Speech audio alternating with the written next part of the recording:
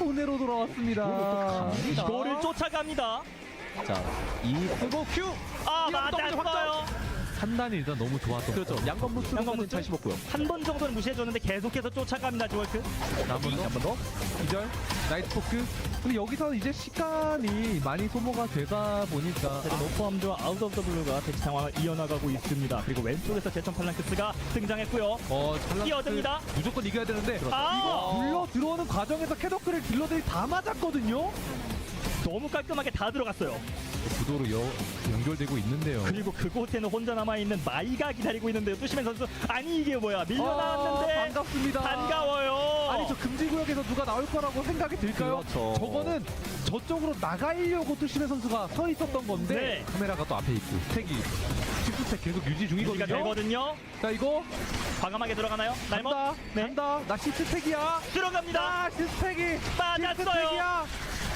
그런데 자, 이거 콤보를 한번 더 버텨줘. 자, 날먹 안 죽었는데 대흐가 지금 너무 번째해요. 자, 그리고 보여줄까요? 3대1? 이거 충분히 가능한 네. 체력이고 3대1이요? 안 이렇게 하나 이제 실험체가 누워있다 보니까 네. 색 쌓기 너무 좋고요. 와, 그리고 1점을 2번 연속 피해주면서 추가적인 한 번 더 있어. 맞았어요, 대흐. 이러면 마이 혼자서 이거는 뭐 못한다고 봐야 되고 이러면 없어요. 오른쪽 잠시 봐야 될 것 같습니다. 자, 정답필 좀 피해줬고. 빗나갔고요. 이렇게 되면 마이는 먼 길을 떠나야 됩니다. 아, 뭔가 여기서 위로 올라가는 장면 데자부인가요? 이거 아까 봤거든요? 그렇죠. 왜 형이 왜 거기서 또 나와? 여기 무슨 통곡의 달인가요? 네. 지나가는 선수마다 비명 지르고 바빌론의 이방체까지 활용되면서 수시부터 졌지만 넘어갈 수 있나요? 갈까 말까. 하지만 여기서 그런데 데미지 한 명만 나옵니다. 그렇죠. 넘어가면 됩니다. 그렇죠. 그럴 수밖에 없죠. 잠시만요. 아래쪽으로! 어딜 감히! 와, 어딜 감히 2대1 하려고. 그러면 위쪽으로 가나요? 2대3, 2대3이 돼버렸어요. 이거는 정말 또 가요. 오토함즈는 피하라고. 괴물이 온다. 네, 도망가. 자 그러면 금지구역 시간이 그래도 많은 건 모던이네요. 네. 미드게임이 금지구역 시간 좀 부족했었다고 자, 근데 이러면은 대우가 킬을 먹었거든요. 잠시만요. 모던! 자, 거짓서약 아직도 활성화되어 있는 상태이고요. 분위기가 많이 이상해졌습니다. 아니 그리고 데뷔발렌의 궁극기를 본인 이동기 마냥 오히려 탔어요, 일부러. 네, 잘 탔어요. 했거든요. 이러면 잠시만요. 모던이 일어나는데 자, 운명을 받아들입니다. 라쿤. 일어납니다. 이런만 잘 피해줘도 충분히 히스이가 활약할 수 있는 그런 구도는 안 나올 거거든요. 그리고 멀찌감치 뒤로 돌아서 오고 있는 슈링까지 많이 돌았어요. 크게 돕니다. 팍 성공했고요. 원서클. 그러면 여기서 휘둘리지 말아야 돼. 네. 그런데 강노야 스타버스 너무 좋은데요. 더 봐야 돼요. 자, JCP. 자 이후에 익스클루시브 깔끔하게 거의 5초 안에 모든 교전이 마무리되면서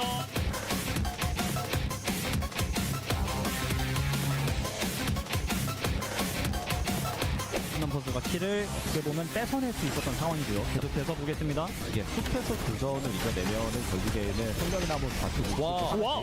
아니 방금 컴플렉스 선수의 이 교란과 정밀 폭격 타이밍이 너무 깔끔하고 예술적이었다 보니까 그냥 이거 아킬레스가 깔끔하게 브레이크 따냈죠. 바로 브레이크. 네.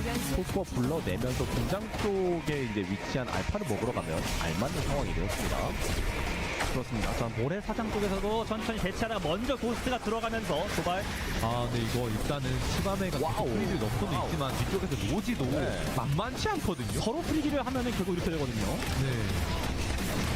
이게 토마호크 활용을 주면서 벽군 그리고 그 격수가로 따라가면서 2차까지 맞춰주는 것 같은데 일단 교환비적인 부분에서도 루나틱바이가 이길 수밖에 없는 듯한 비교환을 해냈고. 자, 들어가나요? 자, 용서하지 않나요? 이거 잠시만요. 다 죽으면 터졌고요. 다 죽으면 큰일이거든요. 빼야죠. 네, 콤플렉 선수 도망쳐야 됩니다. 아킬레스 같은 경우에 약간 마른 하늘에 날벼락이 좀 몰아친 느낌입니다. 균열에 들어가기 위해서 준비를 하고 있었는데 딜러이자 서포터이자 탱커이자 브루저이자 다 합니다. 모든 역할을 수행할 수 있는 현재 서그남의 마이가 든든하게 일선을 버텨주고 있는 상황입니다. 양조일즈 분노의 어퍼컷 누를 수가 없겠는데요. 네. 어디에 써야 될지 지금 감조차 오고 있지 않은 상황. 과연 인천은 어떻게 이 상황을 타파할 수 있을지. 이거는 시델라 궁극기가 시델라 무적이 떨어지고 내려올 때 분노의 어퍼컷이 들어가는 게 아니면 이상한데요. 와, 서그남 너무 든든한데요. 지적기전 다 들어갔긴 했는데 체력이 안 달아요. 안 달아요. 그 이후 싸움을 봐야 되는데 체력이 닳지 않습니다. 그리고 니나 관리도 너무 잘 돼 있기 때문에 클로에조차도 지금 굉장히 컨디션이 좋은 상황이고요. 와, 이건 순수하게 진짜 무력 체급 차이로 첫 번째 라운드 최종 생존을 거뒀습니다. 크레딧 한다 하더라도 와, 깔끔하네요.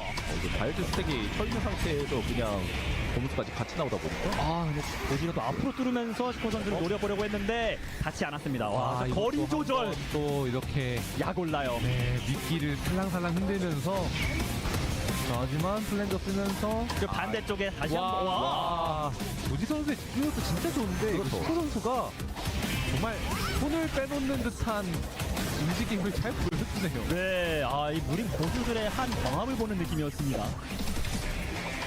자, 이거 좁은 지역. 네, 위험합니다. 자, 연계 들어가기 좋아 보이는 자리인데요. 자, 일단은 알렉스의 궁극기에 깔렸고 코드라곤까지 같이 깔린 상황에서 스킬 연계를 보도록 하겠습니다. 2명 떴고요. 근데 이게 사실 루나틱바이가 지기 좀 쉬운 이유가 브리즈가 빠졌잖아요. 그런데 야는 네, 되었고 네. 또 왼쪽 봐야 될 것 같습니다. 자 들어갑니다. 바로 피스메이커를 먼저 선입력을 해서 켜줬고요. 이게 진짜 큰 부분이거든요. 그렇죠. 섀도우 골든나이트가 유일하게 교전을 이기려면 저런 식으로 분노의 퍼클이 들어왔을 때 맞기 전에 피스메이커를 켜서 안 터져야 되는 네. 그런 단 하나의 가능성이 좀 필요했는데 이걸 와, 해버리려고 펜시! 했어요. 자, 성격으로 쫓아가면서 근데 결국 마무리했고요. 몸이 네. 앞으로 쏠렸고 자 영만 하지만 영만 빠진 게 앞으로 많아요. 블링크 파란색 이어서 마지막 한대 씻고 자 노란색 빨간색 와 침묵 자, 그 사이에 나머지 인원 뒤에서 살려내고 그렇죠. 그거나 그런 식의 플레이가 나온다면 네, 충분히 오레이트 인턴도 가능성이 높아 보입니다. 자 돌파합니다. 서근한 선수 앞으로 뚫어주고 있고요. 한신 데미지 많이 넣어졌고 너무 세거든요. 네. 아 근데 공포. 나가면 공포 나가면 피스메이커 아스트라박스 근데 뒤쪽에 카티아가.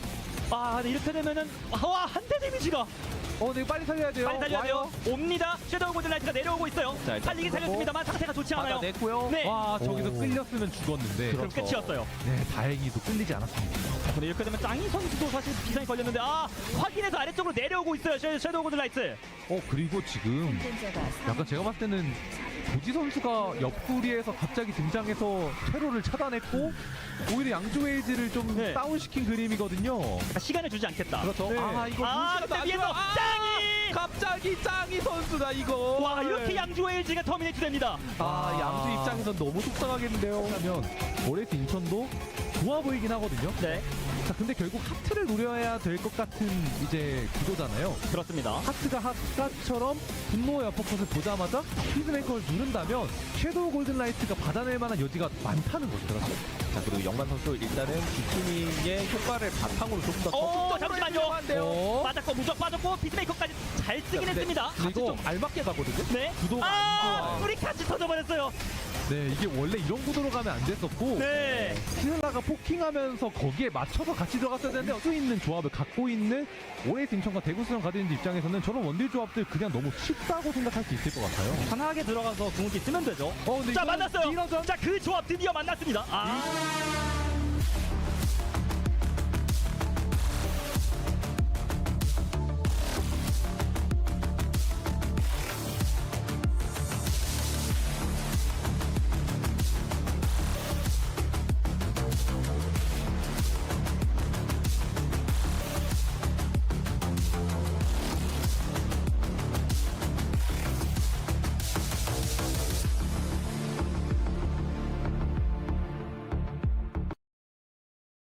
Ladies and gentlemen, welcome back to Eternal Return Masters Season 9, Phase number 1. Welcome, welcome, welcome. It is time for us to now start entering day number 3 of this event. Phase number 1 has already been going for the past few days, which means now we are on the last day of the first week of this phase. Done with the group stages, it's time for the knockouts, and I am right here to guide you along with it. My name is Shuvi Senpai. As I mentioned, I'll be one of your casters for today, and alongside me, it is going to be Superior as always. How are you doing tonight, my friend? I am doing fantastic, and now it's time for these teams to have something at stake here, right? If they end up going bottom 4 for today, unfortunately, they will be eliminated from the tournament. So these teams definitely have something to play for if they do want to make it to that main final stage. No more second chances starting from now on, especially in phase number 1. The group stages are done, which means, as the name states, knockout stages, we're knocking some teams out. It's going to be a rough ride ahead for a lot of the teams that are starting today because it is only the beginning of a long road ahead all the way to the finals of phase number 1 Super. The teams that are going to be playing today are unfortunately the 6th, 7th, and the 8th place teams that we saw in each of the respective group stages. Let's see what it even looks like to begin with.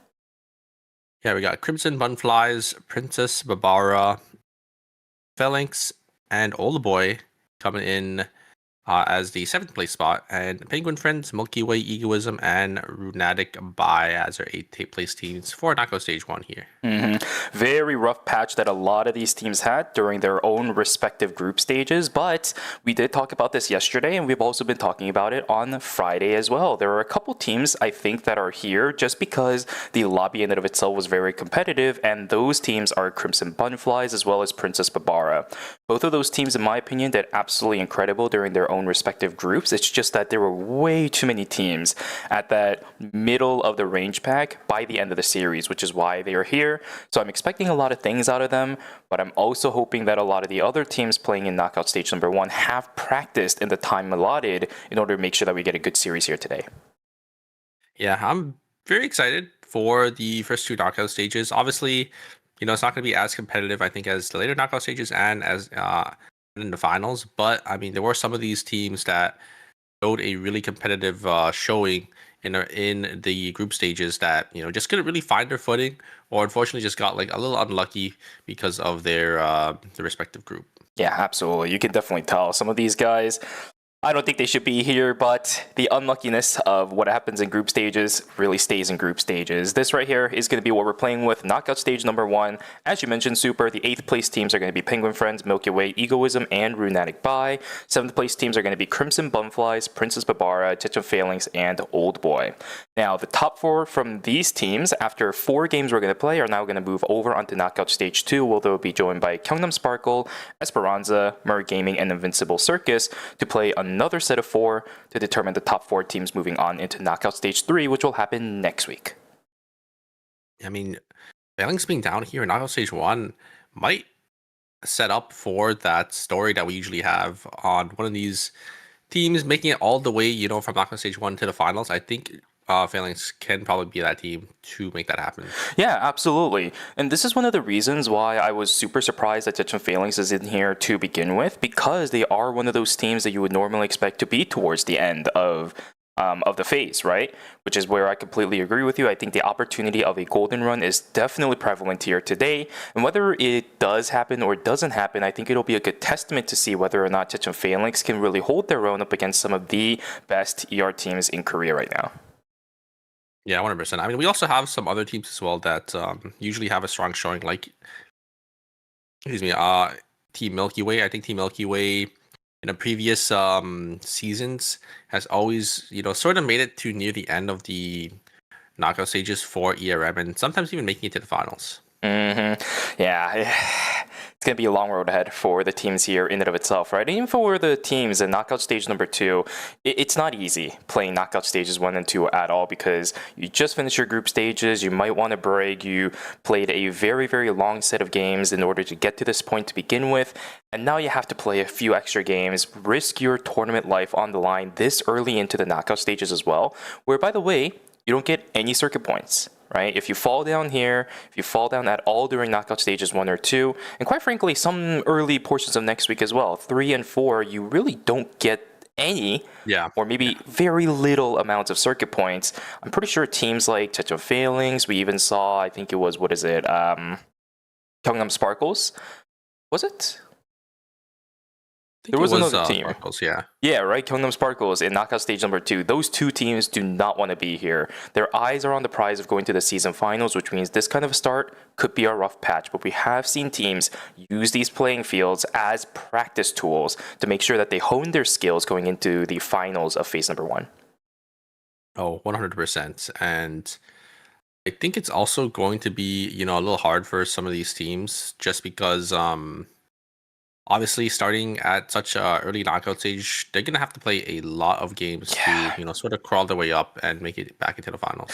8 alone today, right? You and I, of course, we have a little bit of an excuse because we're casting at very, very rough hours in the Western times here. 2 a.m. for me, 3 a.m. over there for you, but we get exhausted after casting 8 games. Now, the players, they have to play them, and you and I know, as current players or even ex-players in tournaments, playing games is a completely different beast than casting games. These players are going to be exhausted by the end of this. So there is also a part of me that thinks, especially for the teams starting out in knockout stage 1, it's going to be a battle of attrition. So a lot of these teams have to really start focusing up and lock in for the games ahead. Yeah, but let's just jump straight into it, Shuvi. Are we going to have any bans coming in? Looks like I already see 3 buys being hovered.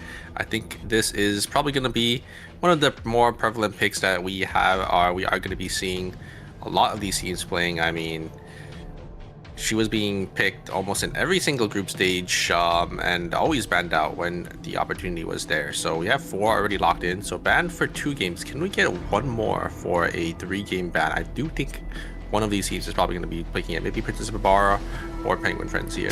Could definitely be the case. We haven't picked up a Barbara yet for that team, which means there we go. Barbara is going to be locked in for Anger. Koyo is considering the Mai.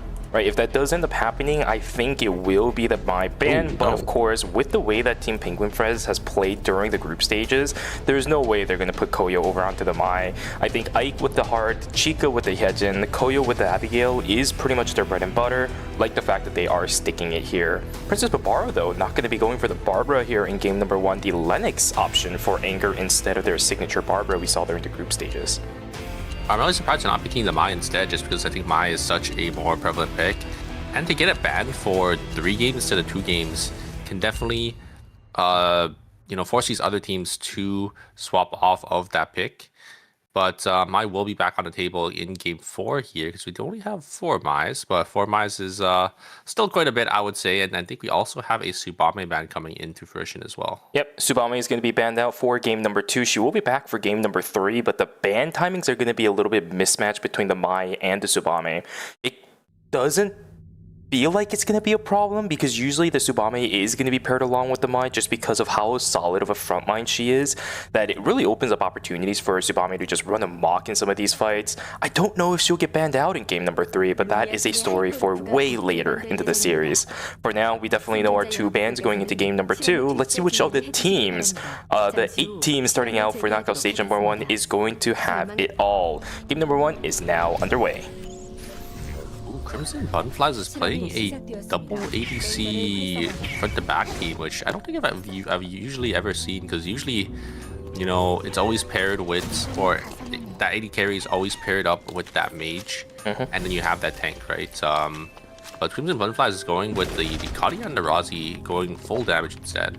This is going to be really interesting, because what ends up happening if you have these double backliners be both AD carries is they don't really have that much crowd control, right?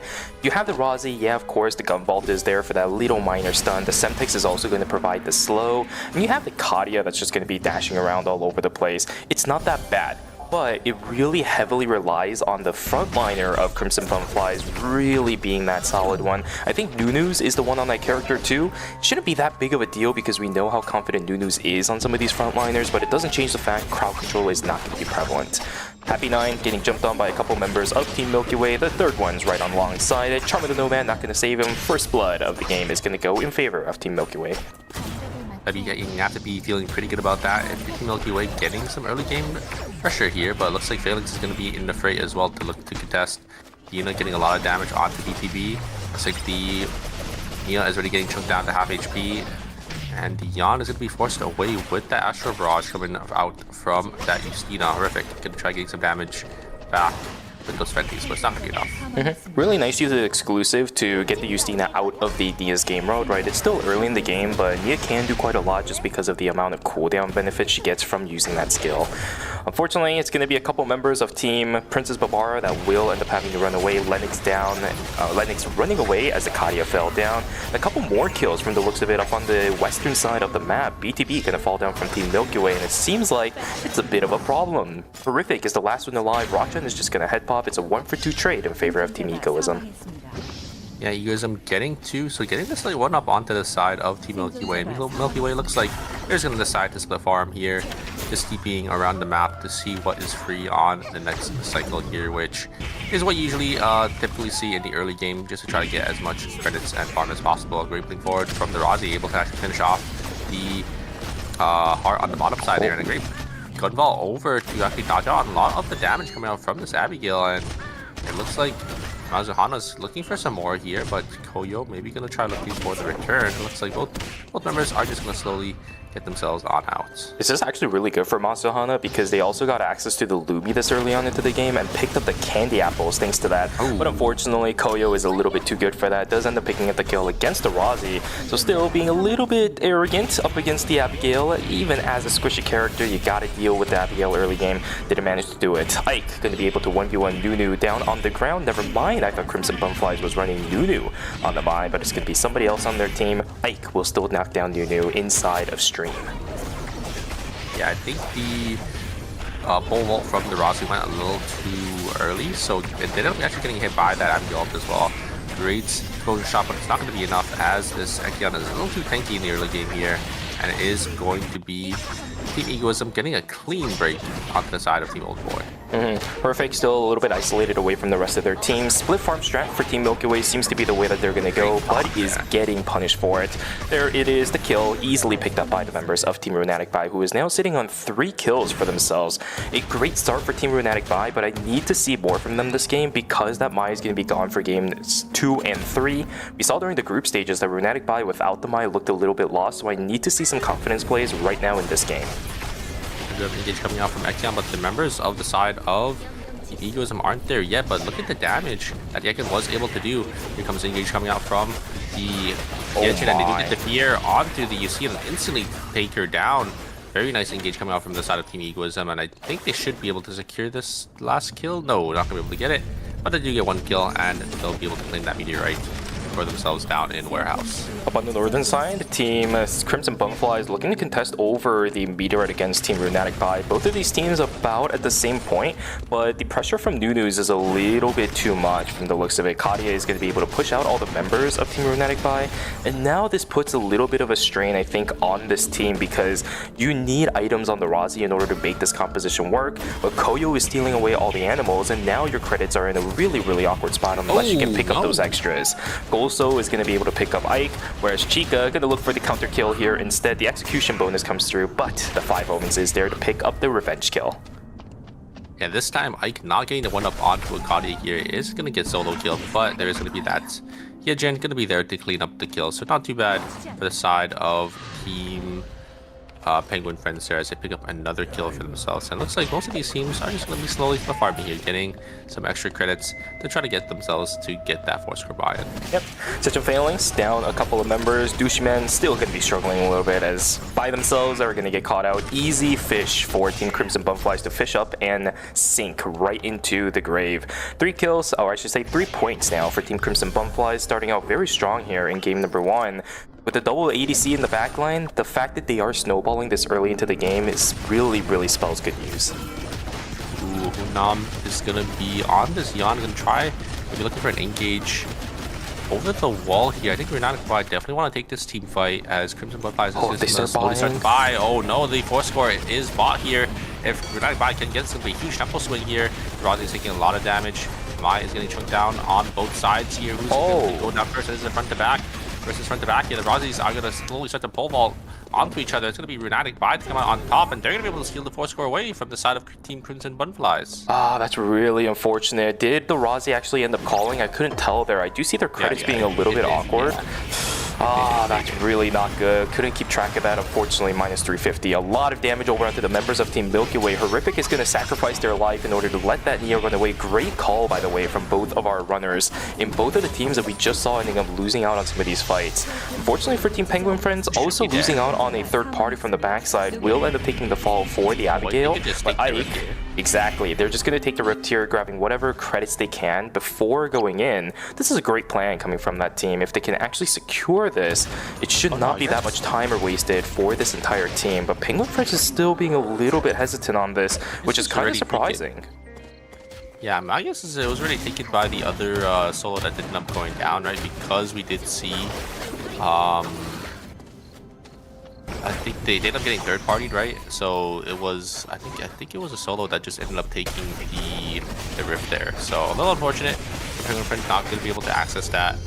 But yeah, I mean, a huge setback for the side of Team Crimson Butterflies, losing out on that fourth score. That is, you always want to make sure you put cameras down to make sure it is guaranteed that you're able to get your buy-in, because losing out on that early in 350 credits is just backbreaking. This is also really bad because everybody on Crimson Butterflies is about to get ran down. Absolutely. Minjae is on the chase. Can they get a trade kill? Absolutely not. Mai does end up getting away, but this is even more time and even less credits going into the hands of Team Crimson Butterflies. 350 credits not going to be made up anytime soon.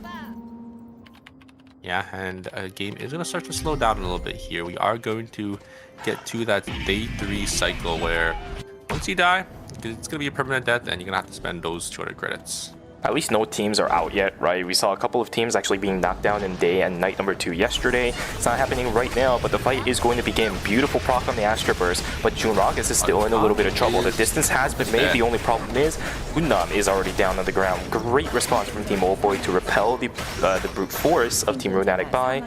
Rossi really didn't do anything in that entire fight, so very, very rough. Moss getting ran down by Team Egoism, but the team is there to support. Never mind, as Ekion just dashes through everybody in order to get the kills. There's another member falling down. All of a sudden, Team Princess Barbaro in a whole heap of trouble. The Lennox can't run away from this. That is going to be our Terminator. I guess I ended up caster cursing it. We do end up having an entire Terminate during night number 2. Unfortunately, a third party will end up knocking down Yohi on the Tsubame, but the entire Terminator is really, really good value for Team Egoism going into day number 3.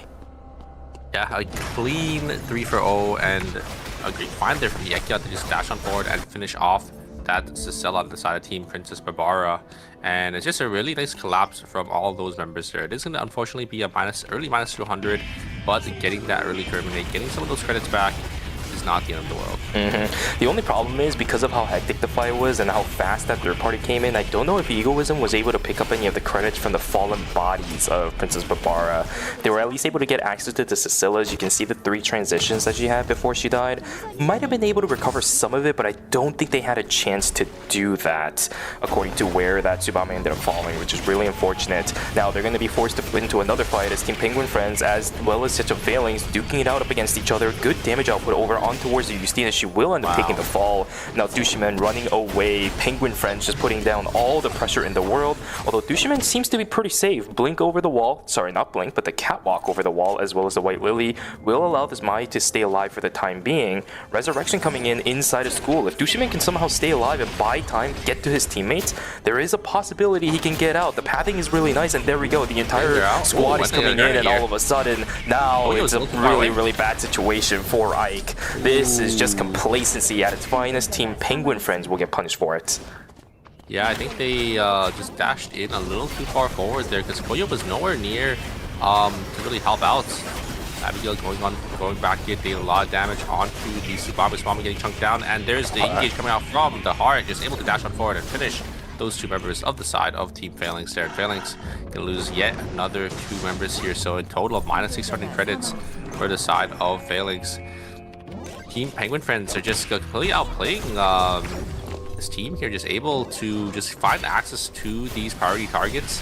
I think Koyo just getting so much value on this Abigail, just instantly sending it and pulling the trigger and chunking down these backliners. We might end up having another round between these teams as Dushimen's going to put down the win stream to try chasing down the members on the backside of Team Penguin Friends. Koyo trying to push up forward as much as possible, but the resets just aren't there. A forced out ultimate available for the Abigail, but she's going to take the fall, and the third party comes around. Penguin Friends did not stop the reses and will get punished for it. Luckily, the White Lily is there to get out. 30 seconds available for the Heart. But I'm surprised this happened again today, that we saw during the group stages where a team just didn't get the heads up on where the other team is going to res and gets completely punished for it.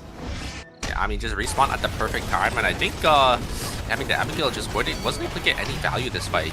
In the previous fights, Koyo was just able to just chunk down these backliners, but I think Phalanx is playing the front to back a little better this time and just not letting the Abigail have access who gets that easy engage.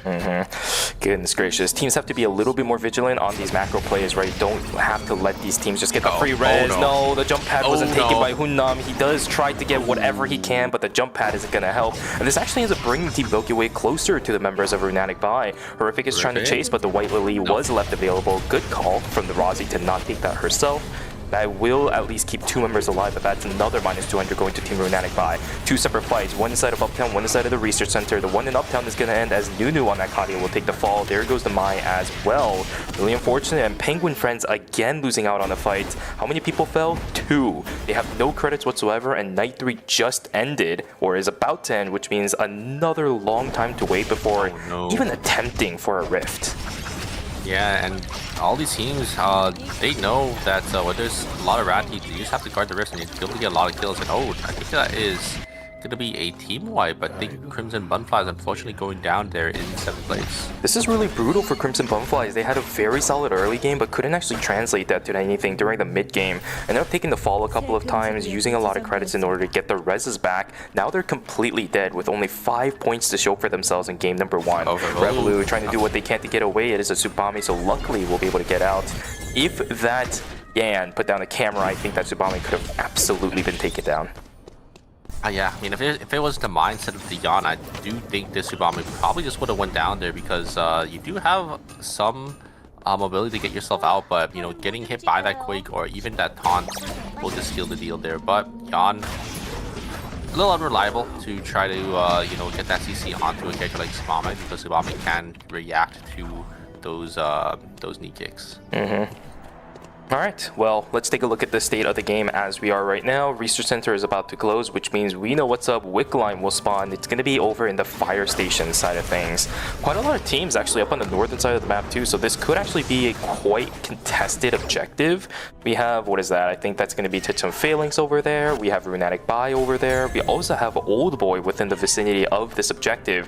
This is why Runatic Bai is using a little bit of that scouting drone to make sure nobody's within the vicinity, but the other side is also going to get contested. With the pings, they should know about this, but can they catch up the members of Old Boys? No, absolutely not, because they know way too much about this game. Recon drones save lives. Well done. Actually looking a little strong here. The Mai having that blood weapon, I think we do see we have seen a lot of teams prioritizing this, but it looks like the Mai is just going to get burst down a little too far forward, and instantly is going to get punished. A great taunt there coming out from the side of Team Old Boy, just able to lock up Ghost there, and they're just gonna go down instantly. The Astro Burst looked really awkward because it didn't tag anybody, but it forced the Rozzy as well as the Yan to actually stay away from the fight. Now they're stuck in the sandwich. This is a perfect third-party angle for everybody else. Runatic has to use both the blink as well as the moving reload to get out. Nobody from Runatic Bai is dead just yet, but they're kind of hanging around. Yeah, that Wickline is making it so everybody is a little bit forced out. Ghost jumping over with the jump pad, making it a little bit rough for the rest of their team. And another team, you're absolutely correct, on the bottom side. Egoism is starting to make their way up too. Runatic Bai cannot focus whatsoever on anything they want to do, and now Ghost is getting pressured out by Dragus. Will be able to use that catwalk to get themselves on out, but my goodness, what a chaotic wick contest it was. Old Boy securing it with the Bikini online, now on towards that Justina. It's going to be even harder to kill that character for the time being.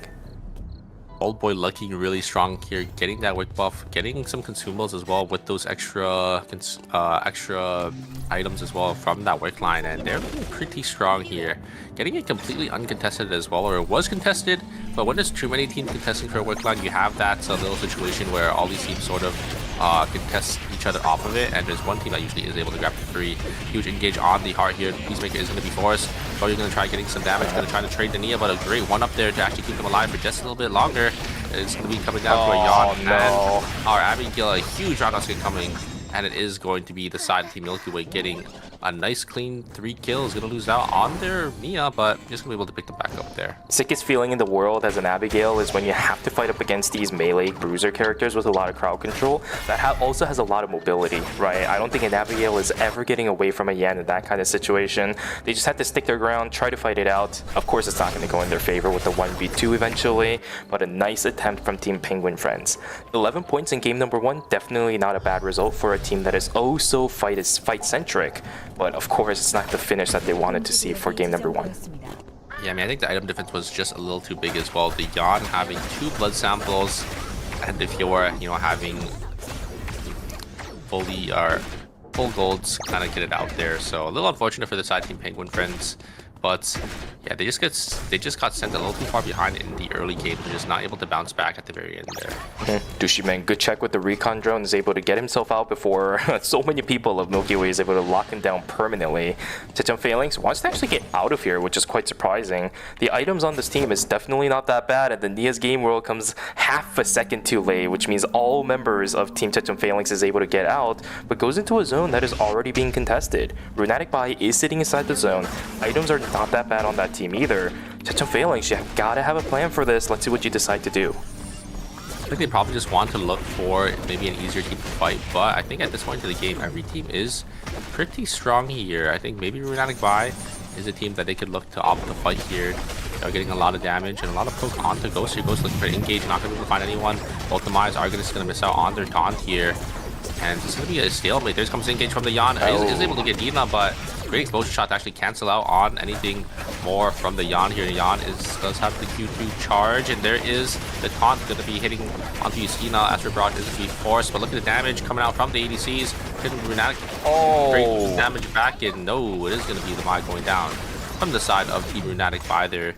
Just able to out DPS in the front to back. Revolut with some perfect mispositioning going over in towards the fight and then immediately backing away with the wooden totem. Now Dushiman has his eyes set over onto Hunnam. The White Lily is there, but they can't take it whatsoever. Doesn't go into Chapel either. Good damage output over onto Revolut, but the problem is Hunnam was already taken down. Runatic needs to run. A great chase coming through from Tichum Phalanx. It seems like they have salvaged the situation that they got themselves into from Factory, but they need to now fight up against Team Oldboy with the Wicca lineup. Still does not want to do that.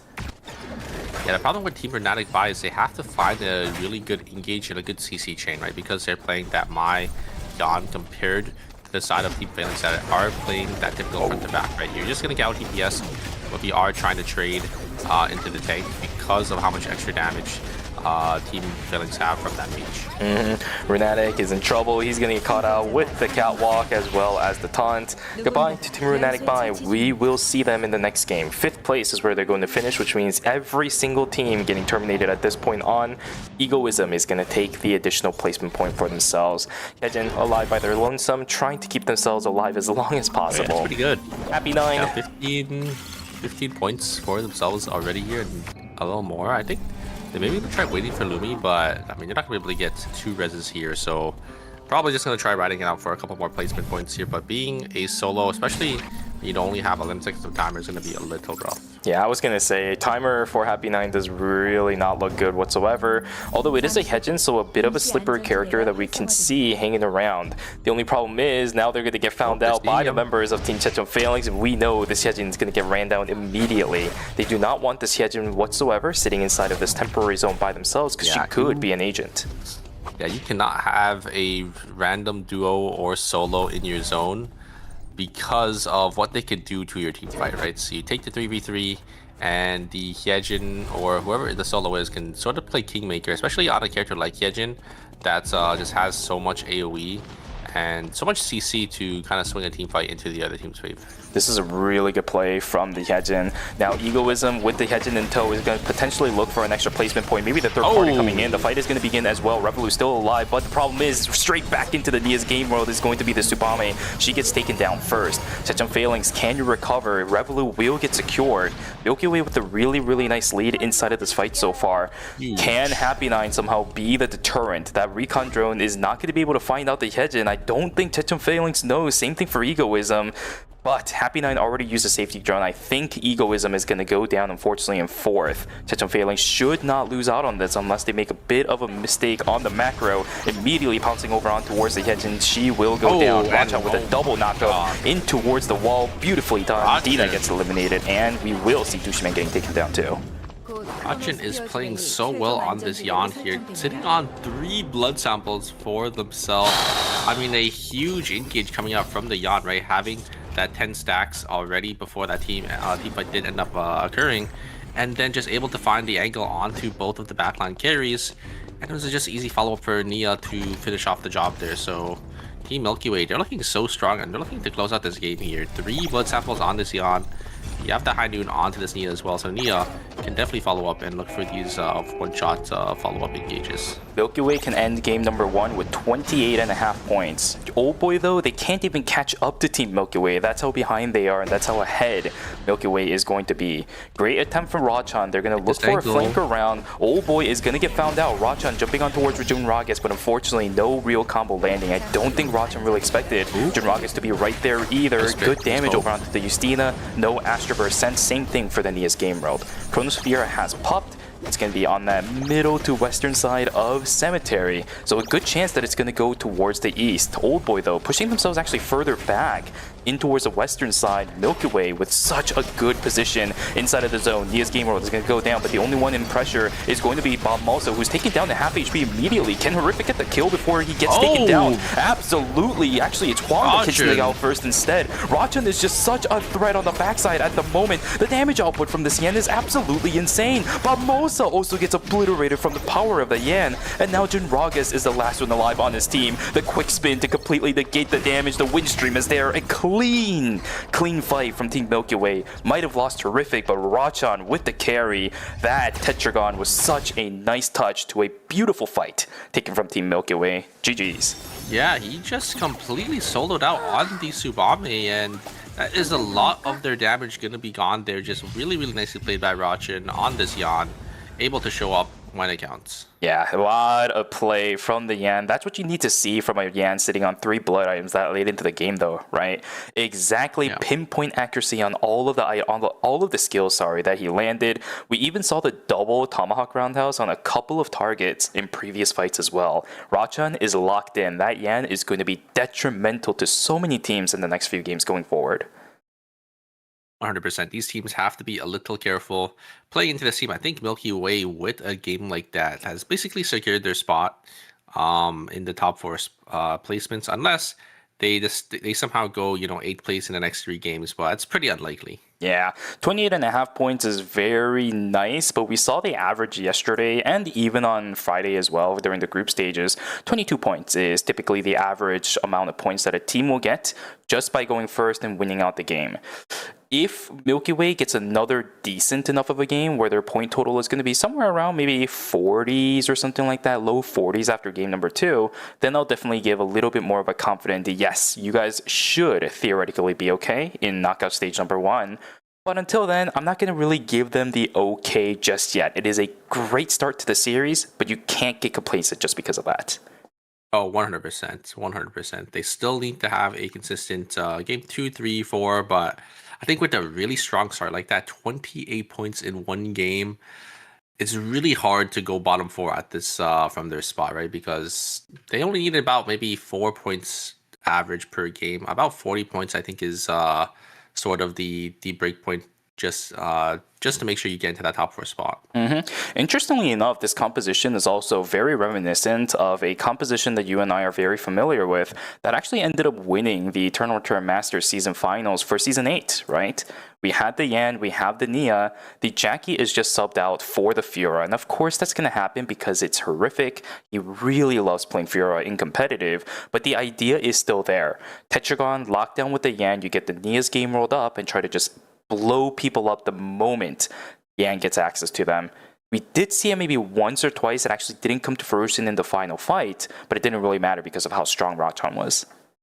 Yeah, I mean, you do have more of that burst damage from that Fiora, but you are lacking that sustained, finishing damage coming out from the Jackie, and the Jackie being able to get the resets. But I do think the Fiora is not too bad of a substitution for that Jackie that Team CG Esports was playing in the previous season. Not at all. We see how effective that Fiora can be at just really tying down somebody. Those flashes, Fenties, and even the sustain coming out from Touche, it is really good at allowing Fiora to be, what should I say, really good at interrupting the flow of the enemy team, right? You sometimes get hit by those Fenties, especially the outer ring. That instantaneous slow just kind of like almost makes it feel like time has stopped for you in Eternal Return if you get hit by that. And then if you get hit by the Touche, if you get hit by the Flash final hit as well to get that extended stun and the insane amount of damage that you take from it, you're not really having yourself a good game of Eternal Return. We saw that a couple of times from Horrific. Now it's a little bit problematic because you don't have the sustain like you were talking about. Like the Jackie, you have a bit of it, but it's usually not comparable to Jackie. Well, I say usually, but it's almost never comparable to Jackie now. We also saw Horrific falling down pretty early in some of these fights, so maybe if they can mediate that, it should be a really, really solid comp going into pretty much the rest of this phase. Yeah, and I mean, I think the team is sort of off the backs of, you know, how the Yon is playing and how well the Yon can find these engages. Look for these, you know, combos to sort of set up for that Nia to just drop down on the point sync and just get that burst one-shot combo.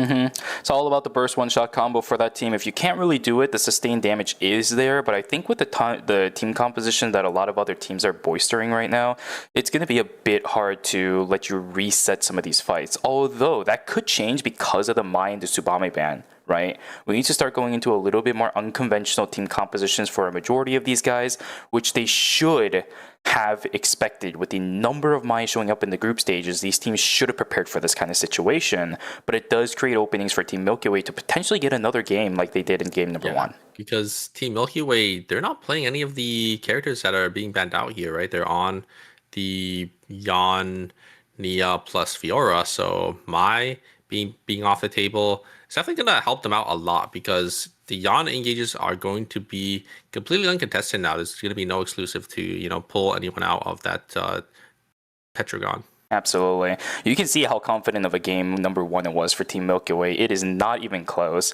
Probably one of the farthest leads that we've had so far in phase number 1 for this season. 13.5 points after game number 1, 28.5.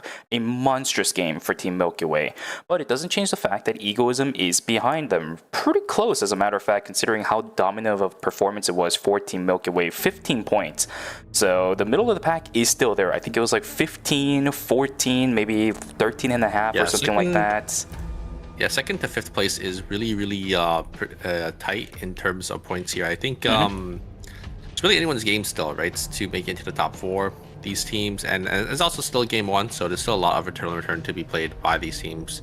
We do see that Tsubame and Mai being banned. Mai being banned for 2 games, while Tsubame only being banned for 1 here. We're going to have to see what these teams do end up swapping to here. We are going to see maybe the 11 locking in once again for the side of Crimson Bunflies. A lot of Ekions coming out. Looks like they're opting to play Ekion as their tank, and we're gonna see some Kadias being picked as well. An assault rifle ISO from Anger. Okay, we usually don't see the spec obviously in ERM, but just because assault rifle in ERM is very finicky. A lot of teams are actually able to deal with this kind of stuff. It might seem a little bit difficult, of course, when it comes to the solo queue aspect, because teams are going to be a little bit uncoordinated on how to deal with it. But in competitive play, that assault rifle ISO can get blown up instantaneously if not really tracked by the rest of the team. Ekion and Nikki, this is very all-in kind of composition with an ISO that will be by themselves in the back. A little bit worried about Team Princess Barbara's composition, but let's see how it actually comes to fruition. That's the real part about it anyways, the actual execution of the comp.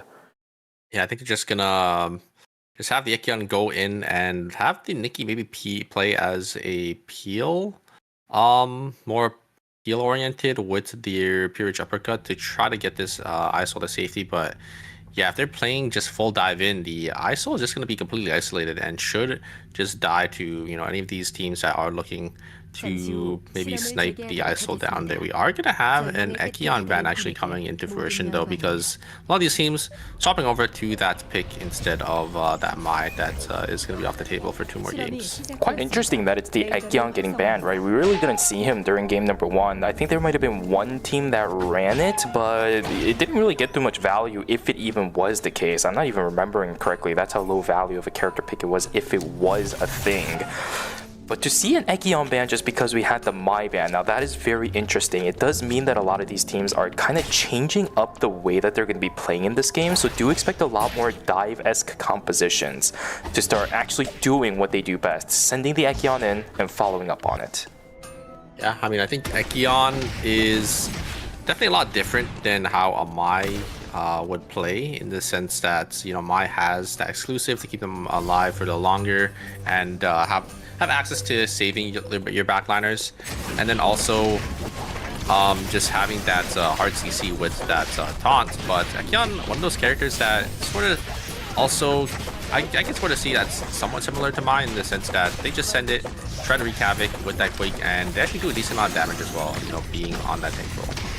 Nice chase down from Hunnam, but unfortunately the rest of the team was there for the Theo. We'll end up getting a trade 1 for 2, I believe, in the favor of Team Oldboy. A lot of fights happening inside of school as well. Rachan getting ran down by Revolu. The damage output is just going to be enough as down goes the Yam before the the ultimate of the Cecilia is going to knock him down. Revolu will eventually get taken down too. It is an absolute graveyard setup inside of the gymnasium.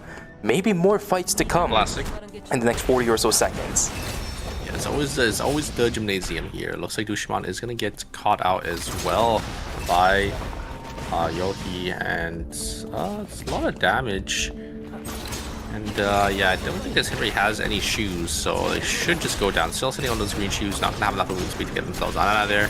And as Biki goes from picking up yet another kill here. On the other side, the Rachan getting a nice roundhouse kick into the wall, but it's not gonna be enough as the backliners are just gonna be able to just really burst them down. And looks like I was able to win on the 1v1 on the Kadia there. Just not enough auto attack damage just yet. I think the final auto from Ike actually ended up critting, so if that wasn't the case, I actually give that upper hand over to the other Kadia that ended up dying. Yeah, yeah. The ADC 1v1 does matter on if you do land your crits. There's a lot more damage that you do end up getting here. There's Nia's game. What else is going to be popped onto Dina here, and then they are just going to be able to lock them down with that Fiora. We're able to get the ultimate, and looks like Lydian going to get caught on the top side here. Just one charm is going to be able to finish the job. Well, I'm also in trouble if he gets taken down. It will be a break. Team Oldboy unfortunately losing the other 2 members of their roster up on the northern side of the map means a lot of time being now wasted for this team. When you have a Theo as well as a Nadine, you need those items, you need those stacks. You're not going to be able to build it at least during the beginning portions of night number 1. Yeah, and looks like the game is going to slow down a little bit here as I think teams are going to recognize where other teams are going to be ending with their path. And looks like Anam is going to get caught here. They are going to use Abigail to just jump on forward there. The ultimate from the Cecilia is going to come down. A lot of damage is being exchanged. Can they kill Dushimon here? Great ultimate. Keep themselves alive just a little longer. It is going to be enough as... Oh, wait a second. Revolt actually gets chunked with that explosion shot, but it's not going to be enough as the Peacemaker is going to be there to keep them alive. But now... Really going to be on the back foot here as the Ekion does end up sipping them out, but should have the speed gate to get themselves to safety. This is rough for Team Oldboy. It's the second break that they're going to have during night number 1. This Nadine has next to no stacks. If they're even running any of the masks, I really highly doubt that they have any going for their favor too. It's not bad. It definitely isn't. But the question is, how valuable were those 6 kills? Was it the Nadine that ended up picking up a couple of those stacks? Because you can get the Wild Hunt, as well as any mask stacks if you get the kills as well or assists. Another fight inside a cemetery this time around. Team Penguin Friends versus Team Runatic 5. This is going to be over the Tree of Life in favor of, from the looks of it, Team Penguin Friends. As one's going to get taken down, Runatic also goes down. Hunnam just barely staying alive will prevent the break from going through or even the terminate, but does end up losing out on that Tree of Life inside of Cemetery. Great finish there coming out from Ekion, and Dina gonna get hit by the pork chop there, and Ekion is literally able to live for so long, able to let the human actually keeping on forward there. They do get the execute on Ekion to actually prevent a lot of damage, but a great ultimate, a great follow-up there coming out from Yohi on that human to finish off the Henry there, and it is going to be Team Egoism actually coming out on top in that team fight. A lot of risk being taken from a lot of these teams, right? Touch on Phalanx, I understand that you might want to try taking control of archery range. It is a very high value zone at day number 2, but you really don't want to terminate yourself in the middle of all of that. Jinragas will also get caught out. There's the camera place down as well. Rachan this time will actually have that in order to catch out the Theo. BTB getting ran down, also split farming on their own. Tomahawk Roundhouse isn't going to land, but that is just a no blink, no nothing. Will end up getting taken down easily by Team Runatic by. Yeah, Roundhouse didn't connect, but it doesn't really matter. Just able to just get the dash resets and stick on to that Yon. Just a really sticky character if they do end up getting on top of you. Same thing with Ekion as well, which they're trying to chase Revola down here, but the White Lily is going to be there to get themselves to safety here.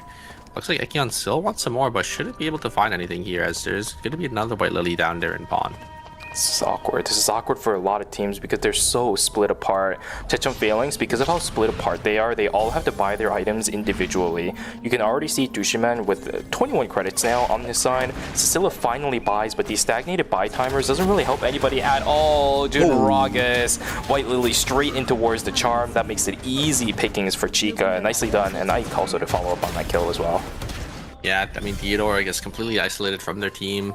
Just an easy pick for the side of Team Penguin Friends there, just able to just get them down. And here comes the engage from the Yon. The Yon, a lot of CC being exchanged there. Both the Tompa skills are going to be invested. And it looks like the Yon from the side of Team Runatic Bai is going to go down first. But great trade there coming out from the side of Team Milky Way, just able to trade back. And Team Runatic Bai are going to be able to actually steal out on the Rift. But they do not have the Ekion to join them in the fray just yet, and there is going to be a team. It's going to be Phalanx coming in here. So can the Ekion get in the Rift? I don't think so. So I think it's going to be a free Rift going to the side of Team Phalanx. I think so as well. If the Ekion was just somehow barely able to make it in, because it has been a significant amount of time before the Ekion ended up getting pushed away, maybe they might have a chance, but no, I don't see it. It's a 2v3 inside of the zone. Chechon Phalanx is going to pick up an easy Rift for themselves. On the other hand, the other Rift is still being fought over. Penguin Friends, oh no, that's not Penguin Friends, sorry, Princess Barbara duking it out up against Team Penguin Friends. It actually was Penguin Friends, I apologize.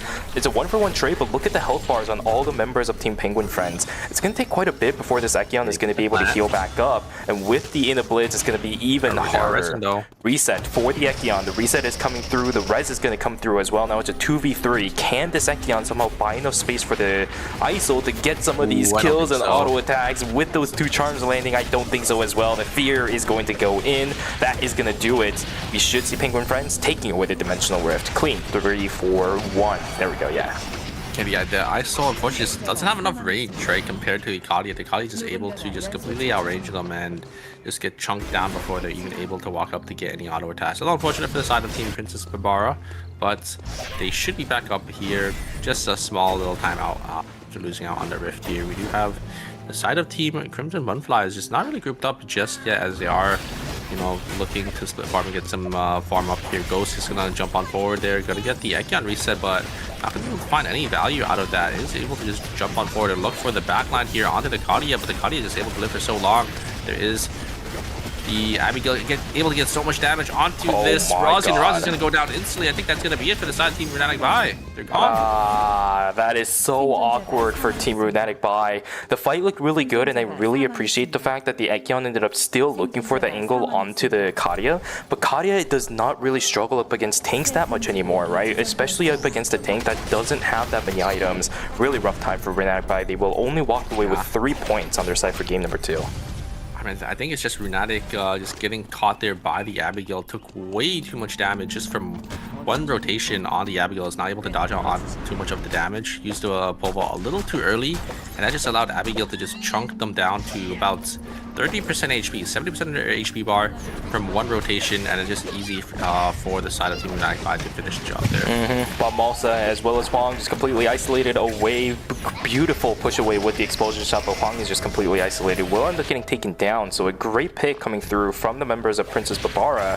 Now should have full control over Chapel. This team not opting to res the Nadine inside of Chapel just yet. Will go into Research Center to get that resurrection instead. Yeah, and Crimson Bunflies are in a pretty good spot here. They do have a lot of credits, so they should definitely look to get their next buy-in very, very shortly here. Able to win out on that early game team fight. Definitely net them a lot of credits that they could use to sort of their game here. I just want to note something real quick as well. I'm actually surprised Runatic Bai, their Ekion only has an arm piece transition, which is one of the more rarer things that you see.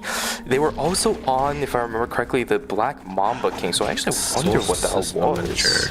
It should be Soul SSM, because usually tanks, they have the Force Core, they will build SSM, because you want to temper out your Force Cores, and Force Cores are kind of hard to get, especially in the later stages of the game. There's the full engage coming out from the 11, but no one's there to follow up there. On the bottom side, we have the Henry and the Hart there, just able to just completely delete the members of the side of Team Bunflies on the damage. There is the Abigail is able to actually finish off the heart there. Revolt going to go down, and Dushman is going to be there to really intercept, and Abigail is still about half HP. They can still look for an angle in. They're going to try getting the res here. I think Dina is going to be able to get it off, and a great bubble actually cancel on a lot of damage, and they're going to be able to turn it back.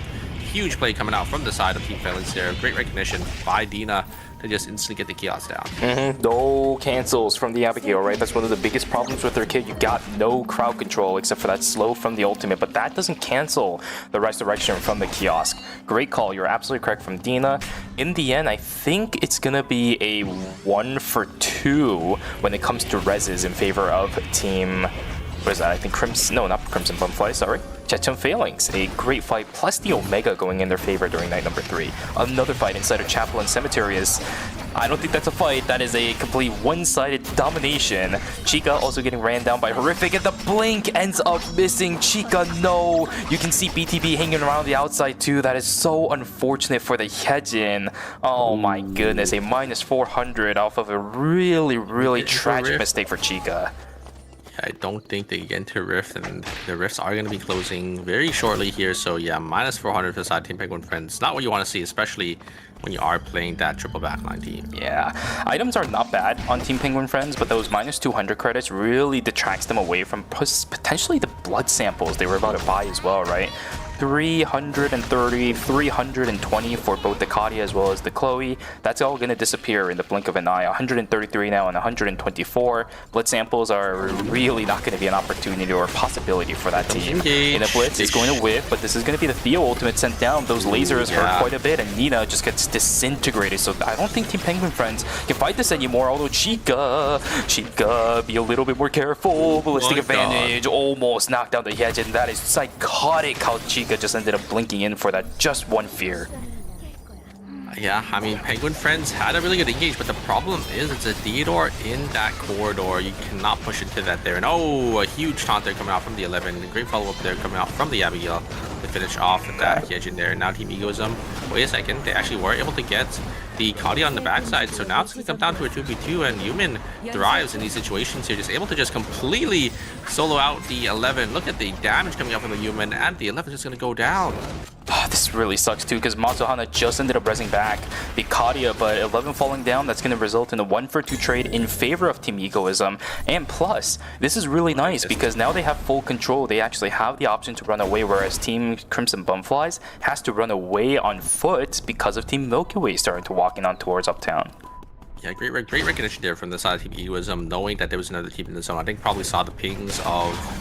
It was Team, I think, Milky Way in the area, just killing the animals. So just use a BLS system to get themselves to safety to make sure they're not in that third-party situation. And the Blitz going to tag only over onto Mumu, who doesn't really take that much matter over it, but Egoism is now on the chase. Minjae going to do the exact same thing that we saw earlier, but now they have a couple more items. This Kadia cannot be left alone, but Egoism is just going to somehow create the opportunity to do it. I think Crimson Bumflies is starting to really take these fights in the wrong complete direction, right? They're letting the Kadia be by themselves for some reason up against an Ekion, and yes, you don't really have that much crowd control to stop the Ekion, but you still can't leave your Kadia alone when she's getting jumped on by the Ekion.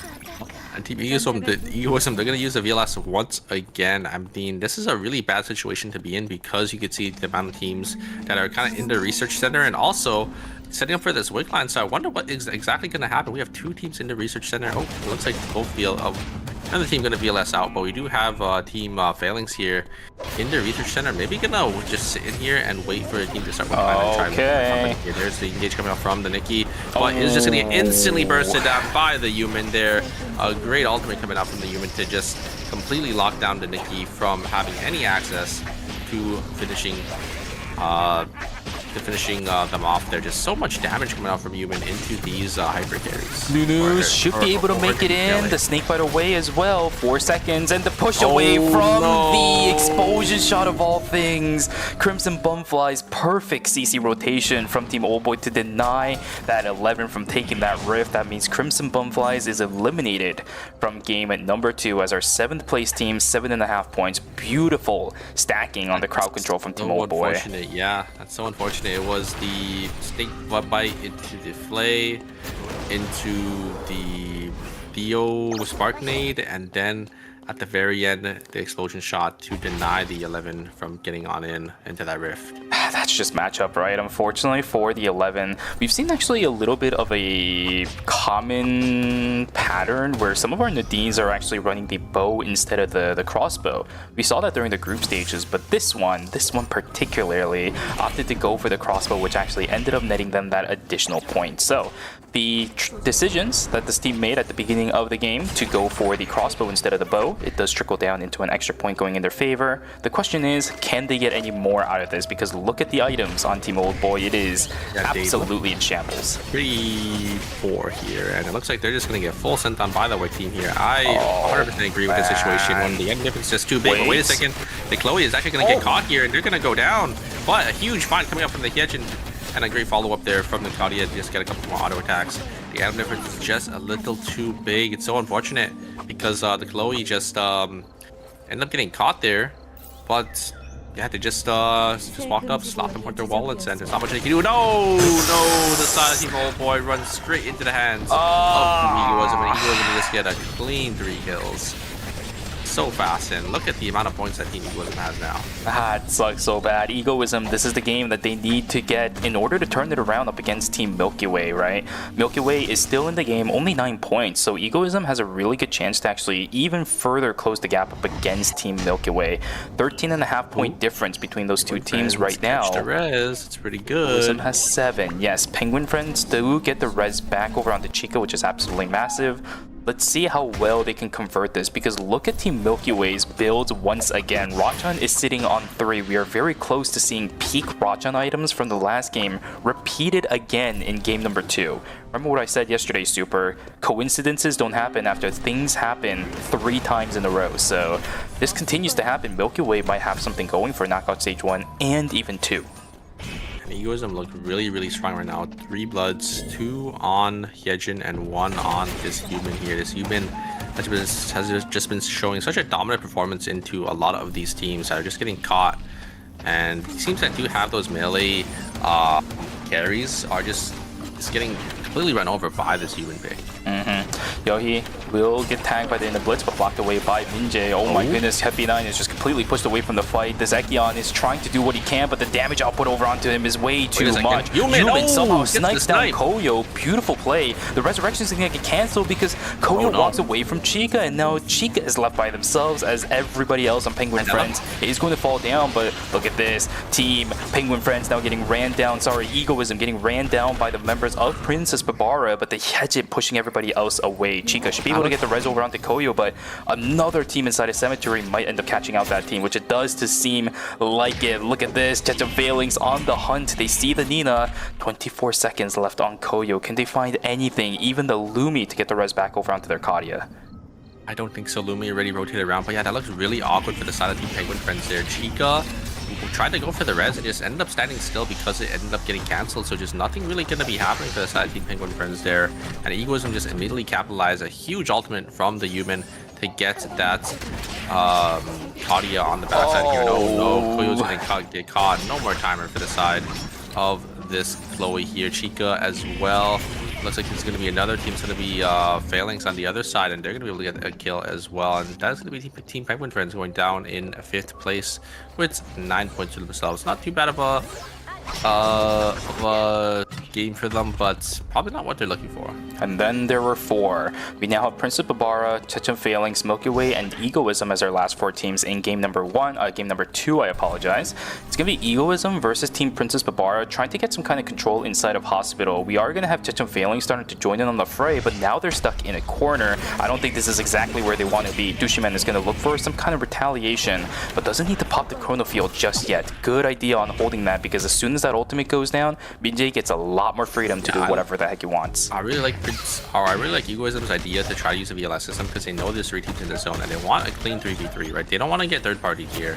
I think they should just try to VLS over into Chapel, but they're not going to have any opportunity because these teams are going to deny them from getting themselves on out. I'm surprised none of these teams are looking to maybe VLS and take the clean 3v3. Maybe they just think this side of Team Milky Way is just a little too strong for them to fight right now. Yeah, I also think Chapel is just a... Oh, wait a second. We're doing this again. We're doing this again. They are locked in. They need to continue walking in. Even if they see the cameras, Milky Way is now locked in. Now they actually put themselves at a little bit of a strange disadvantage because they walk through the red and now a bunch of cameras have also been used, safety drones, but the Diaz game roll goes down in the instantaneous start to the fight. Can they actually get anything done? BTB is actually going to get taken down. Golso is traded out to 1-for-1 so far, but down goes the Nikki. Unfortunate for Team Princess Barbara. I thought they had it for a second, but BTB will keep themselves alive, and now Moss is the one in trouble. Up on the northern side though, Chechen Phalanx loses out on a couple members, but will end up getting the res back. It will be Chechen Phalanx versus Team Milky Way in the final quote zone, I guess. Yeah, this is essentially the final zone at this point. A huge farm from Milky Way. Rochan once again able to get this Nia game was coming. Oh, not able to connect this time there, but oh, this is going to be able to burst down Revolo before the ultimate even comes down. I don't even know if the Peacemaker was up in time there. Dina going to be last member alive and is just going to get taken down. Milky Way once again coming out on top. Our back-to-back winners with 23 points.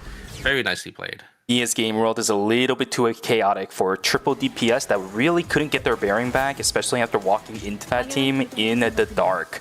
Really nicely played from Team Milky Way. They'll take away game number 2, 23 points, as you said, and most likely punch their tickets into knockout stage number 2 already from game number 2 as well. Yeah, I mean, Rochan just able to find these engages on the Yan, like you said, and it's just an easy combo for the Nia. And yeah, BTB just able to live for so long in that previous fight. With the Nia's 1-up, and then able to use that pistol skill to sort of make the distance to make sure they are safe. I think it's quite brutal for that team as well, because one of the biggest problems of playing these triple DPS compositions is when you don't have information and there's a team that loves to dive. I think Chechen Phalanx was way too caught up in trying to gather themselves together after the fight they had up on the northern side that the safety drone was used, but not too much vision was gathered from that team. So as soon as Rochan started stepping up with all of the items that he had in his arsenal, you were just all of a sudden freezing up, tensing up, not being able to respond to it correctly. And by the time you figure out how to deal with the Yan, the Nia's game roll comes down, the Fiora is just locking down one of your squishies inside of the Nia's game roll as well. She's going to be taking free damage for themselves. The fight's over. You can't really retaliate whatsoever. Yeah, it's definitely a little hard there. I think, I mean, the Nia's game world able to pick off Revolo, I think maybe just wasn't expecting the burst damage because the Peacemaker didn't go down, right? If the Peacemaker went down there, I think the fight would have been a lot different, but I don't even know if it was back on cooldown because they did just have that team fight as well. But I'm assuming it was just because Nia's game world was back on CD, so they probably got a lot of cooldowns back from getting the Terminate.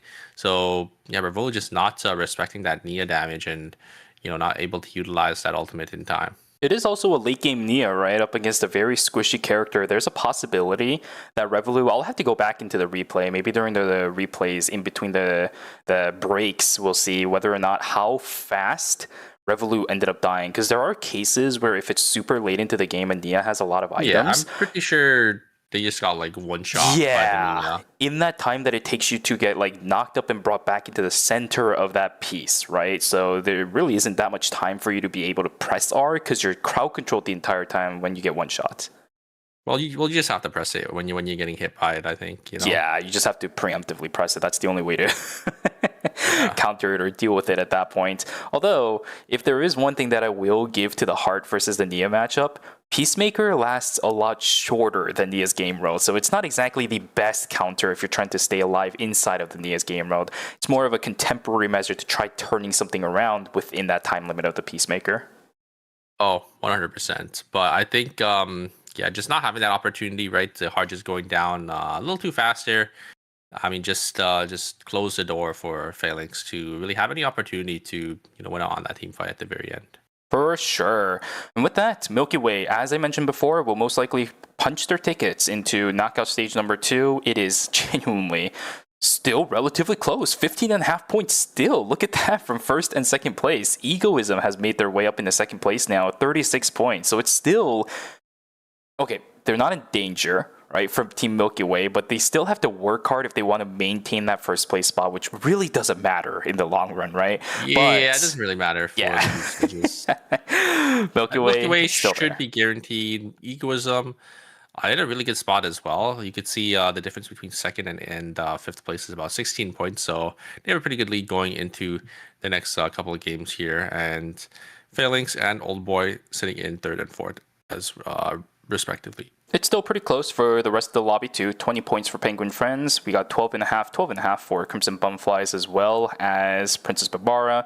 Runatic Buy sitting on 11.5.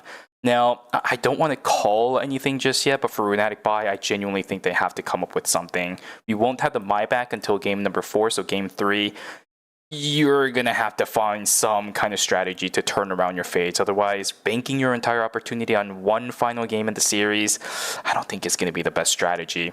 All of that is going to come through, though, with the decisions and all of the player potential change-ups coming in after the break, guys. So grab some water, go grab a snack, and go take a stretch. We'll see you guys back here for games 3 and 4 of Knockout Stage number 1.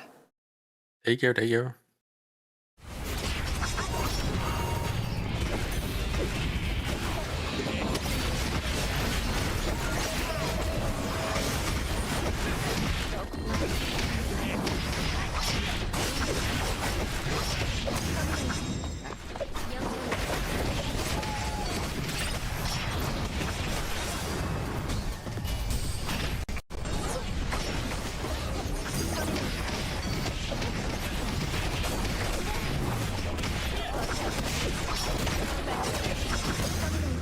곧 크로노스피어 주변.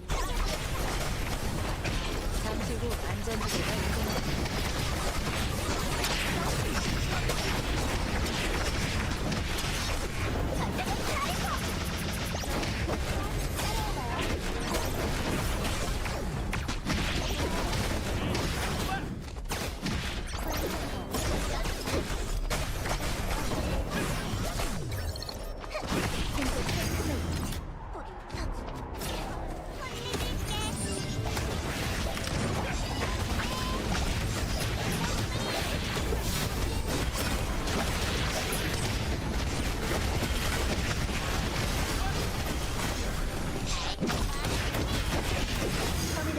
구역이 지정되었습니다.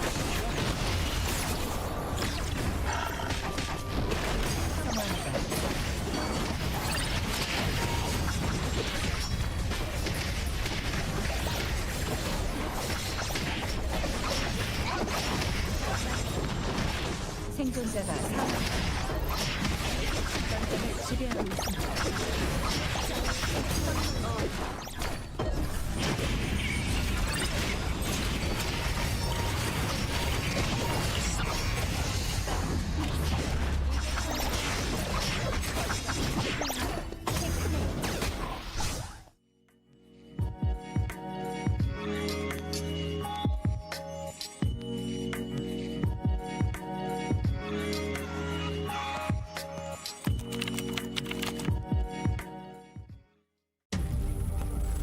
You're ready to get in the game now. The last thing you want is to wait. WD Black, performance storage, purpose-built for gaming. SSD speed that obliterates load times. Performance to transform your game. Expanded capacity to store more. Customizable RGB. WD Black. Because the game never waits. WD Black. Drive your game.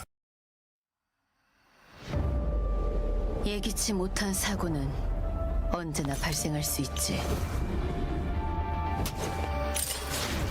통제할 수 없는 힘은 저주야. 적어도 사람인 채 죽는 게 낫지 않겠어? 내가 죽거나 네가 죽거나 존재도 흔적도 남김없이 지우겠어.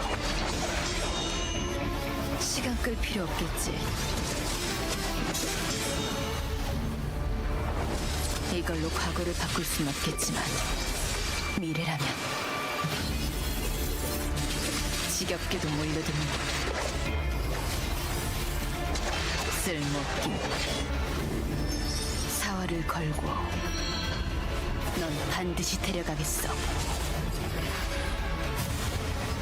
찾았다.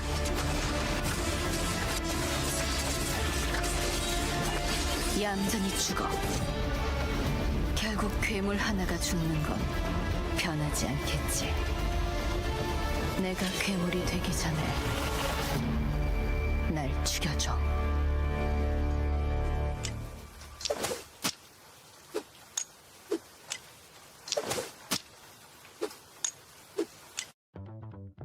안녕하세요. 루미아섬의 생존자 여러분.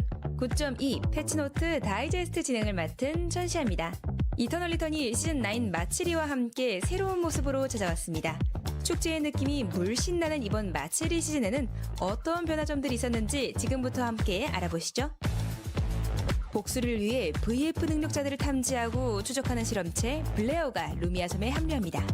쌍검을 사용하는 실험체 블레어는 D스킬인 시프트 러쉬를 활용해 쌍검과 쌍날검을 오가며 싸우는 스타일리시한 근접 전사 캐릭터입니다. 강력한 돌진 능력과 추적 능력을 가진 블레어와 함께 최종 생존에 도전해보시는 건 어떨까요? 블레어는 출시 후 2주일간 9,900A코인에 판매되며 11월 4일 화요일까지 랭크 대전에서 선택할 수 없습니다. 다음은 새롭게 추가되는 상품입니다. 주문은 얘한테, 팁은 나한테. 카티아의 새로운 스킨, 카페 알바 카티아가 추가됩니다. 귀여운 유니폼을 입은 카티아. 여러분도 카티아의 새로운 매력에 빠져보세요. 새로운 실험체 블레어의 출시를 기념하며 이모티콘 4종도 상점에 추가됩니다. 시즌9 프리미엄 베이직 토큰북이 추가됩니다.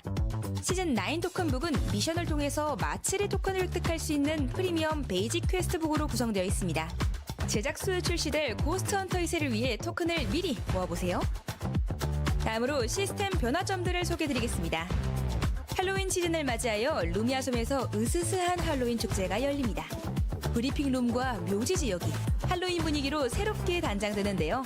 새로운 모습의 지역들에서 색다른 느낌을 받으실 수 있을 것 같네요. 전투연구실의 전멸 판정이 개선됩니다. 이제 균열 내부에 있는 모든 팀원이 빈사 상태가 되면 즉시 사망 처리됩니다. 더 이상 상대를 모두 쓰러뜨리고 빈사 상태인 적을 처리하는데 시간을 쓸 필요가 없어질 것 같네요. 입장 팀 수에 따른 보상도 차등 지급됩니다. 이제 2일차 밤에 적이 없는 전투연구실에 입장하실 경우 기존보다 조금 적은 보상을 얻게 됩니다. 안전구역이 좁은 게임 후반부에 B0R1이 겹쳐 발견되는 빈도가 줄어들고 보리의 도주 시간이 줄어들어 보다 추격이 쉬워집니다. 다음으로 게임 플레이 변화점들을 소개해드리겠습니다. 혼돈 특성의 도깨비불의 쿨다운이 35초에서 30초로 줄어듭니다. 이제 조금 더 자주 도깨비불을 날릴 수 있겠네요. 지원 특성의 치유드론 체력 회복량이 소폭 상승하고 쿨다운이 줄어듭니다. 같은 지원 특성에 속하는 위압감의 경우 받는 피해 증가가 4%에서 3.5%로 소폭 감소합니다. 전술 스킬 프로토콜 위반의 경우 받는 피해 증가가 10, 13%에서 12, 15%로 상승합니다. 다음으로 실험체 변경점들을 소개해드리겠습니다. 안정적인 대치 능력과 높은 피해량을 바탕으로 우수한 성능을 보이는 시셀라의 주력 스킬 윌슨 도와줘 스킬을 하향하여 위력을 견제합니다. 상위권 실력대에서 매우 높은 성과를 보이는 유스티나의 부스트 대시의 쿨다운을 늘리고 아스트라 에너지의 재충전 시간이 늘어나 약점이 보다 명확해집니다. 높은 피해량을 바탕으로 지속적으로 평균 이상의 지표를 보이는 이슈투반의 경우 파동 함수 붕괴 스킬의 피해량을 낮춥니다. 계속해서 높은 성과를 보이고 있는 제키의 기본 방어력을 낮춰 내구도를 견제하고 전기톱 살인마의 이동 속도 증가 효과를 감소시켜 기동 능력을 약화시킵니다. 스킬 개선 이후 전반적으로 우수한 성과를 보이고 있는 혜진의 경우 흠령부의 이동 속도 감소량을 낮춰 견제 능력을 하향합니다. 평균 이하의 성과를 보이는 데비 마를렌의 경우 이 스킬의 교대 시 이동 속도 증가량을 높이고 트윈즈 러쉬의 피해량을 증가시켜 적중 시 위력을 강화시킵니다. 루크의 경우 강박증 공격력 개수가 상향되는 만큼 공격적인 아이템 세팅을 선택했을 때 기존보다 강한 위력을 발휘할 수 있습니다. 낮은 지표를 보이고 있는 아디나의 경우 무기 숙련도 효과를 높이고 폴 디그니티의 별 컨정션 효과 체력 회복량이 증가하여 아군 지원 능력이 강해집니다. 이외에도 다양한 캐릭터 조정 사항들이 준비되어 있으니 패치노트에서 확인해주세요. 다음으로 아이템 변경점들을 소개해드리겠습니다. 전설 등급 머리 Welcome back from the break, everybody. Hope you guys had a good one. We did have that slight 1-minute extension. Not exactly sure why that happened, but yeah, we are back now for Eternal Return Masters. We're starting to go into games 3 and 4 of knockout stage number 1. So let's go a little bit over what ended up happening in the first two games, Super, before we start diving into the games.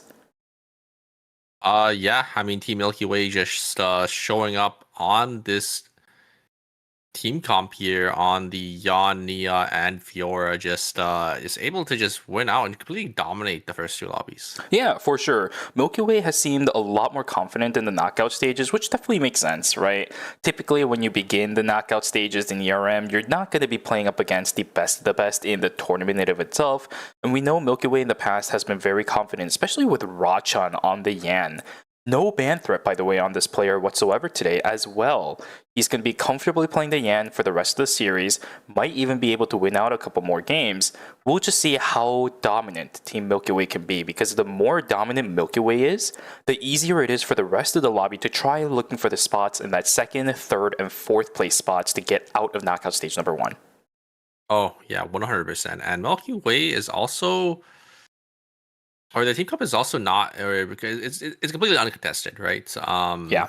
They're not playing that Mai, they're not playing that Tsubame, they're not playing that Ekion. And going to the next game here, we are going to have Tsubame coming back on the table, but that Ekion and that Mai are going to be banned out. So I'm really curious to see what these players are going to be swapping to, which tank maybe they're going to decide to go into next. Yeah, or are we just going to go for the triple DPS? Because Heart is still unbanned throughout the course of the series, so if we do decide to see the triple DPS comps coming out, this is probably right around the time where some of these teams are going to opt to do it. But the character selection so far is not really giving me any confidence in it outside of Team Old Boy, since Jinragus is sitting on the Scylla. Let's see what more of this we're going to see. Bob Malsa on the Bernice, we did see this yesterday during the group stages where they did bring this out and put Huang on the Heart. There is a possibility we will see one team do it, but everybody else seems to just be playing their own thing. But Milky Way are actually going to swap it up here with this Nadine pick here. I think maybe trying to, or opting to maybe test out some more team comps. They already have it in the bag here, right? They won the first 2 games with a lot of points. I think they are secured for sure in their top 4 spots. So it looks like they're going to be swapping over to Nadine, and that Yon is still going to be locked in. So no need this time, but that Amp Nadine, it looks like it is Amp because it is Accelerator Bow. Gonna see how it is gonna work out for them in this team here. We do have a lot of picks here. Do we have that Tsubame band coming to fruition once again? I don't think so. Nothing at all. And I don't think we have any bans going into game number 4. Correct on that front as well. I don't see any bans. I'm trying to count as much as I can, but the only real dupe that I see is just that one Tsubame and the Yam between Rachan as well as Hunnam. Yeah, nothing else from the looks of it. So everything is going to be available for our final game in knockout stage number 1. This is going to be pretty interesting. One thing that I do want to note before we go into game number 3 though is that we are going to have a substitution. Penguin Friends is going to bring Kangmin in, which means we now have a double front line. Well, I say double frontline, but Chloe's kind of cheating because she's both real frontline as well as backline, as well as just a support with the Johan. I'm a little bit worried about this comp because I know how good Koyo is on the Abigail, but when you're running a double quote-unquote frontliner as well as a support, you really need to lock in the fact that everyone can stay alive. So the Johan is going to have a lot of extra work to do. The Abigail definitely needs to be a lot of value in these fights, and Chloe also has to consistently be pumping out autos for this composition to work. Let's see how it goes.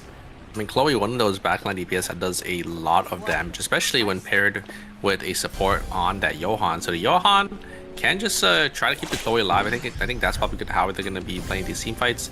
Is the Abigail's going to jump in and the Chloe's going to try, to out DPS some of these members here. But yeah, I'm a little worried as well. But they do have some good synergy in terms of their combo follow up. They could hit a Chloe knockup into a Johan route, or vice versa, to try to lock someone down. Or on the flip side, you could even put Divine Scripture on the Abigail to speed her up on towards the initiation. Yeah, so she can just get in. Yeah. Yep.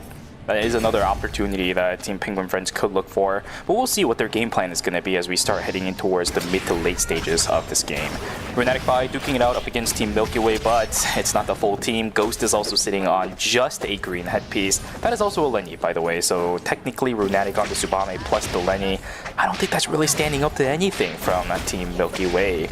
Another fight, a bit of a pick, I should say, inside of Factory, but with the lob from Keon, that actually ends up turning the fight into 2-0 in favor of Team Princess Barbara. Now that they're going back to the Barbara, we're seeing some good things happen for that team. Yeah, the ultimate coming out from Chloe, but just so much AoE damage from that Barbara, and that Lennox is able to secure the deal there. Looks like Dion is going to get sent down here by the side of Team Milky Way. A great roundhouse kick, but it's not going to be enough. And Horrific is barely staying alive there. Unfortunately, the kill not going to the side of Team Lunatic by the very end there. Even more bloodshed going through. Masahana looking for one more kill. The Something Spot is there and nice. does end up getting the trade. I love these kind of plays from Masahana, man. You know how much damage your Semtex is gonna do. You might as well go for it because you're gonna die anyways. I love how aggressive Masahana is on this Rossi. Yeah, I mean, Masahana was one of those Rossies that during the group stages, they were playing really, really well here. So it's great to see them back on the character and trying to see if they could, you know, maybe turn the tides and turn the fates of their team into their favor. Here we do have the Bernice getting a lot of damage. Ultimate is going to come down from the Scylla. Let's see how much poke we could get here. The bubble was used, so maybe they look for an angle onto the Sicella here, but it's kind of a little hard to walk up into this team. But Masa is just going to be there to try to get some auto attacks. Does end up dodging on the spring trap, but the Sicella is going to get hit. There is the ultimate coming out from the Bernice. Great blink away, and I think, wait a second, Masa actually going to be able to actually get the trade for 1-for-1, but the respawn coming back from the heart is going to be able to seal the deal. And that, oh, wait a second. The damage coming out from the Tsubame is going to be able to actually turn and swing the fight back into the side of Team Runatic by his favor. Runatic is able to jump on in, like great blink forward, but gets hit by he got hit by the bubble, and that is just enough damage for that last Wilson to get the last couple points of damage there, and it is going to be Team Old Boy actually coming out on top. Runatic by never put a camera in the bush. Super. Playing inside of that bush was just the advantage Cecilia had. Wilson just comes out of nowhere and obliterates the rest of the health bar on that Tsubame. Really unfortunate, by the way. Great attempt. Another fight inside of Hotel is, this is not good. Runatic by reses back in towards another team. Great knockups coming through from Hunnam, but the fight is already over because Runatic goes down. Same thing for Ghost. They do end up getting a trade as Hunnam picks up a couple of kills, but the Barbara is just way too healthy. I don't think that's going to go in favor of the Yan. We should see him fall down here in just a second. Two members of Team Milky Way falling down up on the northern side as Team Penguin Friends are going to be able to find a couple of kills here. That means, is there an objective in this area? No, it's just going to be a couple kills for this team. Oh, there is. There's the meteorite right there. Oh, no. Oh, right, sorry. The tree doesn't spawn here anymore. The meteorite is going to be here, and yeah, it's going to go to the side of Team Penguin Friends, it looks like, as they do end up getting the one up onto the side of Team Milky Way. We do have Team Crimson Butterflies playing for the tree here down in Hotel. A lot of damage is being changed, and we're going to have a respawn actually. It's going to be Team Milky Way going to come on in after they lost the fight on in Temple. Not going to be able to find anything with that, though, as Dion is just going to go down instantly. There's going to be another third party just full engage from Theodore, but they can't really send it on in here. As there's another team posturing up, Runatic by getting them. Actually, no. Runatic by didn't end up losing out on the first objective, so not able to or trying to salvage the situation to try to come and contest for another one, but just not gonna be able to get it, as it is gonna be Team Princess Babara gonna be able to secure that tree for themselves. A lot of these teams, in my opinion, missing information. There's a lot of dark spots within the areas that they're trying to contest for these objectives. It's the reason why I think that Theo ended up sending the ultimate, is they didn't know another team was sitting inside of Hotel, maybe looking for the contest. If they knew, I don't think that ultimate would have been used. Maybe even more of a contest for that objective. Masahana trying his best to run away, will not be able to do so, as the Tomahawk Roundhouse, even without the upgrade, can still do damage to knock down the Razi. Nice pick. Rachan is looking so clean on this Yan, I think. I'm really happy to see him play this character, and just the amount of like roundhouse kicks and knockups and just CC that he's providing for his team is just phenomenal. Yep. We always look to see good YAM players. As I said in the past, all of these YAM players in KR, as long as they're able to land their things correctly and make sure that their game plan is the one that comes to fruition, they're such playmakers, which is why I love to watch them. Happy 9, great reaction with the Astro Burst, but the problem is Marcus is already right in front of them. Health bars be gone. Absolutely annihilated. Yeah, Two members of Egoism gone in the blink of an eye.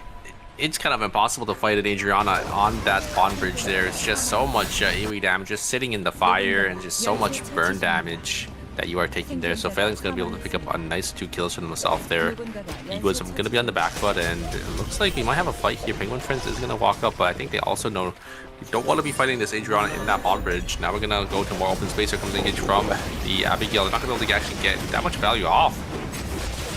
Yeah, it looks like Team Failings are going to look for an angle back in. A great click on forward there coming out from the Tsubame, able to just get the gap close onto the Abigail, and Abigail not having any cooldowns. is going to go down. That's exactly one of the comps that I was always worried about when it came to Penguin Friends' comp, because yeah, you can set the Abigail in, but you're not really one-shotting the Adriana this early into the game. Quite frankly, late into the game, you probably won't be able to do as well, because Dushimen's going to be able to react to those things really well. But 9ㅅPhase's putting through another test for themselves. The Spark Dane is going to land, unfortunately, the Energy Blast Field a little bit late, but the laser actually ends up catching out Dushimen towards the end of that duration. Dina trying his best to keep his teammates alive. Revolut with the Spark Dane cannot join the fight any further, but somehow 9ㅅPhase's is now running away from the fight, and now look at this. Masuhana trying his best to catch up to the rest of 9ㅅPhase's. They want to get the kills. Masuhana gets the one last auto attack to finish out Revolut. One member down from 9ㅅPhase's. They will just have to back away from the rest of it. Yeah, Crimson Buttonfly is not able to chase any farther there, as is going to be Phalanx going to be able to just slowly walk themselves on out of there. Rachin watching the last member alive, or maybe even a solo trying to contest for this rift to see if it was free. Not going to be able to find it here, as it is going to be Team Princess and Barbara going to be able to secure it for himself. Really unfortunate for Rachan. Quite surprising that he actually ended up using the blink for that, because you don't get the cooldown spec for leaving the rift, you get it for going into the rift.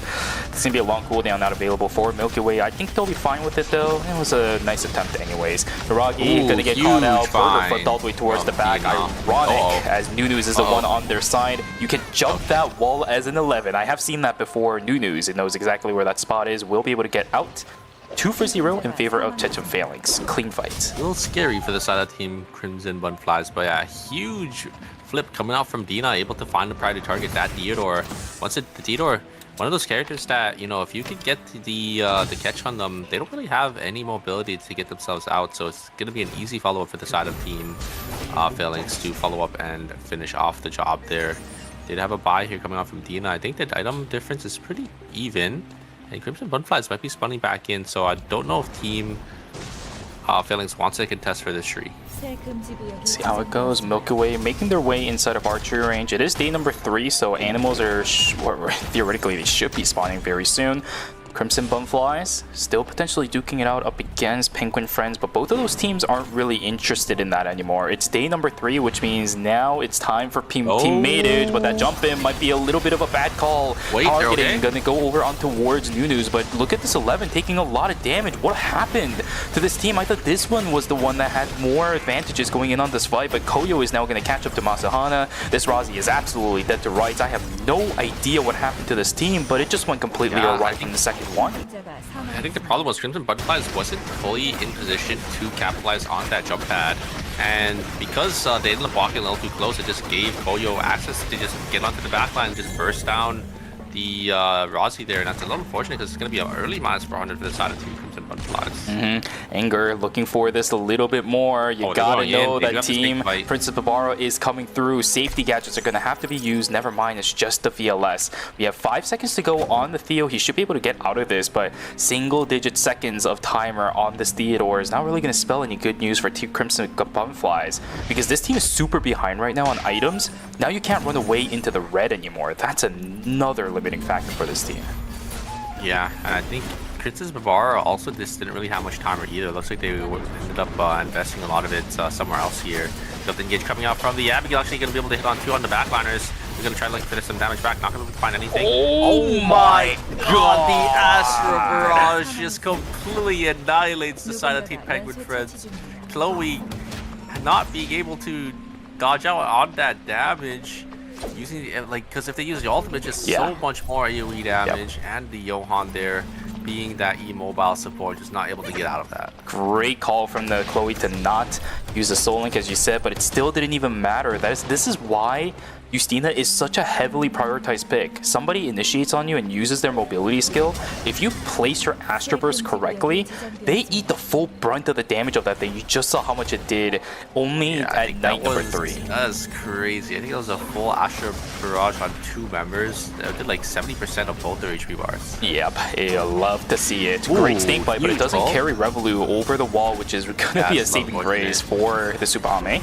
Omega still being contested. There were 4 teams right within the vicinity vicinity, Egoism will be the ones to pick it up. The kill credit also going in their favor. Nina is gone from the Chloe, which is why they had to back away from the fight. Rachan down, same thing for Taewon. Unfortunately, I think that might be the end of Team Milky Way unless the Fiora can get away. Anger trying his best to run away from this fight as well, as Penguin Friends looking for the chase. They do have the Yoan as well as the Divine Scripture to follow up.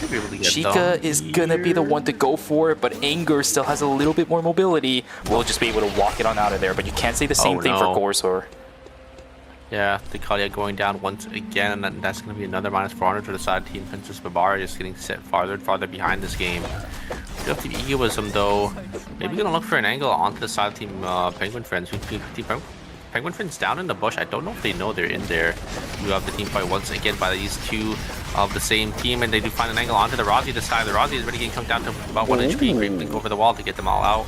How? Butterflies just barely escape with their lives. How? How did they do that from the other side of the wall to the, quite frankly, the other side again, right? But in different contexts this time. Hiragi, Masuhana walking straight in towards the Fiora. Oh my goodness, Horrific didn't want to completely send it without the rest of his teammates.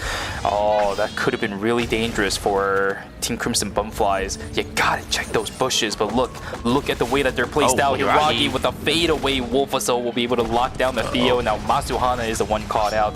Decision making from Team Crimson Bumflies is a little bit lacking. It will result in two members missing and going down. Horrific. Wait, turning it around. Oh my god, no way. Oh no, okay, completely dude. outplaying Horrific here, just able to dodge out on all the venties and wow. Okay. Really? Team Milky Way, I know that they're coping, right? They lost a couple members and now they don't even have enough credits to res them back. And it's also for fun, but yeah, Horrific. They have to look for that rift here. I think that's probably what they're going to be doing. There's going to be rift spawning in about a minute, so they have about a minute to kill, but yeah, Horrific just losing out. I mean, completely outplayed. Rozzy was sitting on about 1 HP, had to hit like one more Fenty or just one more, just any ability, but he's not able to connect it there. That sucks bad, man. It's really annoying for Horrific too, because I feel like Horrific has always been the victim of these kind of things. Anger stuck in the middle of nowhere as the Lennox, but the blink out actually is going to keep them alive, luckily enough. Good stuff from Team Princess Babara to get out of a very sticky situation. But Team Penguin Friends, yeah, you do not want to walk into that just for what you want to do. Old boys walking into school a little bit confident that they are able to push away a couple of teams. But vision control, I think, is still in favor of Penguin Friends. They should maintain this and look for the contest on Wickeline. It is a triple backline team, so Team Old Boy in a pretty good spot to maybe contest for this week, but I think Team Penguin Friends, oh no, they can't really contest. Their items are really bad, but they're still looking here. I think knowing that maybe this is the only way they can get back into this game, getting this quick line. They are going to try sending it here. There's the Abigail able to chunk down the cell about the half HP, but the item difference I think is a little too big. There's the ultimate drop from Bernice to lock down the Abigail, and the hard ult being able to keep them alive. And the cell ult, will it be able to seal the deal? No, looks like the members of Team Penguin Friends will just barely live, and a lot of cooldowns were invested by the side Team Old Boy, so don't know if they want to contest for this quick line anymore. Exactly. The safety net of the Peacemaker is actually not available for Team Old Boy anymore, but it's so many teams sitting inside the zone that Touch of Phalanx is now the ones in trouble. Revolu's going to get taken down. We have 5 teams within the vicinity of the Wicca line. This is the kind of contest that I wanted to see. The Bernice is going to be able to burst it down and pick it up. Jinragas, he doesn't have the teammate available for the Peacemaker. Down he goes. Barbosa's also going to get third-partied as well. Wang trying his desperate attempts to get away. Chica gets caught out with the third party. Once again, it's Team Runatic by to find the third parties. I have no idea who has the blood, but it wasn't Old Boy. I think it actually might have been the Bernice. I think Bombosa ended up picking it up, which means Runatic Bai should get access to that blood sample. This is huge. And they get all these items as well. Well, Runatic Bai in a really commanding position here, because already having the blood sample, or 2 bloods on the Yon and a blood already on the Subama here, and that's just gonna be so much more combat power that they are going to be getting in. Looks like the Johan is going to get caught here. Going to be able to use the Soul Sealer, but right in the hands of the Yon here, and that is going to be Team Penguin Friends. Going to go out in 8th place on night 4. That's so unfortunate. Wait a second, gets the roof, but look at the other side. Yeah, Subama is there to intercept, and that's going to be it. That sucks. That really sucks. Oh no, this is not where you want to be. No. In the middle of two different teams. Oh, the boy, no. Wait, no. they still live. They did live, but the last person that had the blood is gone. The blood buff is gone. Now they have to wait for Lumi as a double DPS. Oh wait, no, they have a couple seconds. Never mind. I thought it turned to day number 5. Okay, that's a little bit lucky for Team Old Boy. Yeah, they're gonna be able to walk up into alley here to is gonna be reopening, and it's gonna be the final zone. And when you're playing a triple backline team, you know, getting the final zone control is really important here. So it's actually really lucky for the side team Old Boy. Doesn't really have that many credits to call in any additional resources like cameras or even traps, but they should be completely fine. The fact that you got your heart back in that kind of a situation, I think, is an absolute lifesaver. And I did see an objective falling down from the Wolf. Should be able to just slam some kind of random item on this, maybe like the Alexander, or even some of the items that the heart is going to require in order to get a little bit more of that combat power up. Yeah, Team Lunatic Bot gonna be entering the fray here in school. Our final zones temporary zones are going to be Fire Station and Alley. So a lot of these teams have to be a little careful when pushing in, especially when there's still 7 teams alive. Basically 6 teams, but still not too much room to really work with here. Yeah, not that much whatsoever. Oh, Crimson Bumflies, you can do so much work, but you should know that there's a couple teams. Oh my goodness, people are being so smart about this. I love it. Recon drills are actually being utilized. Dina by himself, he still wants to get out. He's the last one alive on Team Chechen Phalanx. He needs to find some kind of placement points. It looks like everyone is setting their sights on Crimson Butterflies here because I think they see the items and how. The doubles Letty Spring Trap and Crimson Butterflies are just gonna go down. Wait a second. Wait, Lily is gonna be able to get them to safety here. Mazu.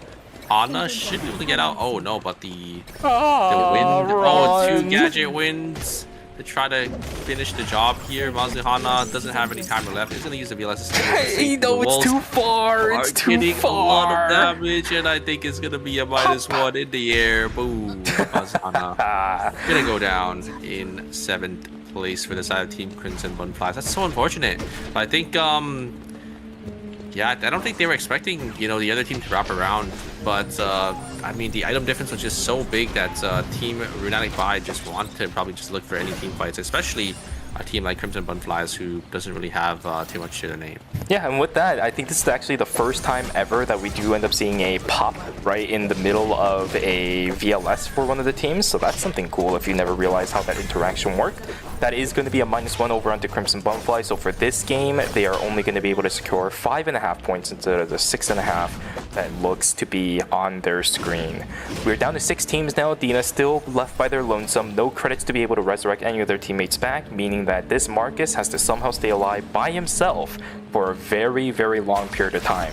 Extremely tanky, can be very annoying in some of these fights, but the question is, which team fight is he going to be targeting? Does he have enough information to actually look for some of these angles, or is he just going to be hanging around the outside and only looking for placement points?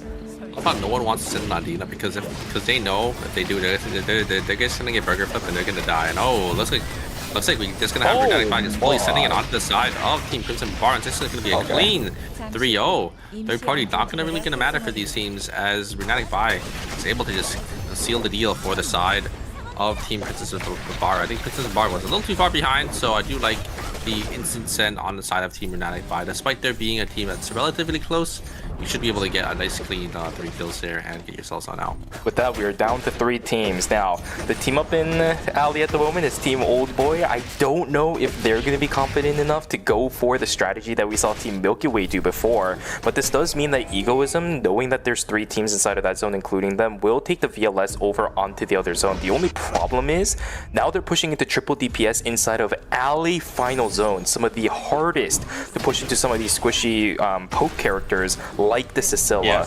I don't see a way that they're going to do it. But do have the UC. I think the UC is a really good character into these triple backline teams, and they have the 9-up advantage.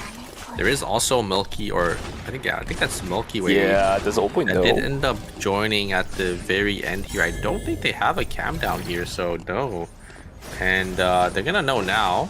So Team Old Boy have to slowly start to back themselves out of there to save some time. Or I think Team Old Boy have the advantage in terms of time. They put themselves in the corner. They put themselves in the corner. On the side of Team Milky Way, the hard alt is gonna go down. There's the cell as well, and that gives the green light for the side of Team Egoism to third party, because they know that once the sell comes down, they are taking a team fight, and it is going to be an easy cleanup for the side of Team Egoism. Really good heads up from Team Egoism to know that the fight is actually going to be beginning, right? I don't think they had any visions this far into alley, but realized that a lot of other teams are within the zone. As soon as they started backing away, they immediately turned tail because it's a corner of the map, right? Regardless of how the other teams are fighting, if you come in from the east side of alley, you will find the third party, and they did that exactly. Really good plays from Team Egoism. They got one team left in order to fight to win out on this game with 20.5 points on the line for Runetic by 22.5 for this team on our screen. Team Egoism getting another blood sample. They look so strong here, but Runetic Bai are also really strong for themselves, sitting on 2 blood samples on each of their carries here. Have to be a little careful. It's just going to be up to, I think, the Yon to try to look for this engage on the back line, but it is at a stealth to peel them off here. Lenny's here, here we go. Oh, Lenny There gets is the the spring trap spring as well. trap. Can they finish the job here, Nadine? Can they find anything here? Oh, No. they do! They do end up trading 1-for-1 though, but it's not going to be enough. The Yon engages wasn't able to get the Justina. The Justina just able to use that Asher Burst, and it is going to be Team Egoism coming out now. Such a great play set up by the Lenny, but it just was not enough. I don't know if the communication was there between everybody because they couldn't capitalize on the Nadine fast. I feel like if they just all followed up on that Lenny spring trap stun, I think the Nadine should have died instantly, right? Like if there was a Subami ult that was sent in, maybe the Yon engaged, but the Yon actually ended up trying to get to the Jusina instead. But Jusina is just a really hard and slippery target for Yon to sort of lock down. Yeah, I love the play that the Lenny went for though, hanging around right around that gas station dispenser, right? It's such a good place for that Lenny to be. The Nadine had no idea. It's almost criminal that she managed to stay alive, but really good reactions from the Estelle to use a heli-tax that immediately onto that Nadine as well. Great plays from the Justina on top of it, trying to peel away as much damage as possible, but in the end actually ends up killing multiple players instead. Subami also tried, but she was too far away from the fight. Everything just really didn't go too well for Runetic Bai. On the flip side, really good for the team that ended up winning the game. So GG's. They had a really good angle there. I feel like if they all capitalized on that one Lenny play, they should have been able to win that game. But unfortunately, I think, yeah, like you said, I think the communication just probably wasn't there for them to follow up and capitalize on that huge play from the Lenny. Yeah, those are plays that Lenny players dream of making, especially on the ERM stage. It's just that when the rest of your teammates aren't ready to reciprocate, that dream turns into a nightmare. Very unfortunate for Team Runetic Bai, but it doesn't change the fact that this was a pretty solid game from them, right? As I mentioned, I think 16.5 points that team was able to walk away with. On the flip side, I think it was somewhere around 20 points that the other side was able to walk away with as well. Again, very good reactions. They definitely deserve to win that fight, especially after recovering from a beginning of the fight that happened like that. I mean, this is ERM, man. If you can recover well from a mistake, then hey, it's all on you, buddy. You got the win. Yeah, I mean, it's definitely not too bad, right? Because you just need to get into the top 4 break point. As long as you get a couple or a decent amount of points, just you inching closer and closer and getting into that top 4. It doesn't matter where you end up in the top 4. You could be first, you could be fourth. It's all the same. You just need to get some points here.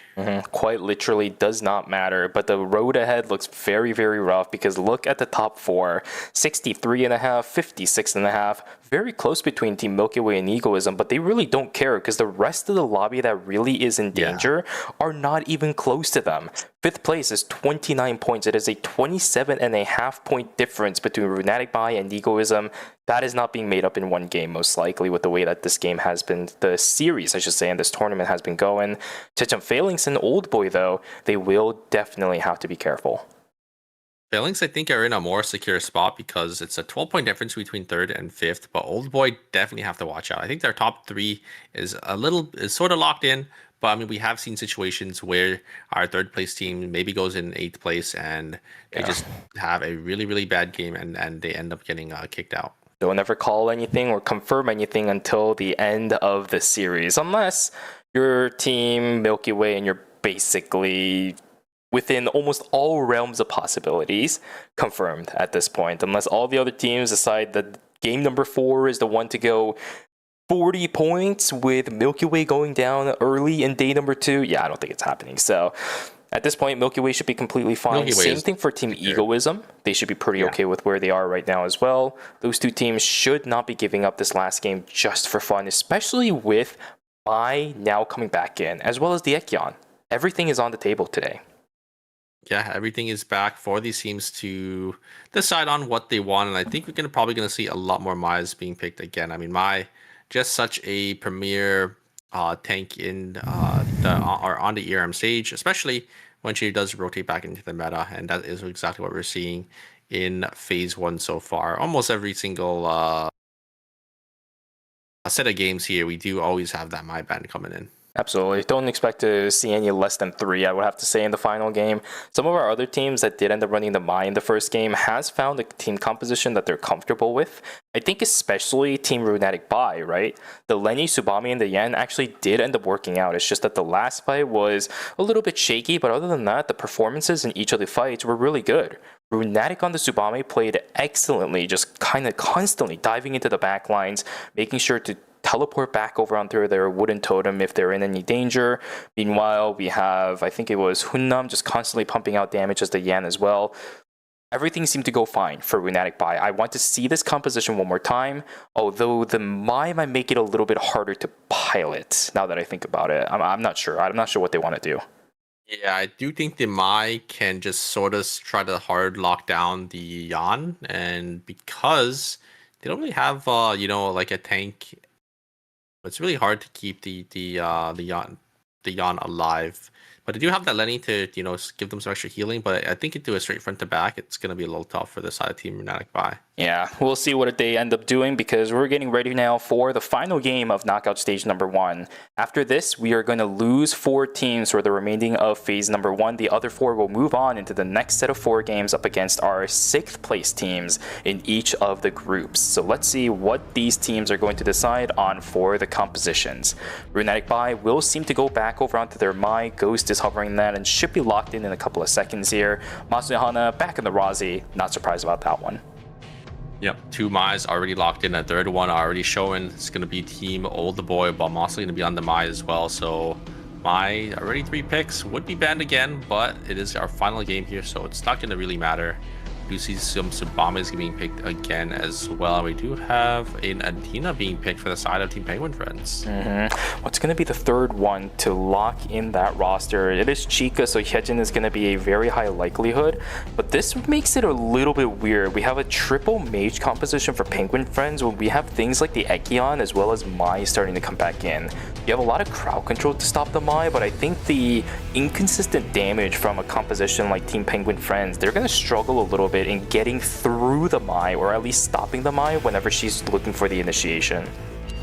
Yeah, I do think that team will definitely struggle to kill these tanks, but they do have a lot of pick potential, right? They have that Abigail and that Hyejin to look for these backline carries that they can maybe try to burst down.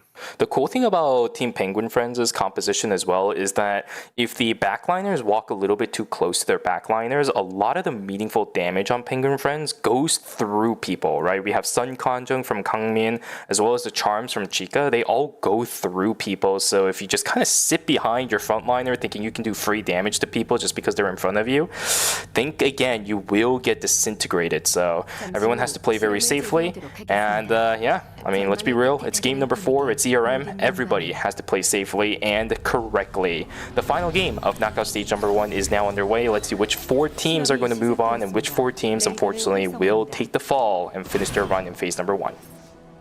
Yeah, and I think any team can still make it in here. Even our 8th place team, I think it was team... actually, I'm actually not too sure which team it is. Crimson Bumflies, I think it is. I think it's either Crimson Butterflies or Team Old Boy, but one of those teams that's in 8th place, I think they're about 18 points, so it's like a 12-point difference between 4th and 8th, and they can still make it in. They have a really good game like we have seen.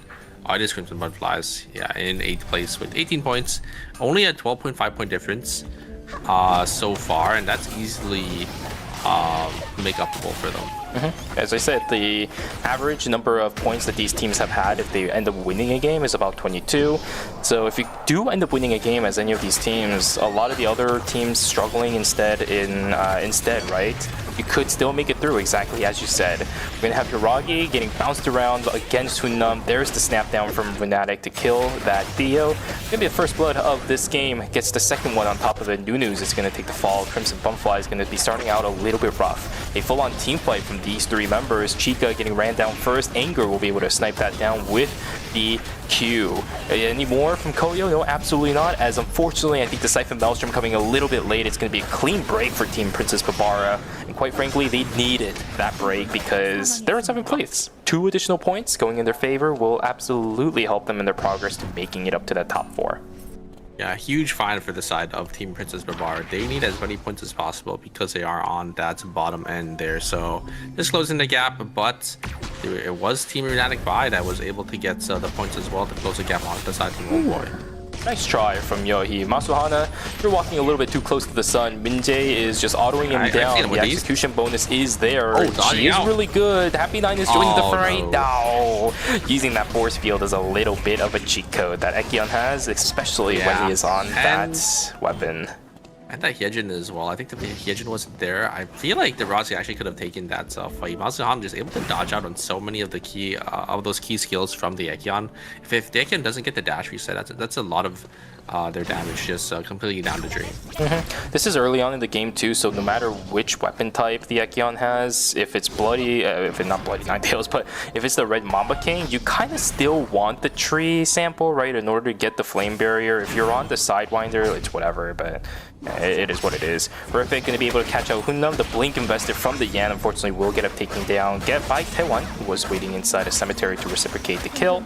Effort picks up the bear, and now we'll move on towards Pond. A couple of teams inside a cemetery is going to deny this Tsubame getting any more up on the side of cemetery, but may be able to find a little bit more inside of Pond instead. A great find for the side team Milky Way, but it's not really going to matter for them too much because of how much points they have already. There is engage coming out from Penguin Friends. They're going to get a lot of damage onto this last, but Lance is actually able to live for so long. Great play again, hitting 2 members of the side team Penguin Friends, but Penguin Friends are able to kind of split away and get a lot of value at the very end. Near the HP bars are relatively similar. The Adina is getting some healing off for the side team Penguin Friends. Looks like the Abigail is just going to full send it in, is going to be able to secure the Barber there with that Sunken Chunk. Very nicely played, and a great block there coming out from Abigail. The problem is Kadia, not gonna be able to get the jump over the wall, but Kadia is one of those characters that can, sort of win these 1v2s, especially when the HP difference isn't that big, and Lux gonna be the one to respawn back first because they ended up going down at the very start of that team fight. Everybody's just trading kills between each other. Milky Way sitting on 5 kills for themselves already. When the heck did they get that? Anger left by their lonesome as we're going to wait for the resurrection on that Barbara. There it is.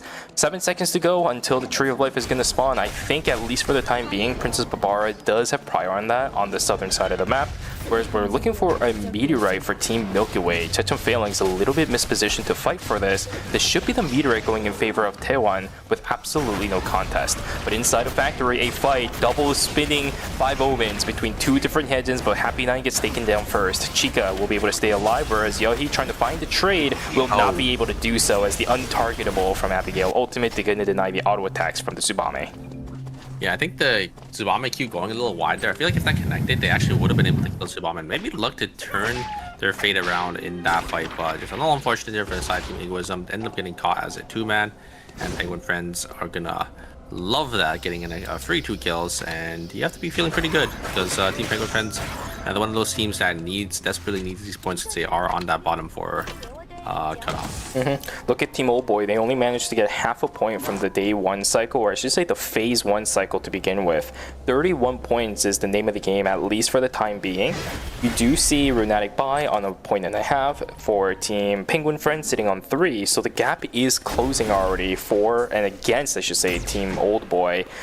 I don't know how fast they're going to be racking up points, or if they know what the lobby situation looks like, at least right now at the time being. But Old Boy needs to act fast. They need to get the points. Team Crimson Butterflies is exactly what they're looking, or what they kind of desperately need right now, because they need to get the win probably in this lobby.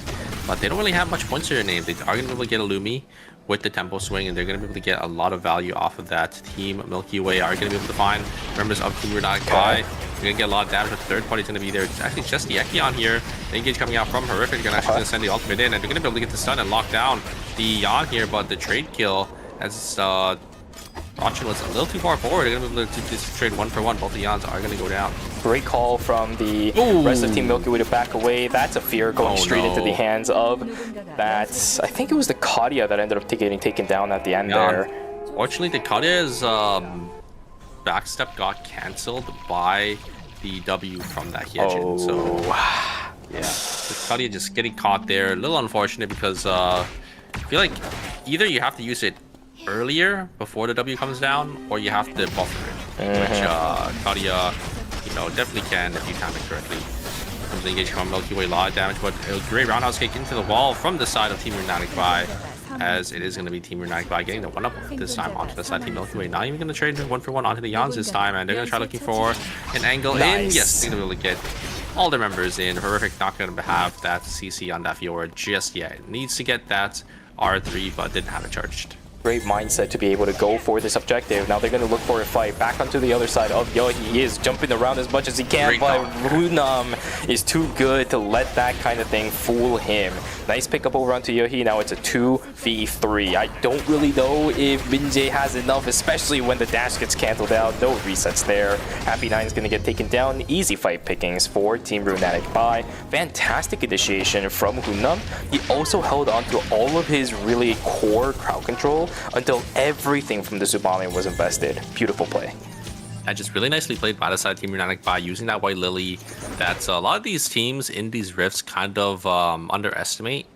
And I'm kind of guilty of it as well whenever I'm playing, is kind of underestimate how far, you know, that White Lily can help with that engage, and is able to just jump on top of that Tsubame, just waiting for that Tsubame to go back to their little substitution, and then just able to just lock them down with that Mai and Yan. A small step for Team Crimson Butterflies, as they will find a pick inside of the north side of the map. Koyo completely left by their lonesome. The rest of the team is starting to come on through. You can see the value of the Siphon Maelstrom keeping them alive, and actually ends up getting a pick instead. It's a 1-for-1 trade. There is way too many people around. Runonic Pai, it looked like such a good game. Are you going to get taken down here now? The Sandstorm was there to at least let Go stay alive for a little bit longer, but the Justina is on the chase. We have the catwalk to get out. Ghost will stay alive, and somehow the dream of Runonic Pai is still in the picture.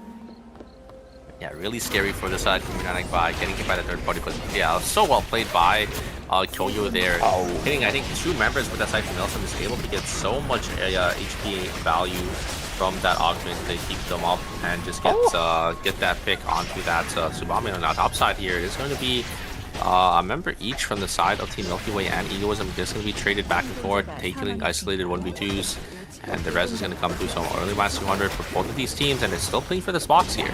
Okay, Minjae going to jump on towards the backside. He does have the resets this time around, but the rest of his team really isn't interested in fighting at all. Ekion is going to stay alive. Unfortunately, Yohi doesn't have enough damage to knock down Taewon. You can see the 3 marks underneath the Tsubame. Just one more auto attack might have been enough to knock down that Tsubame, the opposing one, I should say, but it's not going to be enough. Minjae went in, I think, a little too early in on that fight. Yeah, it's pretty bad for Team Egoism because that's another -200, but I think their spot is relatively secured, so I don't really have to worry too much. Looks like the engage is coming in from or onto this Roz, but the Roz is actually able to dodge on a lot of these skills, and it looks like Horrific going to go down as well, just able to dodge on so much of the damage there, and the Theodore actually was used to actually... I'm surprised that Theodore was used that way to just push for extra damage, and I guess it was trying to use, was used to try to snipe the kill, but it's not going to be enough, as it is going to be a -200 for the side of Team Crimson Butterflies. Really surprising. I feel like they should have just used it to get themselves on out from that third party, using it for damage to chase into another team. Maybe just didn't really recognize that there was another team right in that zone there. Another dark spot of vision, right? Maybe the information isn't bountiful for Team Crimson Butterflies, despite being inside of archery range for quite a while now. you have your CCTV taken away, you get some of your cameras taken out. You should know that there's a team around, but it wasn't the heads-up play that they had. Here we go, Penguin Friends being jumped on by the members of Old Boy. The counter damage over onto Junrakis is looking pretty good, but on the flank side, Huang taking down Kangmin very, very low. Bob also will be able to return the kill. Penguin Friends is gonna be able to find the trade. Unfortunately for Old Boy, Junrakis, without the damage from the Justina, a little bit too much damage on the side of Penguin Friends, at least for the isolated 2 to take upon. It means it's advantage for Penguin Friends, a 1-for-1, but the resurrection comes back for Penguin Friends, minus 200 for Team Old Boy. Koyo is just doing so much damage on this Abigail here. He comes engaged from the side of Team Crimson Bunflies. A lot of damage from the Theodore, and the Roddy's actually just jumped on straight on forward there. A lot of damage being exchanged, and the Sparkling was going to be there, and there is the Blitz. It's not going to be enough. It is going to be a minus 200 for the side Team Crimson Bunflies. Yeah, I think trading 1-for-1 is usually good, but in a comp like Crimson Bunflies, you can't be dying like that on the Rozzy there. The Rozzy is most of your damage, needs to make sure they are alive. There are a lot of damage being exchanged. Ekon is getting so much value here on the top side. And there is the ultimate now from the Zombie. Zombie is going to just jump on back, and it is going to be actually Yohi going to be the one to actually go down first. No! Yeah, the Yusina is just getting so much value here, just able to kite back, and it is going to be Team Egoism. I'm actually going to be the one to actually lose 2 members. Egoism couldn't even kill the Justina, couldn't even kill the Tsubame of Old Boy. Now they're walking straight into the hands of Team Penguin Friends. It is Minjae on the Ekion. He's got the resets, but he's trying his best to run away. Amp Drone is there, with the third party coming in. Team Old Boy might actually have to jump on over on towards Team Penguin Friends. They're triple backline. Can Koyo somehow find the kill on the backside? Huang is a Abigail. No, Koyo cannot find the kill against the Tsubame. Will get pushed away from the explosion shot. Doesn't even have the leniency or the leisure to take that jump pad. Clean 2-for-0, I think, in favor of Team Old Boy. Will turn around their fates and now try to really hold on to that 4th place spot. Minus 400 for the side of Team Penguin Friends there. The worst third-party situation possible. Chasing in an Ekion into Research Center right into another team as they just full send and engage onto you there. Koyo tried to make something work. They try to kill that. It's not going to be enough. And Egoism going to go down in 8th place, but I don't think it's going to matter too much for them. Hopefully not. 58.5 points is where they're going to end up for our final score on that team. That's the score that maybe Checham Failings, maybe even Old Boy, maybe Runatic Bye. I think 28 is a little too much. Yeah, a bit of a stretch, but we'll see how it goes. Nunu's jumping in on towards the members of Team Milky Way. Crimson Bunflies are being desperate. You can see the desperation in how they're playing right now. In 8th place at the moment, just to make up quite a lot of points here, because these other teams that are in 4th and 5th already have a decent amount for themselves. So if they don't start scoring here, they're definitely not going to be making it in for knockout stage 2. At the very minimum at the moment, I think Team Crimson Bunflies somehow from here need to make up, let's see, it's 38 points that they're going to be at, 20 points. Crimson Bunfly somehow need to make up an extra 15 from where they are, and this kind of a fight is really not going to help. They're getting third party from Team Milky Way on the bottom side. Chica is already taken down, but yeah, and on the way up, maybe looking for an extra kill. It's not going to happen, but Nunu needs to back away. They cannot get third party from the team sitting inside a school. There's so many teams here. Everybody just needs to play safe, especially Crimson Bunflies. And Nunu, I think, is getting sniffed out here. Is going to be forced. Oh, the blink was invested though for the side of Team Milky Way. Maybe they go for a team. And oh, there's a huge Sparkling in the hit too, but no follow-up going to be there because the Mai is still already low and had to use the catwalk to get themselves to safety. So the Mai taunt isn't going to be there just yet. Crimson Bunfly is getting caught once again, and I think that is probably going to seal the deal for the side Team Crimson Bunflies. Another minus 400. Ooh, is he going to be able to try getting the rift here? Should we be able to get in? Yes. Oh my god. Penguin Friends is going to be able to get the res and hopefully get this free rift because they desperately need it right now. Wicked line going to be picked up. It's going to be team, what is that? I think Milky Way to pick it up, but they're stuck in the middle of a lot of different teams. Blinking away. Nope, never mind. Going back towards the totem. Taewon will sacrifice their lives for this. And I think the blood sample was picked up by Team Princess Barbara. Now it's their fight to try staying alive, but the steel damage and the Rozzy damage is just way too much. Keon can't run away from this. Gold Resort also going to Kadia ran down.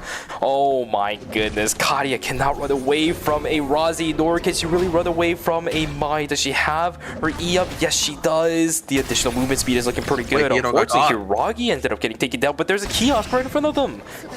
Thank you very much. Lucky for them that they can just get the res here, and Crimson Butterflies are still in the game. They got a lot of kills, which is pretty good here. We do have a fight here on the top side. Penguin Friends, I think the item difference is just a little too big. Runatic Bai just able to just wipe the floor on Penguin Friends. I think that is going to be it. They're going to be our first team eliminated here in ERM, as 9 points I don't think is going to be enough to get into that top 4 spot. It sucks so bad. 34 points for Team Penguin Friends. Definitely not going to be enough to overtake Team Oldboy, who is already currently sitting at 39 points for themselves. Thank you so much for playing, Penguin Friends. I love the way that you guys play because of the aggression, constant, non-stop. We can definitely see that there are faults with this. Constantly having to revive your own teammates, it puts a real big strain on the amount of item transitions you can have towards the later stages of the game. Yeah, Team Oldboy just going to slowly back themselves out of there. Crimson Butterflies, I think they know they have to start pushing for some more kills here. They are going to get the Lennox once again, and that is a downside, right, to playing this Lennox, is you don't have any mobility on this tank. So if you get caught by a Theodore with that Spark Nade, you're just going to go down. Gursor is going to have to teleport out, sitting on single digits of timer as a Kadia as we go into day number 5. Why did they just TP? What just happened? We took a VLS. I don't know where they're coming in from, but that's a -1 going towards Team Crimson Butterflies. They should have just taken the TP. You're absolutely correct. But now all of a sudden they're stuck in a situation where everybody knows where they are. Taewon is going to walk on in. Milky Way is starting to join on the fray. Masuhana can try all you want, but it's a third party actually. Never mind. Maybe this opens up an opportunity for Team Crimson Butterflies to actually get away from the situation. Down goes Taewon. Gorsor stuck on the top side by themselves. Look at the damage output from the Kadia. It's not that bad, but she also is running out of space to run away from. Nunu should get the taunt in a couple of seconds. There is the E from the Kadia. Can Team Crimson Butterflies find a kill before it's a little bit too late? No, the counter kill is there. Gorsor is about to get taken down. There's the clutch. Nunu's will be able to get the res back over onto Masuhana, but can they somehow find Lumi in the next couple of minutes? Can they get enough points here? I don't know. I don't think so. Runatic Bai and Oldboy still have 14 and 10 points for themselves. Maybe if they can get the wipe onto one of these teams early, they can maybe overtake, but I think it's still a little too far away, and they still don't have that theater up for their team. Where even is the Lumi right now? I haven't seen it on the map for quite a while. I would have to assume it's somewhere around either Chapel, maybe zooming up across Factory at the moment. It's still going to take a while before that starts to make its way on up. There's some Bumflies. Yeah, also just no guarantee that they're going to be able to get the res because of, you know, all these teams out there. It is in it's in police station. It's going to rotate around, but these teams are just going to deny the Lumi res. Yeah. Crimson Butterflies needs to walk further and further back. Are they looking for the res? Yeah, you can't do it here. 1 second left for Taewon. Now, Crimson Butterflies will have an opportunity. I don't see any teams starting to walk up towards the eastern side of Temple. There is a ping up on the northern side. I think they can catch it too. Milky Way not interested in contesting that either. And this should open the opportunity for them to come back into this game here. Runatic Bai is sniffing out the res, and they do end up seeing it. There comes full engage with a great response and a great blink. Can he get all the damage? Look at AoE damage coming out from the team Runatic Bai. But wait a second, the Yan is still alive. They're getting a lot here. Can Masuhana do it here? There is the damage. I think they can. From the Razi, I think so. But I mean, Rogers is doing so much on this Yan. Great to blink away, and a huge taunt coming out from the Yan. Is it going to be enough? Masuhana is going to be the last one alive. Look at the flank. Oh no, the third party is here, and I think that's going to seal the deal for the side of Team Crimson Butterflies. And I think that is going to secure our top 4 here. All 4 members are already in the top 4. And they are our final 4 teams. Runatic Bai can try all they want. There is still a possibility they can make it out, right? Because in the end, Runatic Bai and Oldboy, they're only on a 1.5 point difference. So if Oldboy messes up a little bit and doesn't win the game, there is still a possibility Runatic Bai might be able to make it out. Ghost trying desperately to what he can do to stay alive as long as he can. Runatic Bai and Oldboy are still in contention. So if Oldboy goes down, then Runatic Bai can make it in here, but looks like the Rio from Phalanx did end up going down. I think Revolu probably losing in the 3v3 to the side of Team Old Boy. So I think that should secure Old Boy's spot in here. But wait a second. The VLS system is going to go over. So Old that Boy is going to deny... really safe. It's gonna deny Old Boy's points though, but they are gonna get placement points is the thing. Okay, Ghost has been found out by the members of Chechen Phalanx, but he doesn't have that much time to work with, and they don't know what the safety gadget availability for Ghost is going to be right now. Rachan finds out about Ghost. He's trying his desperate pleas to walk back in towards the safety net of the safety zone. 2 seconds left on Ghost. He's gonna end up popping. 17 points is what they're gonna be safe on. Old Boy doesn't get any more additional points. It'll be Team Milky Way to pick up all of the ones inside of the gas, inside of Alley. I apologize. No, they still need to win the team fight at the very end here. Yep, I think so as well. Let's see. They need to make up 1.5, 16, just 1 point to tie. Yeah, just 1 point to tie, and then we'll have to see what the... it should be Old Boy, right? Renatic Vi really hasn't had that great of a series so far, and while 13 KS is great and all, banking all of your tiebreaker potential on just one game is rough. I feel like Renatic Vi probably has more kill score then, right? Because if they haven't been having like good placements, they should have a lot more kills. So I think Renatic Vi have the edge here. This Old Boy killing one member or two members isn't really reliable. Like, when you're killing two members, you're basically winning the whole team fight, right? So it is going to be Team Milky Way gonna come out. What is that split? On top here. They did end up splitting. Looks like Riffic did end up getting chunked here, but I think Renatic Vi probably have still a good shot. It's just gonna be up to Team Old Boy if they can win out this 3v3, and I think the element advantage is definitely on the side of Team Milky Way. Okay. Caltrops are gone now from Taiwan. That's a pretty big investment for the Subame. Being able to slow down somebody, especially like the Justine, is going to be absolutely massive. Timer also being wasted on Team Milky Way at the moment, and that safety drone is really not helping them by any means. Chronosphere will park itself on the western side of Temple. Old Boy backing away from this. 3 seconds until the zone is going to close even further. We have 10 seconds for Rachan. He's going to actually look for a way on in. That's a beautiful tomahawk roundhouse, but the explosion shot is even better. The TTK for this team doesn't really look that great. If Rachan cannot find something, that's going to be the 1 point that this team needs. There we go. One pop. There we go. There's the other pop. I think that should be it. Old Boy is not going to be able to find it just yet. They don't have the secure on the kill. If Taewon goes down, yes, they do. Old Boy will be able to secure their spot in the top 4 with those kills. Can Jirage finish the game as well? 9 seconds left on the timer for Horrific. It's gonna be it. Old Boy secures and punches their ticket to knockout stage number 2 with a win in the final game of knockout stage number 1. Congratulations to Team Old Boy. They will take away the final game and the ticket into knockout stage 2. GG's. Nice. They end up securing the win as well. That is what you like to see for you're winning in there, and they will be able to get that clutch win at the very end. The superhero pose at the end for the Justina to mark her victory in Lumia Island.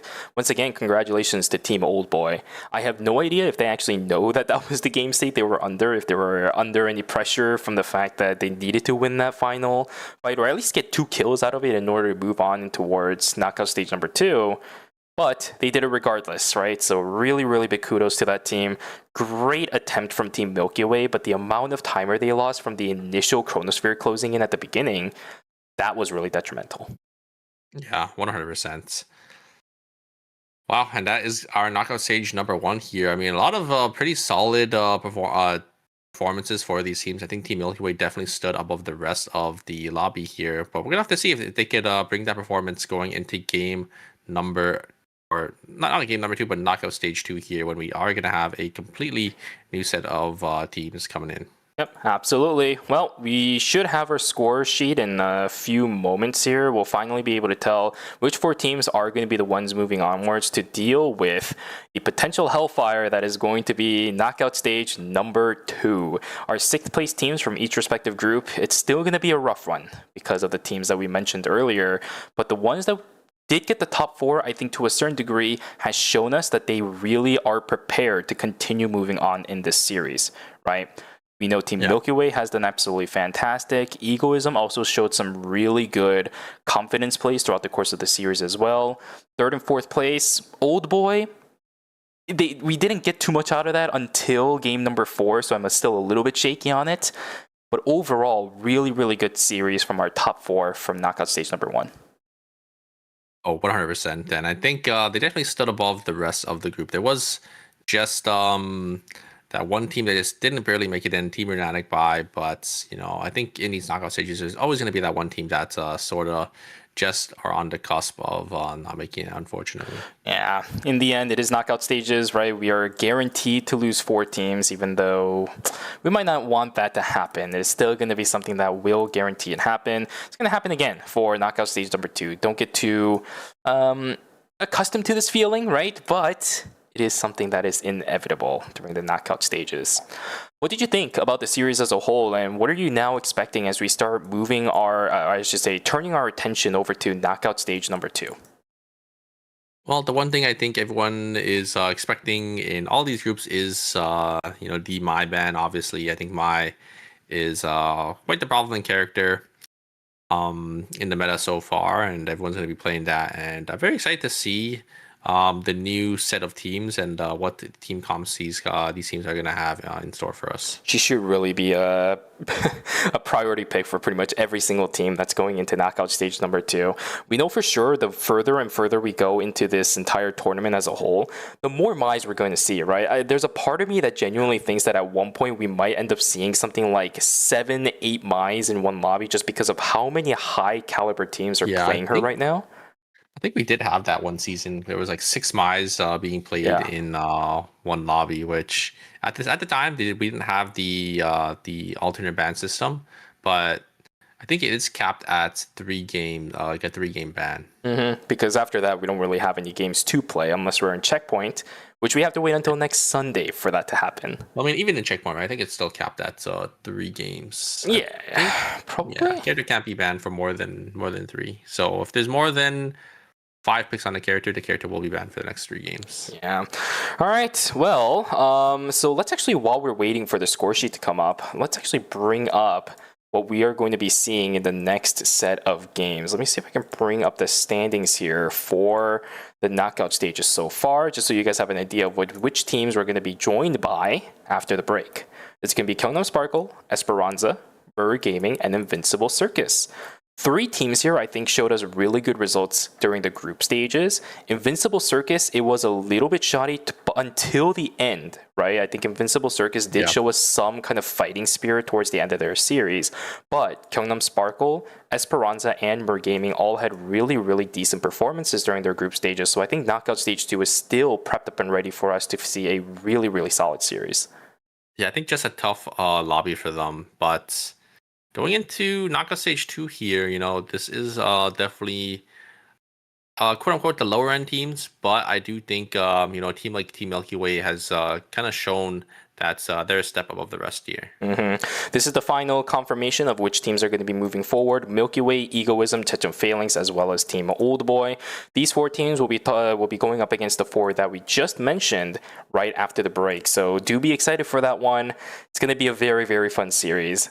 These 4 teams have now also qualified themselves for a potential golden run, with Tetchum Phalanx being one of the teams that we talked about earlier, Milky Way being very confident in comparison to what we saw them during the group stages do.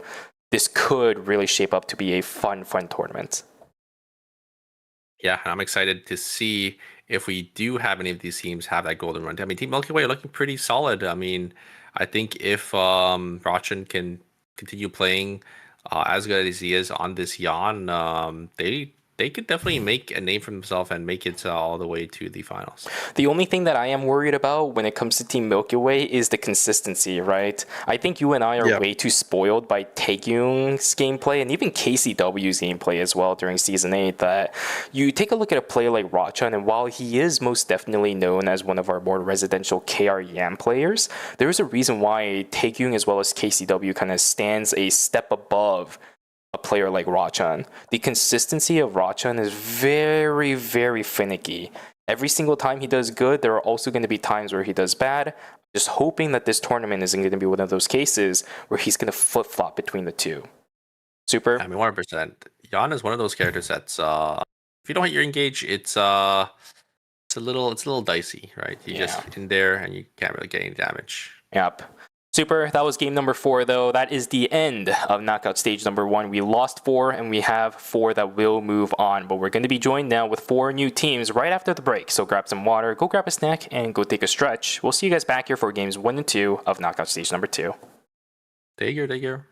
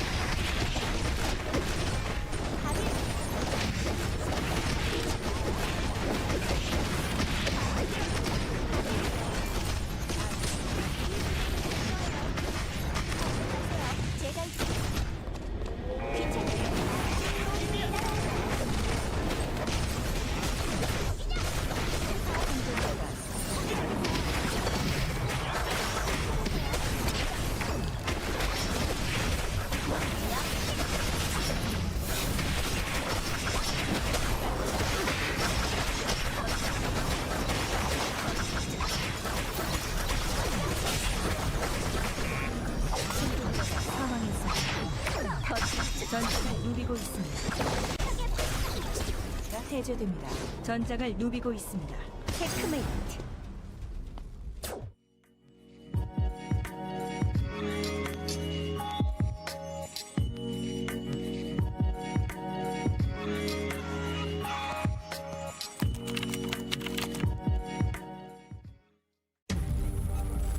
You're ready to get in the game now.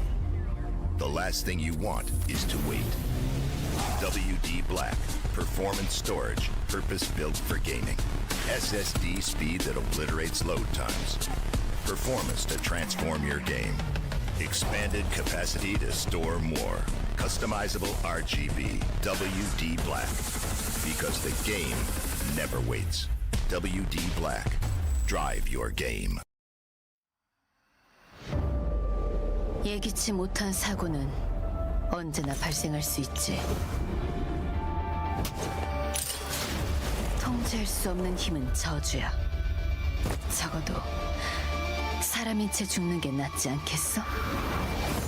내가 죽거나 네가 죽거나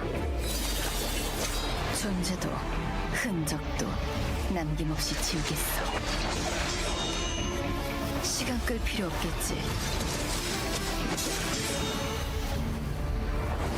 이걸로 과거를 바꿀 순 없겠지만 미래라면 지겹게도 몰려드는 쓸모없긴 사활을 걸고 넌 반드시 데려가겠어. 찾았다.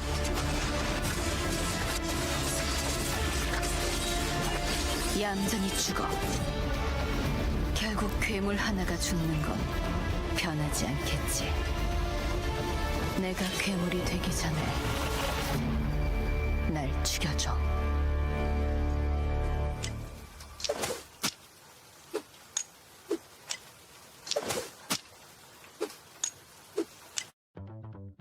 안녕하세요. 루미아섬의 생존자 여러분. 9.2 패치노트 다이제스트 진행을 맡은 천시아입니다. 이터널 리턴이 시즌9 마츠리와 함께 새로운 모습으로 찾아왔습니다. 축제의 느낌이 물씬 나는 이번 마츠리 시즌에는 어떤 변화점들이 있었는지 지금부터 함께 알아보시죠. 복수를 위해 VF 능력자들을 탐지하고 추적하는 실험체 블레어가 루미아 섬에 합류합니다.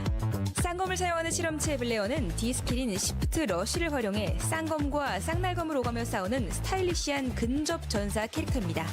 강력한 돌진 능력과 추적 능력을 가진 블레어와 함께 최종 생존에 도전해보시는 건 어떨까요? 블레어는 출시 후 2주일간 9,900A 코인에 판매되며 11월 4일 화요일까지 랭크 대전에서 선택할 수 없습니다. 다음은 새롭게 추가되는 상품입니다. 주문은 얘한테, 팁은 나한테. 카티아의 새로운 스킨, 카페 알바 카티아가 추가됩니다. 귀여운 유니폼을 입은 카티아. 여러분도 카티아의 새로운 매력에 빠져보세요. 새로운 실험체 블레어의 출시를 기념하며 이모티콘 4종도 상점에 추가됩니다. 시즌9 프리미엄 베이직 토큰북이 추가됩니다. 시즌9 토큰북은 미션을 통해서 마츠리 토큰을 획득할 수 있는 프리미엄 베이직 퀘스트북으로 구성되어 있습니다. 제작수에 출시될 고스트 헌터 2세를 위해 토큰을 미리 모아보세요. 다음으로 시스템 변화점들을 소개해드리겠습니다.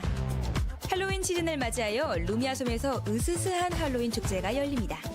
브리핑룸과 묘지 지역이 할로윈 분위기로 새롭게 단장되는데요. 새로운 모습의 지역들에서 색다른 느낌을 받으실 수 있을 것 같네요. 전투연구실의 전멸 판정이 개선됩니다. 이제 균열 내부에 있는 모든 팀원이 빈사 상태가 되면 즉시 사망 처리됩니다. 더 이상 상대를 모두 쓰러뜨리고 빈사 상태인 적을 처리하는데 시간을 쓸 필요가 없어질 것 같네요. 입장 팀 수에 따른 보상도 차등 지급됩니다. 이제 2일차 밤에 적이 없는 전투연구실에 입장하실 경우 기존보다 조금 적은 보상을 얻게 됩니다. 안전구역이 좁은 게임 후반부에 B0R1이 겹쳐 발견되는 빈도가 줄어들고 보리의 도주 시간이 줄어들어 보다 추격이 쉬워집니다. 다음으로 게임 플레이 변화점들을 소개해드리겠습니다. 혼돈 특성의 도깨비불의 쿨다운이 35초에서 30초로 줄어듭니다. 이제 조금 더 자주 도깨비불을 날릴 수 있겠네요.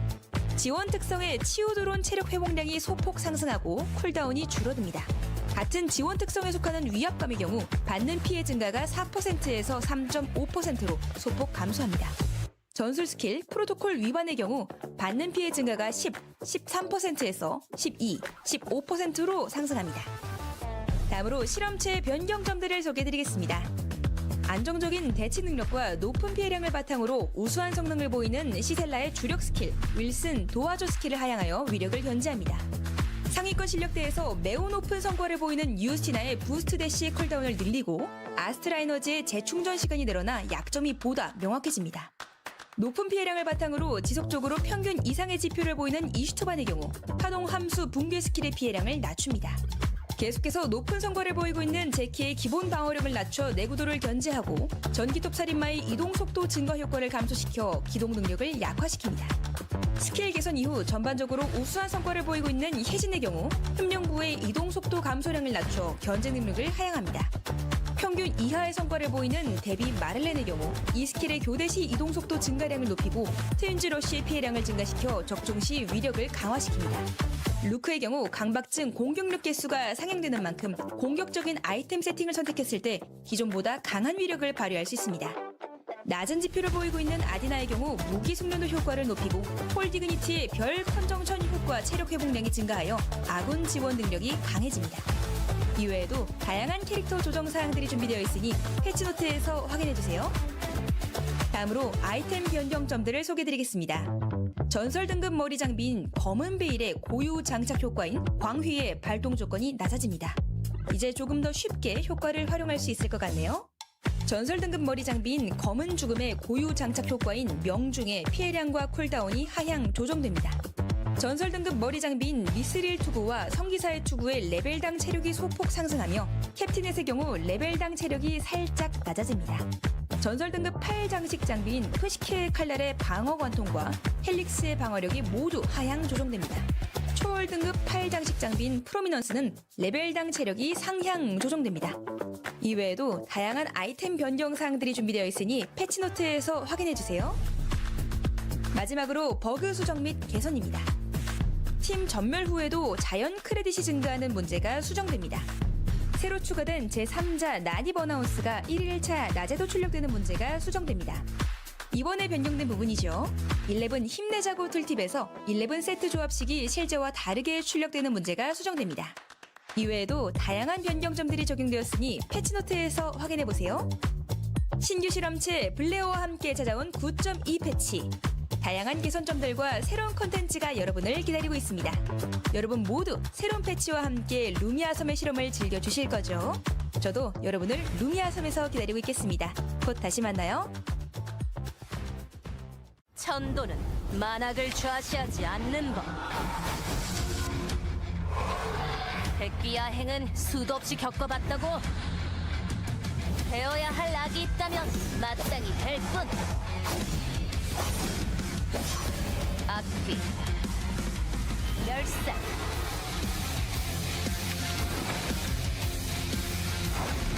악령이건 악인이건 전부 베어주겠어. 악은 뵐 뿐. 어디 한가롭게 떠도는 악기 없나? 지옥에서 잠을 해라! 기아부하, 불나방은 불에 뛰어드는 법. 길 잃은 망자들을 바른 길로 인도할 뿐. 길 잃은 영혼이 방황 않고 성불하시길. 후회도 늦었어. 피켓, 제반의 갈시.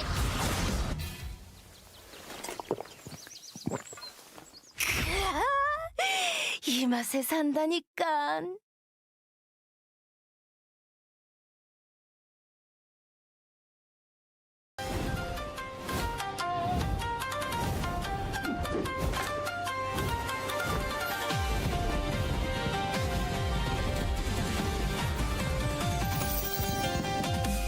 좀 많이 뜨거울 텐데 떨어지는 게 좋을걸. 이런 걸 바란 거라면 실컷 보여주지. 이번엔 제 차례로군요. 몸가짐에 신경 쓰게 되네요.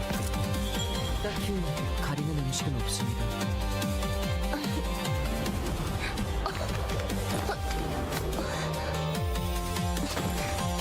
수상한 짓은 그만두는 게 좋을 거예요. 정말 즐거워.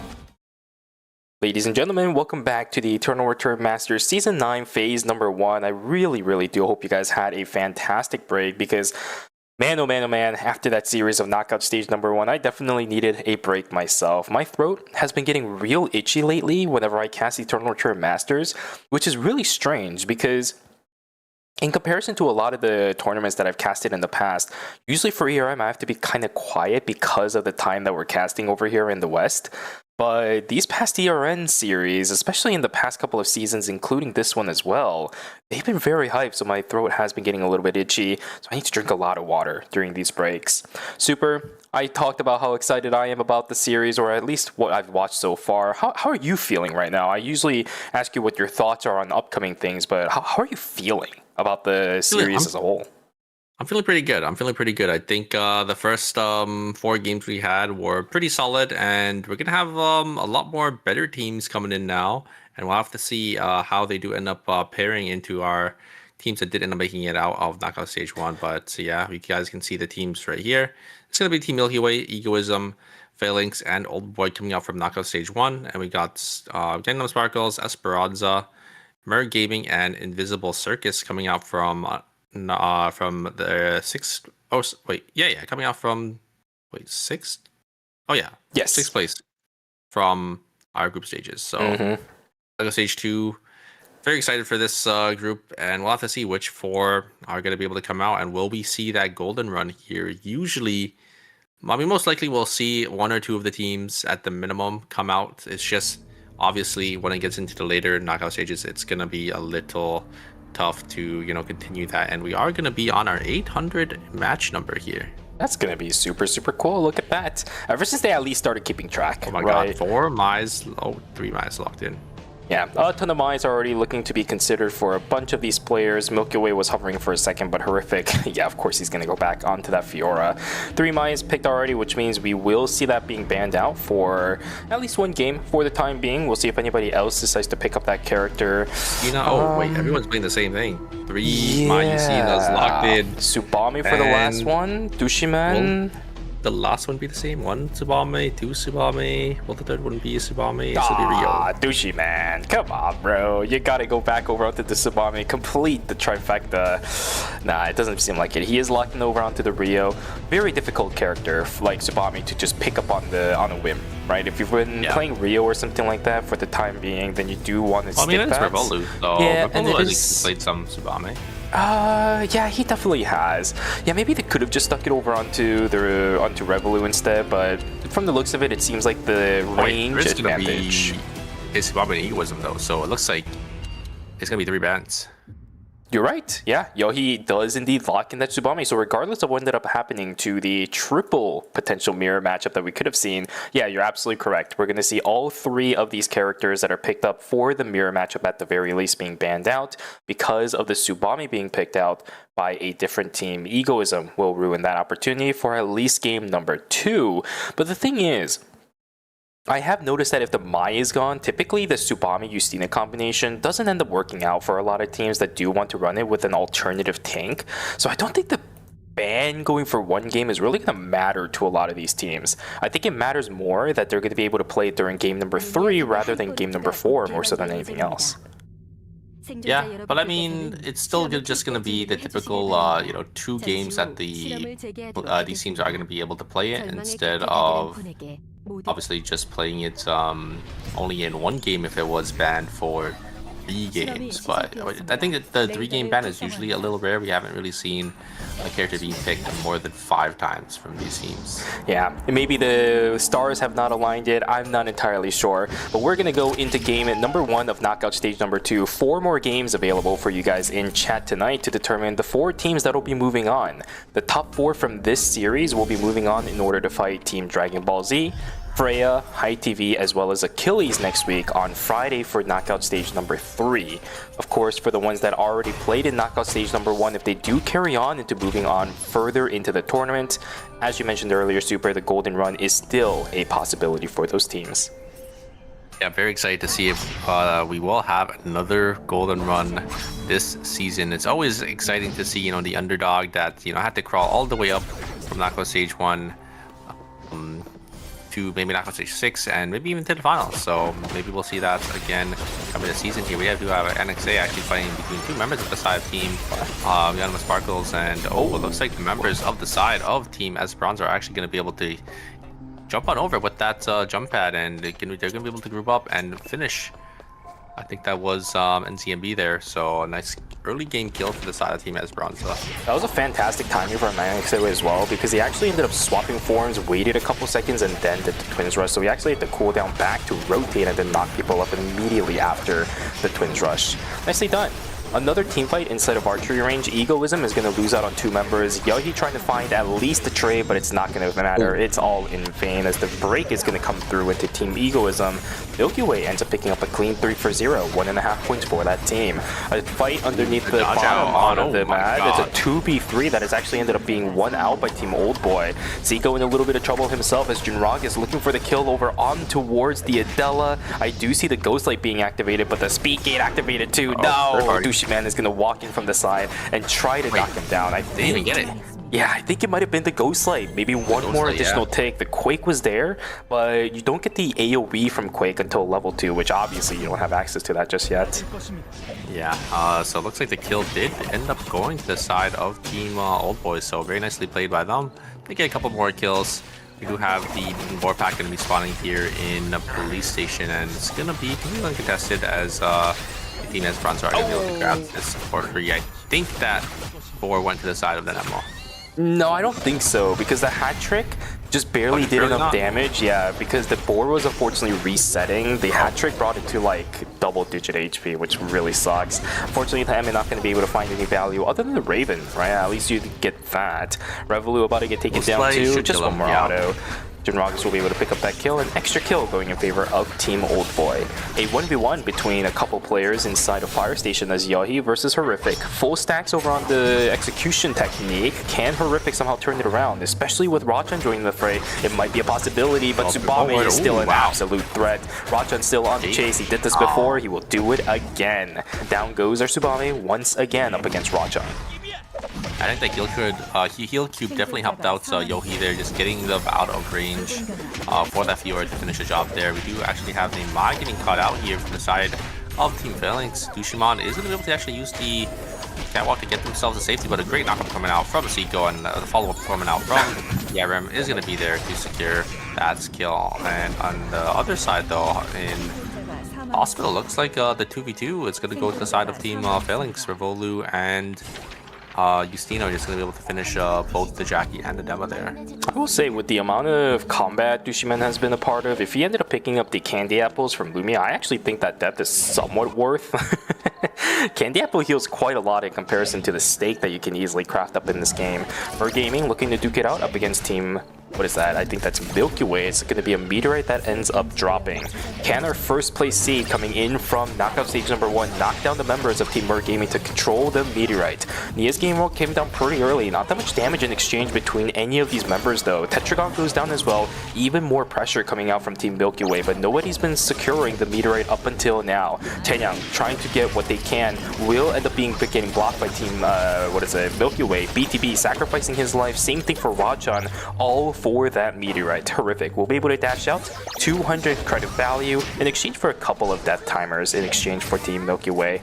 I will say, I think kind of worth for Team Milky Way. That's worth it. Yeah, I mean, getting the meteorite is always just big value, especially since the credit counts aren't too bad as well, so they'll be able to get the 4 score buy-ins, and they're just going to have some more combat power over the rest of the lobby having that extra objective. And yeah, you lose out on 2 members and your timers are a little stagnated, but it's not the end of the world. They're still all level 10 and they're pretty well farmed. Yeah, if anything, I think that the Nia should have just accepted the death and stood still, so the extra waste of time wasn't a thing. Even not popping the +1, right? The 1-up shouldn't have been popped, probably to save those extra precious seconds that you have in day number 2 to try getting some of these very high value camps that are available at this point in time. But regardless, that's the way that goes. Milky Way does end up getting the meteorite, whereas Minjae getting chased down by Mandu will go into overflow, but Seiko is right there with the support. Healing drone is available for the Ekion, but it's not going to be enough. He will go down, but plenty of time to go before night number 2. He'll be back and ready way before it becomes that crucial moment. Yeah, great combo there from Invisible Circus. I love to see it. The Irem and the Adela just able to just CC off of each other's skills there, and they're able to lock down that Ekion before they are able to get themselves on out of there. Yep. Okay, 25 seconds now until the objectives are going to come down. Purple box is available inside of, I think that's a purple box, right? Inside of Beach? There's no way, right? You don't get purple boxes during night number 2. I think this is going to be a rift available in this zone. Why is everybody fighting here? I can't tell. The minimap is a little bit too cluttered. Gangnam Sparkle's duking it out up against Team Old Boy. Good amount of damage exchanges between everybody. Huang is playing like an absolute madman, as Pang has absolutely no way to pay attention to any of this. NCMB is running his best away, but Junragus is on the chase. Luckily, it is a Subami. He's actually going to turn around and look for the kill instead. That is insane! What are we doing, Gangnam Sparkles? 0 kills, 0 points in game number 1? Are you kidding me? That is a disastrous start for the side of Team Sparkles there. I think NCMP probably thinking that they were going to get caught because Lucina has pretty good chase and the Tsumame can't really get away from it, so tried to turn it but ended up paying the price. And we do have two rifts being contested by 2 teams here. There's going to be Phalanx looking for Gaming here, but a huge pull coming out and hitting Dina at the very end there. And the Blue Viper is going to be able to seal the deal, and now the fight is just to swing into the side of Team Gaming's favor.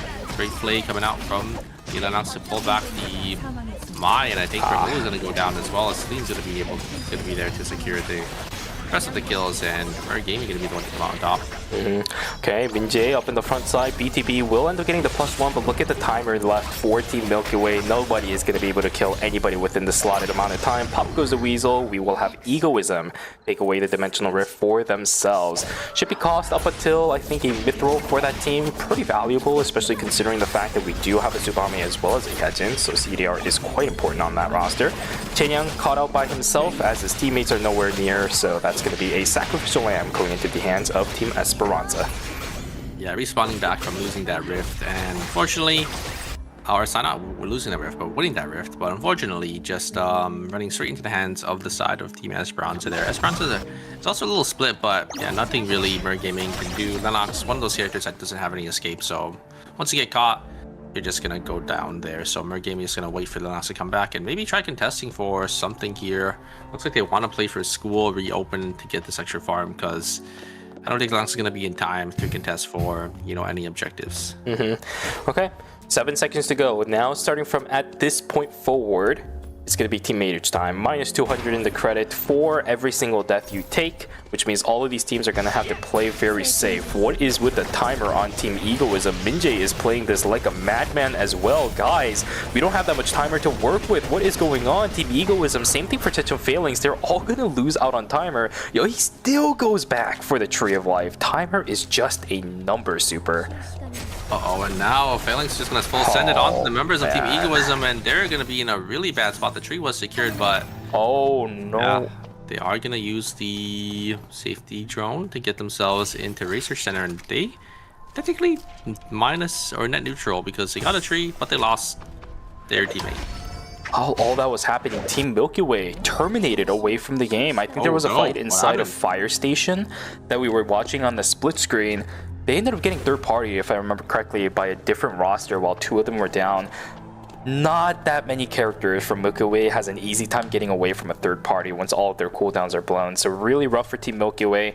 3.5 points for game number 1. It's not the greatest, especially for a team that was our first seeded team in knockout stage number 1. They'll have to make their comeback in the next future games for this series. But for now, 3.5 points. They'll get a little bit of a break until we go into game 2. Yeah, they got third party a little unlucky then, and I mean, they had a really strong showing, so I believe that they'll be able to turn their fate around here. No, Jesus.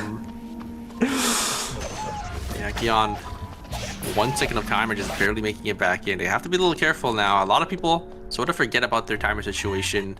I'm a little guilty of it sometimes as well, but just gotta make sure you remember if you step even a second into it and you explode, that is going to be a disaster for your team. Yep, you gotta keep track of that. Constantly communicate that with your team. You cannot run away into the red anymore, which actually puts a bit of a strain, I think, onto Team Egoism.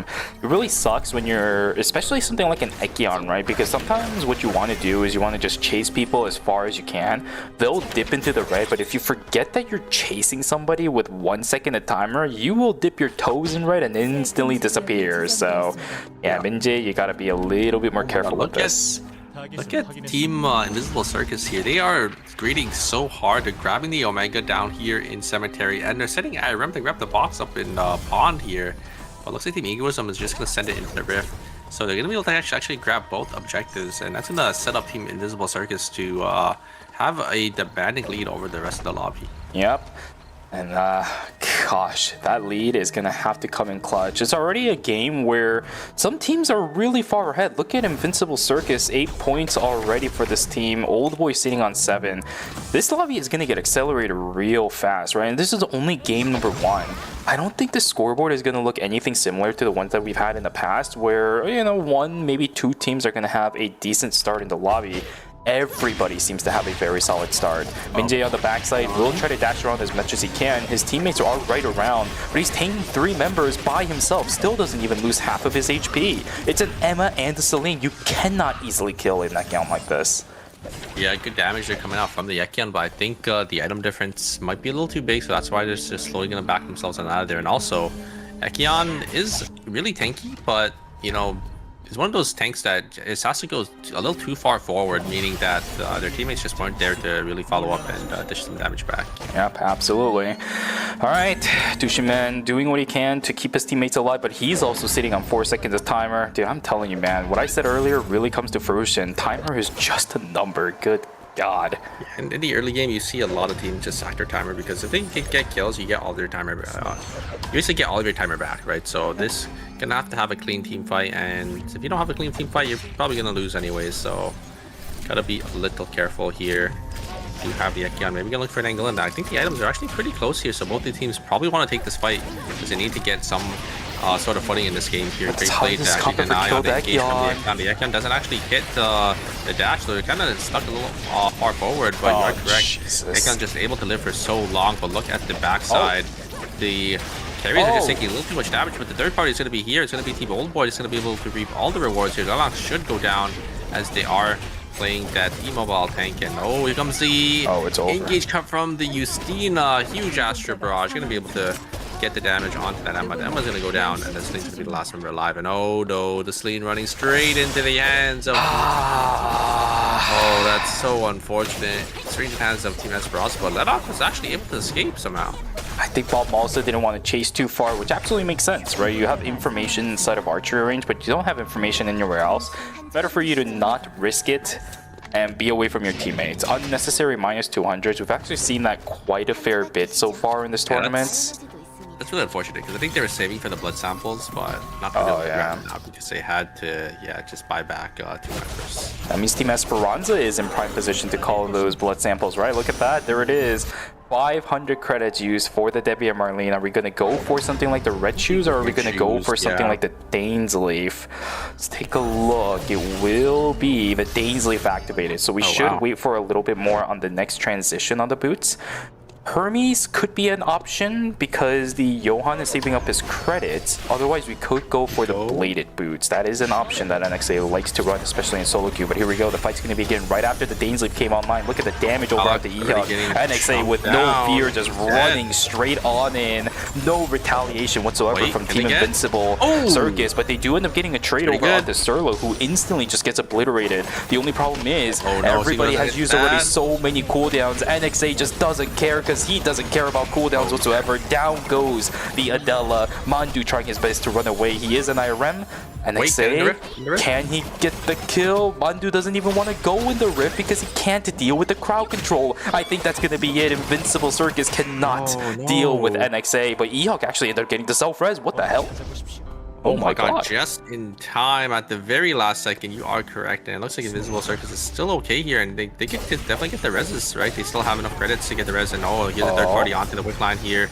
The members of the side of Team Esperanza are a little split, and it looks like they weren't able to get the wick, the blood sample, but they did end up getting the wick buff, and still a pretty decent trade for the side of Team Esperanza, especially, when you did end up getting third party there. But yeah, I feel like Invisible Circus, I'm surprised they didn't take the rift here. The Queen is going to go wide from Seiko. The parry's going to be there. They're going to try looking for some damage. Ultimate is going to come in from NXA. He's going to be able to hit the Alex. And Alex is going to go down once again. The Alex gets caught by the side of Team Esperanza, just going down a little too early in these team fights. No credits available now for Team Invincible Circus. Cannot call that Alex for the time being. 30 seconds left until night number 4, which means most likely for this team, they'll have to wait out until the items. Oh, man. Yeah, I have to look for that. I think if NXA goes down, they definitely have an opportunity to win out the fight. But do they ever kill NXA there? Because with the full combo, we just saw that it did about 75% HP. With the secure, Seiko would have had to gone in and use the checkmate, but they have a Johan on the other side. It's so easy to react to that kind of stuff. They can't really, I mean, it's just up to Seiko to one-shot, but I think it's a little tough, especially when they don't have that Alex as well. Wong getting a little bit baited by their own box, wasn't able to secure it, but how much more can Team Egoism go for? Look at their timer, it's struggling a little bit. Down goes the Hedgen, first one to get taken down. Now Old Boy chasing down the members of Team Egoism. 15 seconds available for the Ekion, but he cannot run away from a Justina. Too many dashes across the board. Will end up getting punished for trying to greed for their own, for the enemy team's items. Yeah, looks like Old Boy are able to just secure their box, and I mean, I think the items for the side team Old Boy are just looking so good right now. Looks like the safety orb is going to be used, does this last long enough? They're going to be able to make it in. Yes, just barely they make it in. Irem going to get caught by the side of Team Esperanza there, and that's going to be it, I think, for the side of Team Invincible Circus. Seiko going to try looking for something here, but not going to be able to find anything. Maybe just going into red to just try to dodge out on that recon drone, and looks like the Subami is going to get caught on the top side here. Egoism just not able to really have much this game. Only 4.5 kills, and the Subami is going to be the last one to rat it out for their team. At this point in the game, if you're fighting up against Team Esperanza, as quite frankly any roster that remains in this game, who do you target first, right? Because if you target the Debbie and Marlene, you see the amount of investments in her. She gets a lot of sustain from Sentinel. She gets a lot of sustain from the Johan. It's going to be really difficult to lock her down. But if you try going for the Jackie instead because of that situation, well, that's a Jackie sitting on two-handed sword that they also have access to a parry.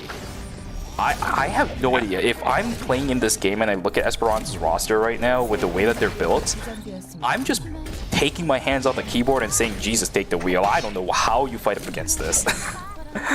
I mean, I think it'll be a lot easier for these front-to-back teams because they'll just hit like closest target, right? Whoever pushes up first, and then they'll try to just kill them there. They have like both Phalanx and I think Team Old Boy have a pretty decent matchup into that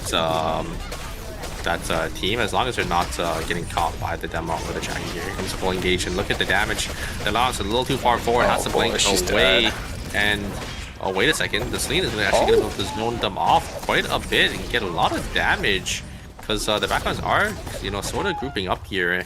Same thing with the Emma as well. The one good thing about Team Merc Gaming is there's a lot of AoE and there's a lot of poke damage from these two backline mages. Yeah, these Sting corridors are making it really easy for at least Totem to keep these players from Judge of Phalanx in line. That's a great snake bite back in. There's no Astra Burst. One single mistake from Dina just costs Judge of Phalanx their entire roster at this point. Rockman's going to follow on through. There's a change over onto the Bunny Morph. Another snake bite lands over onto Revolu, and it's going to be detrimental as the third party comes from the other side. Chaeyang went a little bit too far forward. Look at the Twins rush with no fear. Esperanza walks on in. Chaeyang's going to fall down in just a couple seconds here. The paint swaps are good enough to lock down that Lennox.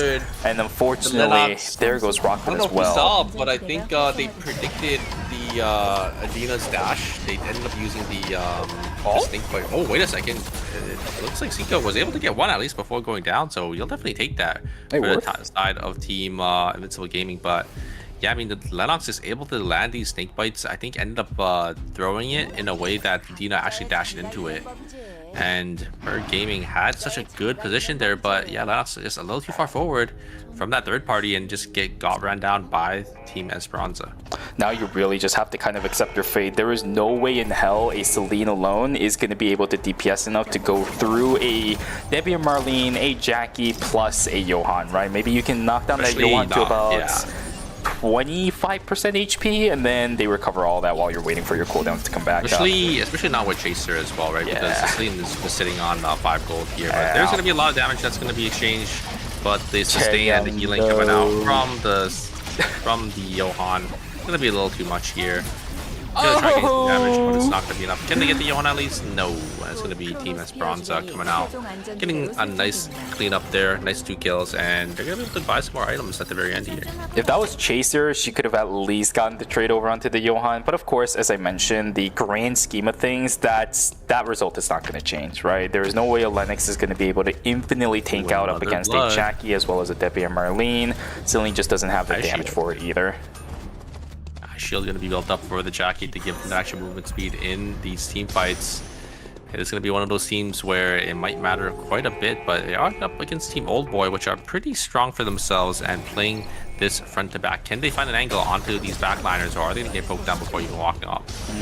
Esperanza, no fear once again, but NXA not pulling the trigger just yet, right up against something like the Tsubame. He doesn't want to do it. Junrog is playing a little bit more aggressive as well. There's quite a lot of melees on the side of Team Esperanza. Not that much range poke on this team either. If Junrogis gets some of the good poke on in, maybe they can do something, but these lasers are just not finding their marks. Yeah, just not able to find anything there, but it's going to get some damage. I think Team Esperanza is probably waiting for the Strider to come back on this demo, so they could just full send it here. Getting poked down a little bit from this Lucina, but Lucina is going to get caught up by the knockup. The After Burst is going to be used a little early, but the sustain coming up from the Johan ult is just going to be there, and the Jackie just going to be able to just auto attack the members of the side of Team Old Boy down, and I think that's going to be a kid. This Tsubame finds some damage here. Wait a second, should be able to get one. The exclusive is going to be there as well. Can NXT do it? NXT is going to pick that one up, and Team Esperanza is going to come out on top. I think the Lucina, just getting caught up by that demo knockup ended up sealing the deal. Surlo was just gliding on that Jackie to run down Junragis, gliding their way into victory. GG's called out the Team Esperanza as they'll take the first game of knockout stage number 2 in very, very convincing fashion. Surlo plus NXA plus the Johan off on the backside to support. That is a beautiful composition and beautiful execution. Yeah, very well played by the side of Team Esperanza, as they're going to have a commanding lead so far in game number 1. Yeah, I wonder how many points they actually did walk away with. I actually wasn't keeping track of the bottom side of our screen because my eyes were so fixed on the fight that was close to a certain point, right? We're going to go back to this story probably time and time again throughout this entire tournament because we saw it a lot during the group stages. Triple DPS, or a lot of teams that heavily rely on poke, despise going up against things like the Johan, the Charlotte, that could just continuously nullify the amount of damage they land, because it's so easy for something like the Johan or the Charlotte to heal the damage that the Justina ended up doing. But you saw how much effort needed to be put in by Jinragus to actually get that poke down. The cost versus return really doesn't make any sense. So when Esperanza pulled the trigger, that was right around the time Jinragus was just about to run out of that laser gauge. Yeah, and just walked up a little too far forward to try to get that poke, and then ended up getting caught, right? I think that was the main reason on why, the whole fight turned out that way. Because I think Tsubame has a really good matchup into these bruiser carries because of obviously her mobility and how much damage she could sort of dish out in this mid to short range kind of skirmish. And you saw at the very end there, was able to solo kill the Jackie and almost turn the team fight around. But I think because the HP difference was really too big, the Tsubame already getting chunked down, it was just not enough. Value of the Johan absolutely massive on the side of Team Esperanza to be also able to enable Surlo as well as NXA to actually go on in there. Despite the amount of damage that the Tsubame is able to pump out onto some of these melee characters, because they're so, once you start fighting a Tsubame as a melee character, you're paying attention to too many things all at once that it would normally feel impossible for you to fight this. But Surlo got the bonus effects from the Johan, and XA also got the bonus effects from Johan. I think it might have been a Soul Stealer from the Johan as well. I have to double check in the next game to see if that actually is true. But all the utility is where it really shined for Team Esperanza. I want to see that one more time. It is such a fun way to play Eternal Return. And I wish I could do it too. That'd be a Marlene, such a fun character. Yeah, I do love seeing the double bruiser comps here. It's definitely kind of fun to watch, right? Just see double bruiser plus support and to kind of see them kind of just run over teams, but also, they have to play the fight like really, really well compared to these front-to-back teams. For sure. Let's take a look at the score sheet. Esperanza obviously going to be in first place after game number 1, 27.5 points in the lead in comparison to Team Old Boy. There will be 9.5 points behind Team Esperanza at 18. Invincible Circus. I keep saying invisible for some reason. Invincible Circus will be in third place with 12, 11.5 for Team Mer Gaming. Once again, the rest of the leaderboard is sub 10. So our top 4, every single knockout stage so far, well, we only had 2, but every top 4 in the knockout stages so far has had teams above 10 and the rest below 10 after game 1. Yeah, I mean, these teams need to kind of go back to the drawing board. I mean, it was still just game 1, so I think they could still just play with what they're used to. But after game 2, if they're still on that bottom 4 spot, they might have to, swap up maybe a roster change or swap up their team comp entirely. We are going to have that Mai, Tsubame, and Justina ban for this game. So, yeah, those teams that were playing that team comp are going to have to change their team entirely. All very valuable picks throughout the entire course of the game, right? We saw how much value we saw from both the Tsubame and the Justina. Quite frankly, I think Justina was a little bit more valuable in game 1 than the Tsubame was, but it doesn't matter. They're both banned, so it doesn't really change anything in the grand scheme of things. So what are teams going to do? Will we start seeing the triple DPS? Because we do see a lot more teams that we typically tend to see in the way later portions of these kind of tournaments. They should have multiple teams ready to go. Or are we just going to stick with the same idea of the frontline double backline, but change up the characters because we still want to make sure that the stability of those kind of compositions exists within our ranks? Yeah, I'm not sure. We might see that triple backline again. We might see just a tank swap. Maybe we'll see the Alonso coming out for some of these teams. Maybe we'll see that Estelle. There's a lot that these teams can do, especially when it's a full team comp that's banned. So they're going to have to swap and see what substitute team comps they have entirely. Let's see what ends up happening, because game number 2 should be loaded very, very soon. With the bans, are there any other priority picks that might come through? I think if we do end up diving into our triple DPS comps, obviously Hart and the Cecilia is going to be one of the #1 priority picks. But other than that, I don't really see any potential bans other than that, right? Do we have multiple Yans, or was it just Rachan in this one? Not too sure, but I think we could see maybe like a Kadia ban too. But that could happen. Yeah, we'll have to see going into game 2 here, and we're just gonna jump straight into it. So you can see at the bottom there, 3 characters being banned out. It's a little tight and for the icons. It's like almost not fitting all 3 characters, and I think we might see these triple backline names coming out. We see a Cecilia, we see a Hart, 2 characters that's pretty well known for the triple backline team. And yeah, the Bernice is going to be locked into. I'm pretty sure Old Boy's going to be going back to that triple backline with the Hart as their last lock-in. So Hart might also get banned if another team decides to go that route as well. Gangnam Sparkles also really needs to turn something around, right? We saw what happened to them in game #1. I took a sneak peek into their Discord server, and people were spamming question marks. So I think Gangnam Sparkle has a few things they might need to correct before we go further on into the series. Game 2 should be the perfect time to be able to remedy that back up. Classic composition, right? Made popular by Team FN Sejong, Henry, Cecilia, as well as the Heart. We've seen this comp plenty of times before in Season 8 as well as now in Season 9. Not too big of a surprise that Gangnam Sparkle of all teams is going to be the one to go back onto that one. Old Boy, as you mentioned, we are going to have that triple DPS again as well. Balmosa on the Bernice. Not too surprised about this anymore because it is Old Boy running it like that. But I'm still worried, right? Bernice just feels so weird with this kind of composition. Although I have seen it work in the past, it's still shaky on some foundations, which will get exploited by some of our other teams. Yeah, I feel like a long-range ADC would be better, like Rio or the Kali that we see other teams playing.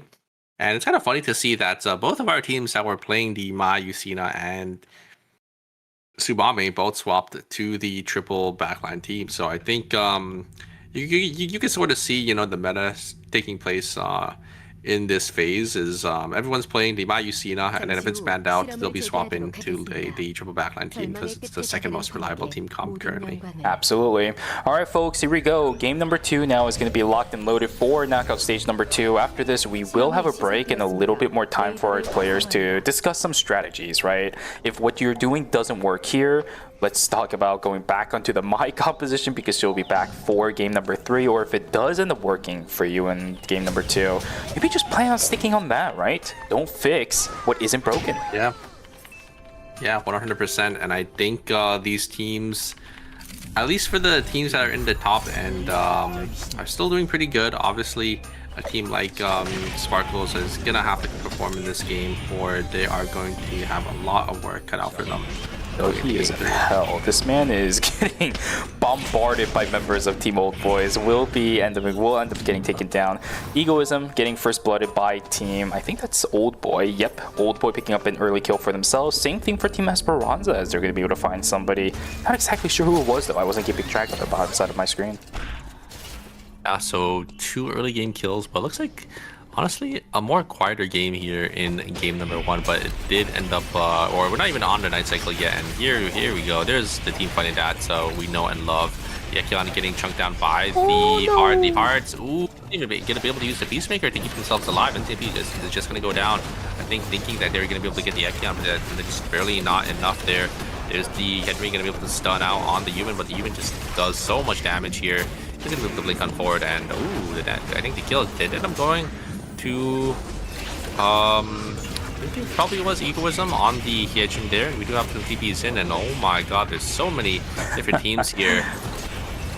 Yobi gonna try looking for an angle in, is just sitting in the bush, is gonna get a lot of damage on NCMP, but the Heart still has a Peacemaker here, and now we're gonna have the jump on in from the Celine. Celine's gonna get knocked down, and now we got Team Milky Way coming back into the fruition. The ultimate coming down from the Cella is gonna be able to chunk a lot of these members down.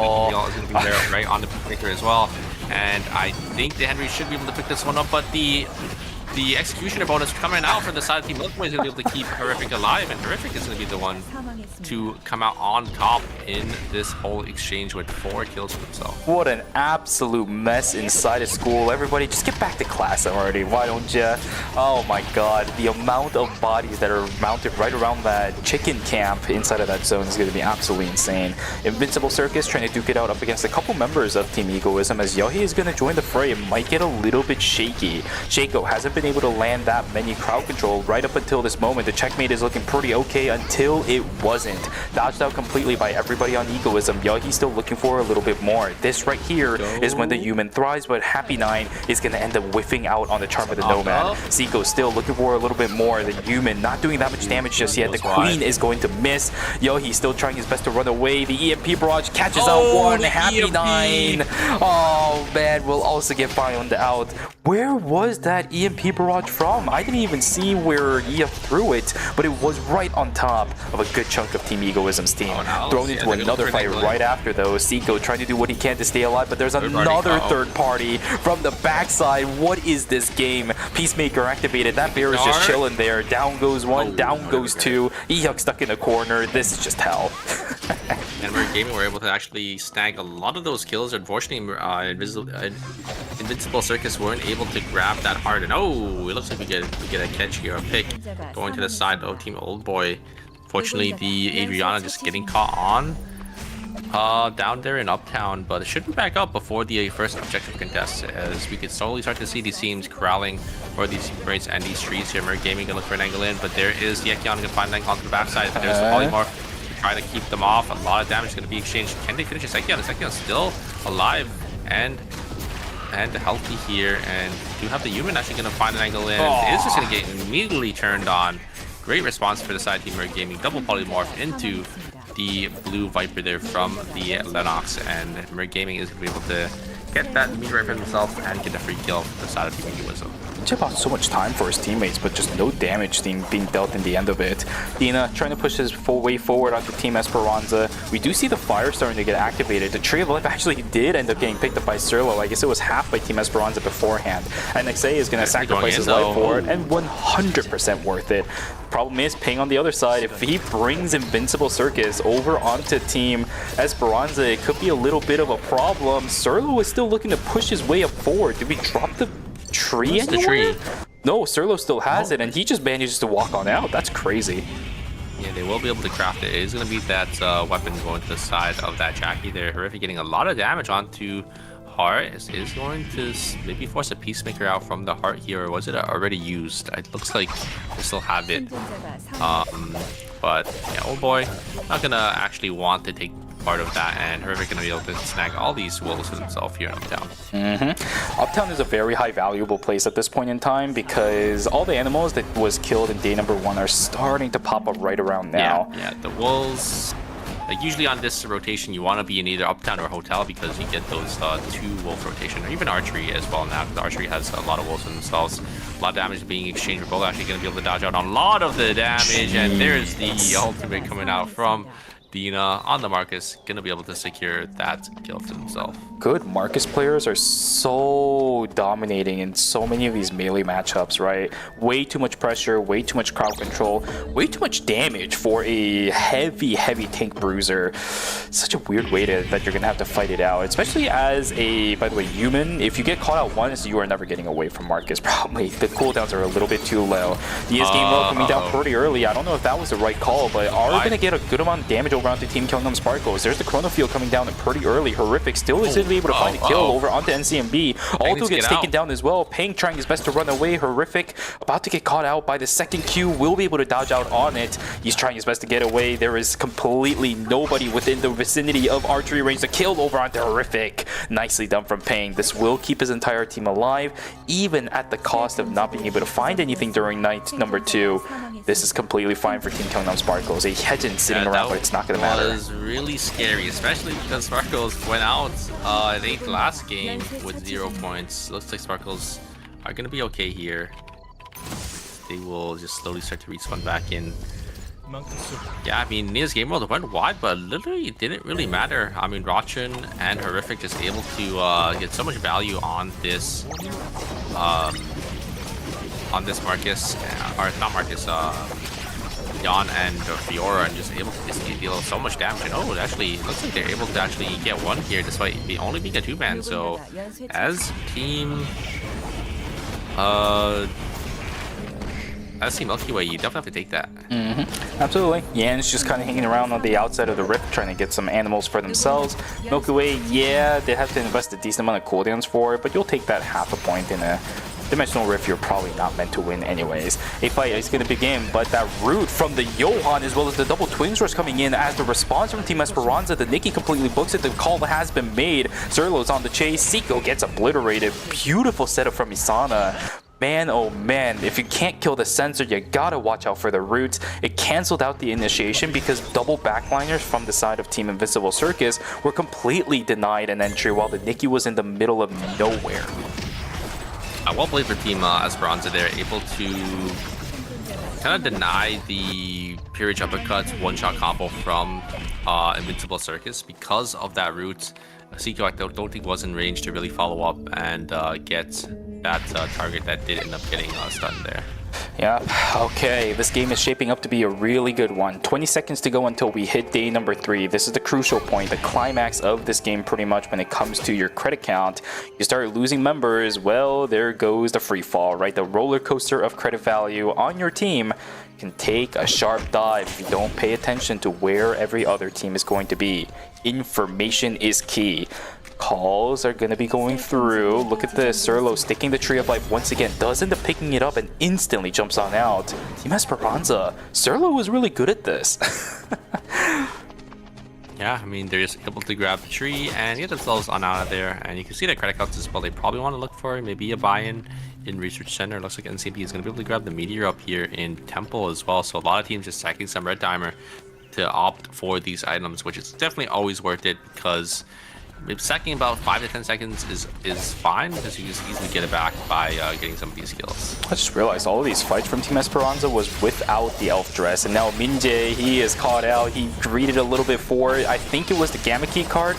Yeah, he has it in his inventory, but I think it's going into the hands of Team Esperanza. Minus 200 plus losing out on the Gamma Key card. That is gonna suck for Team Egoism. Esperanza, do you actually end up getting the Gamma Key card in your inventory? I don't think it does, right? Yeah, I think it's just lost or it's converted into credits, if I'm not mistaken. So yeah, you don't get it, but it's still a huge find for the side of Team Esperanza. Was Team Esperanza, and yeah, denying the Gamma Key card as well, right? I think is definitely like a pretty big deal. That's the real big part because Team Egoism, they need more items at this point. With Gamma, you get a couple of free transitions. If they took it immediately, probably would have also been in prime position to contest for an objective coming out during night number 3. That route is completely closed now, so well played over onto Team Esperanza. A couple of objectives being contested over. I think this one is going to be the Rift. Tetchum Phalanx. Dina looking a little bit interesting, making it up with the triple knockup, but without the burger flip, I don't know really how much you can do. Completely isolated away is going to be Mandu once again. Look at this. E-Hug trying his best, trying to support with the EMP barrage, but it doesn't do anything because everybody from Tetchum Phalanx is already out of the fight. Invincible Circus, you are in trouble. White Lily activated, but the knockup is going to cancel it. Seiko taking down 2. Dina playing an absolute masterclass of this Marcus. Yeah, I love the way he's positioning in these team fights. Just he's completely denying any opportunity that Team Invincible Circus has to try to look for an angle. Because Marcus is just sitting in front, right? Making sure that the dive in with that Nikki is just gonna make sure that the Nikki's gonna be completely isolated, and the Adela is not going to be able to follow up. High value risk taken from Team Tetchum Phalanx, sending Dushiman inside of the Rift. He will end up getting the free objective because of that. I believe, there we go, there's the words, that's the legendary box as well, even without combat. So that's up until a what? I think that should be the Force Core for Tetchum Phalanx. You always see a legendary box, I think, in day 3 just because you do risk wiping, even though you're not fighting anybody. One. Yeah, because you can still permanent death, right? So looks like they got lucky and there wasn't anyone that did end up contesting them. So it's a nice free 4-score going to the side of that team there. Despite 8 teams still being alive, right? So pretty nice risk that Chechen Phalanx was able to take. 200 credits or even more that you're able to gain. More gained was what they got. Nicely done from Chechen Phalanx. Still continuing to move on into this game as 8 teams all still alive, as I mentioned, going 30 seconds until day number 4. This is where the map starts to get really choked out for a lot of these players if this many teams are still alive. Yeah, 8 teams, day 4. Ooh, I don't know if you saw, but there's a double objective actually spawning down in dock, and I think that is Team Phalanx going to be positioned for that. So it's going to be a huge tempo swing coming out for the side of Phalanx. A meteorite and a box, and look at where Team Esperanza is coming from. They're coming from the research center. Maybe going to try contesting something here in Fire Station as well. Seiko trying to look for anything here on this Della. Can they look for an angle? Here, Jupiter is still being held, so I don't know if they want to pull the trigger anytime soon, but have to be a little careful. Chechen Phalanx seems to be a little bit split apart as Dina trying his best to get away from the fight.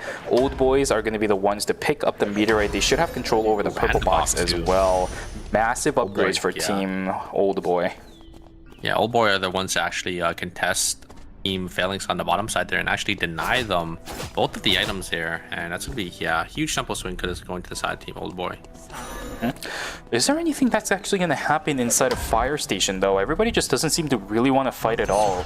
Invincible Circus is actually the one that takes the place of Esperanza, funnily enough, from earlier. And now Ehuk is split away. He's going to try to use the parry, the blink out as well, but NXA is still on the chase. Twin Rush is buffered up with the Queen, unfortunately. That means no combo is set up at all for Seiko. He's going to be able to get the checkmate down, but it's just nothing as the Johan denies it completely with the Divine Intervention. Sorry, the Faith and Wavering, I apologize. But Seiko still gets out. All of the queens, all of the crowd control is enough for this team to run, but the crowd control, the timer, the split apart at this point, it's really going to be detrimental. You gotta stick with each other. Yeah, look at the items on the side of Team Invincible Circus. They are definitely struggling a little bit here. I mean, they have to look for the one shot onto a target, but it's just not enough damage right now. And if they don't have the items to get there, it's going to be a little rough. BLS being taken from Team Invincible Circus. 15 seconds to go until the research center is going to close. Are they really going to look for a contest on the wick line? I do see them hovering the north side of the map right now. Maybe looks jump a little on finicky. Yeah, try to team test it from the bottom side, so you can maybe try dragging it down, but definitely not strong enough, I would say, to contest for this wick line if a strong team does end up pulling up here. Yeah. We have Team Phalanx coming up, contesting Team Sparkles. Team Sparkles are in a corner here, so I think they can maybe look, but the damage coming out from MTMP on is hard. So dashing on forward, getting a lot of trade is gonna dodge out a little bit here. Oh no! Oh no! NCMP gets pushed into the wall, so not able to actually use their ultimate down there. I think that is gonna be it for Sparkles. Wait a second, Peng jumping on forward is gonna be able to hit some skills here. I think that Hex should be able to kill the Adriana. Oh no! Just gonna be able to live just barely, and Revola gonna blink on forward. Is gonna connect that. The ultimate's gonna come down. Maybe try turning. Peng is just barely. Oh, third party is here, and I think that is going to be it for Team Sparkles. Going to go down in 8th place again. There's still 8 teams alive in night number 4. Good lord, 3 points as well for a triple DPS composition to walk away from a game with 3 points in 8th place too. This has got to be the worst feeling in the world. And now what do you do as Gangnam Sparkles? You're going to get that slightly extended break because you're the first team gone. But what kind of strategy do you have to talk about? This team has a lot to think in the next few minutes until game number 3 begins. But for now, they will have to get the break that they really didn't want at this point in the game. I mean, let's have to decide what they want to play for the next game. Most likely, they're going to be going back to that Yusina because they did just have a bad game on it in game 1. But I think they are probably fine playing the team off if they are here. God. It looks like Team Invincible Circus is going to get caught in the middle of the crossfire, and the Alex is going to be forced to blink away. They are going to lose Seiko, so it will be a minus 200. But look at the crit count. It's actually not going to have enough, and it's going to turn to day 5 here.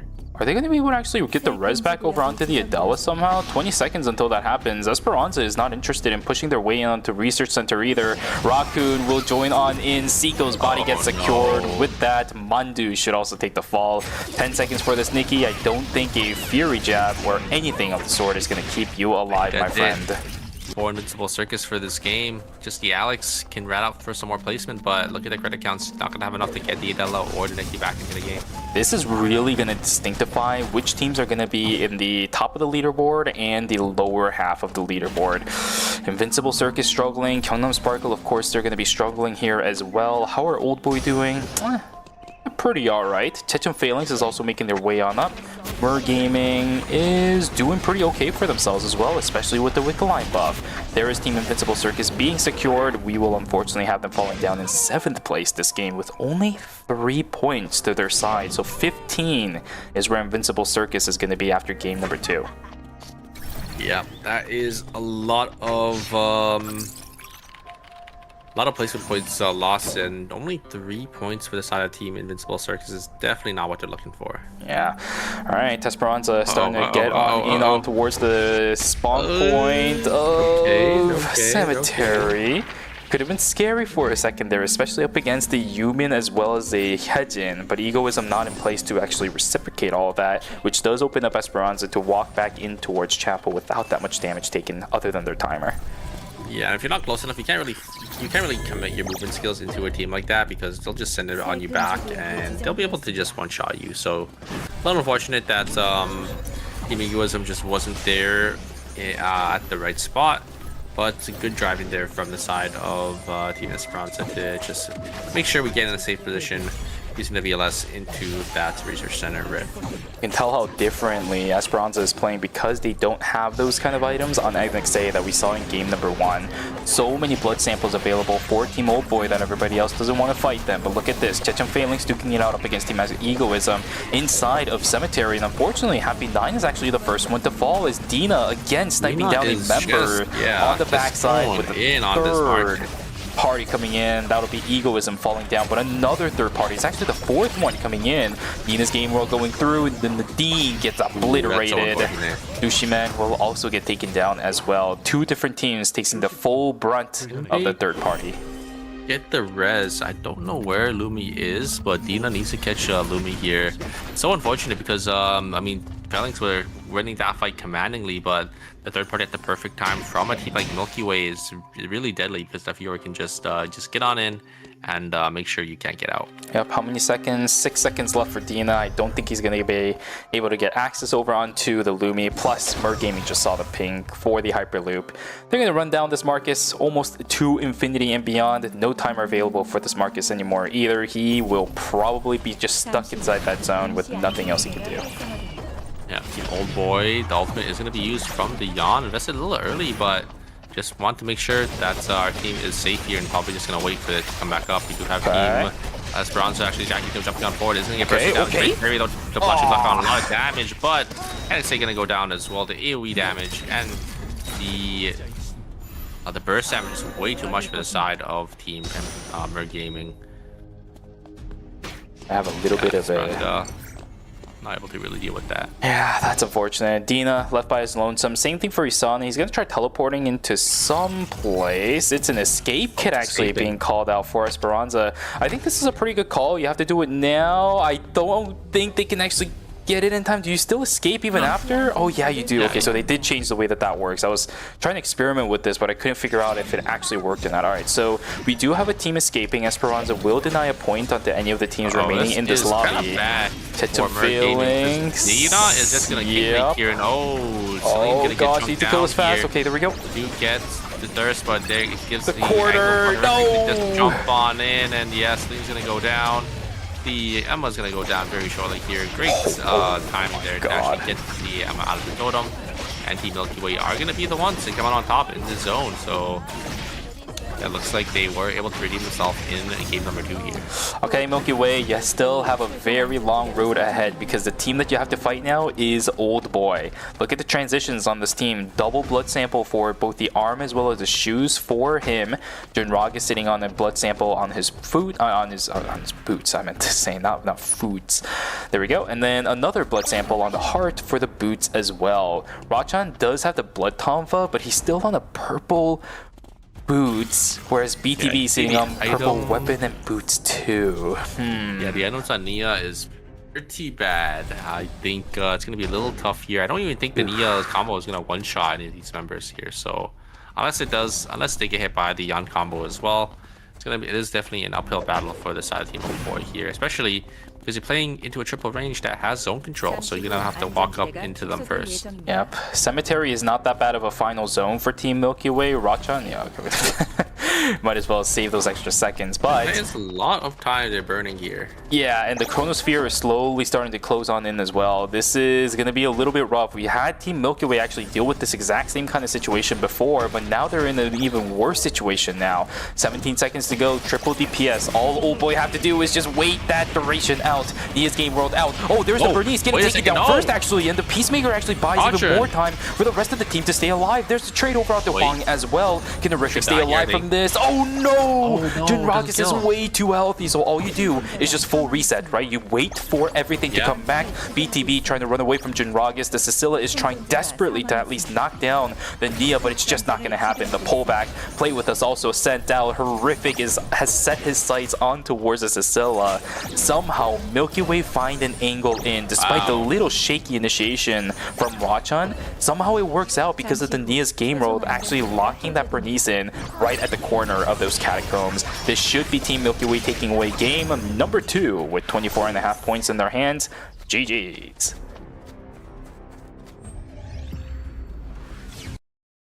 What a game. What a game, and what a final zone to round out our game. A halfway point into knockout stage number 2, Super.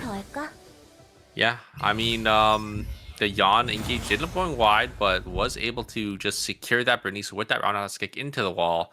And the Bernice a little too split away for the Heart to really have that Peacemaker to save them there. And it's a lot of damage just going to the side of Team Milky Way at the very end there. Just very, very well played in that team fight.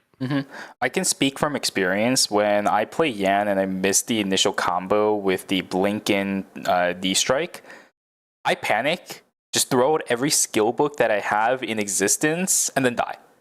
Rachan just completely flipped that on its head. Even with the shoddy initiation, he somehow managed to pinpoint an accuracy, launched Tomahawk Roundhouse onto the Bernice, who, by the way, also had the the heavy knee pads as well. You got to get rid of that before those crowd control really lands.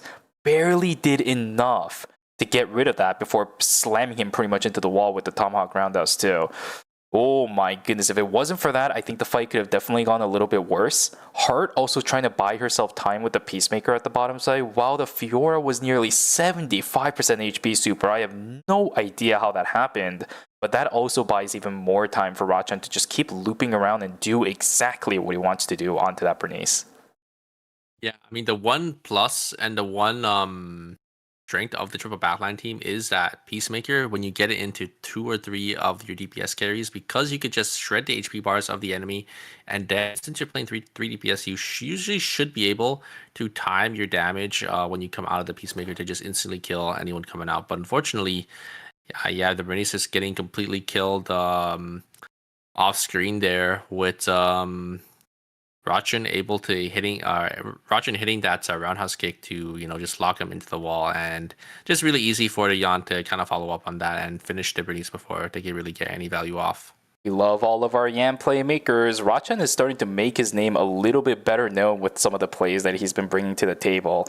Knockout stage number 1 and 2 seems to be just his comfort playground at this point. He's just toying with all of his enemies.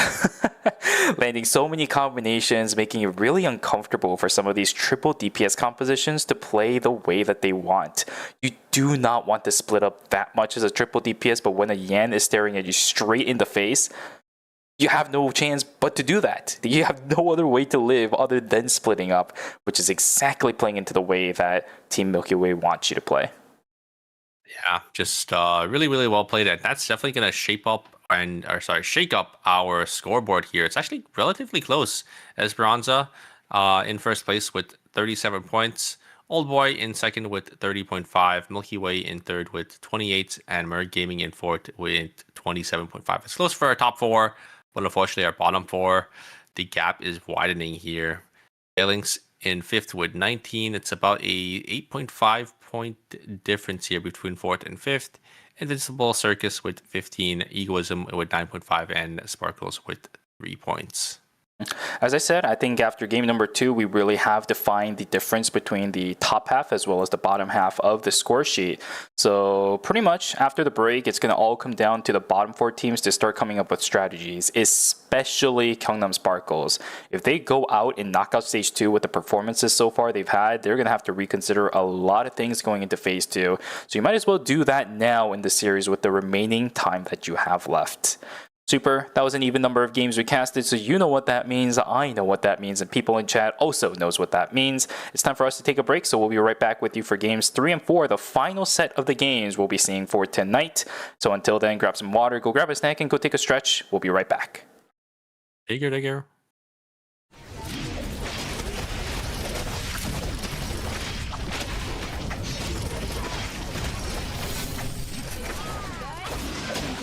사망했습니다.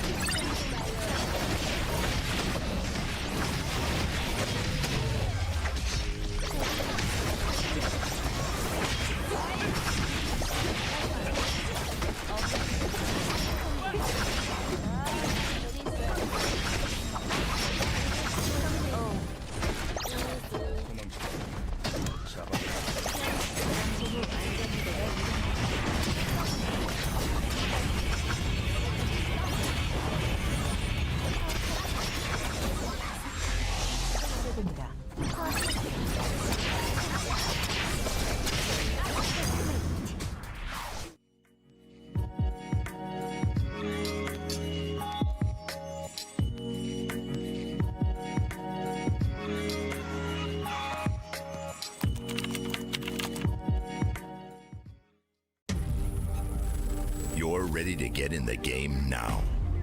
The last thing you want is to wait. WD Black, performance storage, purpose-built for gaming. SSD speed that obliterates load times. Performance to transform your game. Expanded capacity to store more. Customizable RGB. WD Black. Because the game never waits. WD Black. Drive your game. 예기치 못한 사고는 언제나 발생할 수 있지. 통제할 수 없는 힘은 저주야. 적어도 사람인 채 죽는 게 낫지 않겠어? 내가 죽거나 네가 죽거나 존재도 흔적도 남김없이 지우겠어. 시간 끌 필요 없겠지. 이걸로 과거를 바꿀 순 없겠지만 미래라면 지겹게도 몰려드는 쓸모없긴 사활을 걸고 넌 반드시 데려가겠어.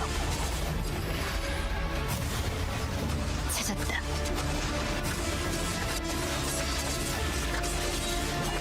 얌전히 죽어. 결국 괴물 하나가 죽는 건 변하지 않겠지. 내가 괴물이 되기 전에 날 죽여줘.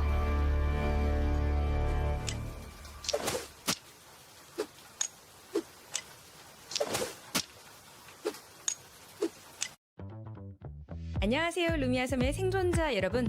9.2 패치노트 다이제스트 진행을 맡은 천시아입니다. 이터널 리턴이 시즌9 마치리와 함께 새로운 모습으로 찾아왔습니다.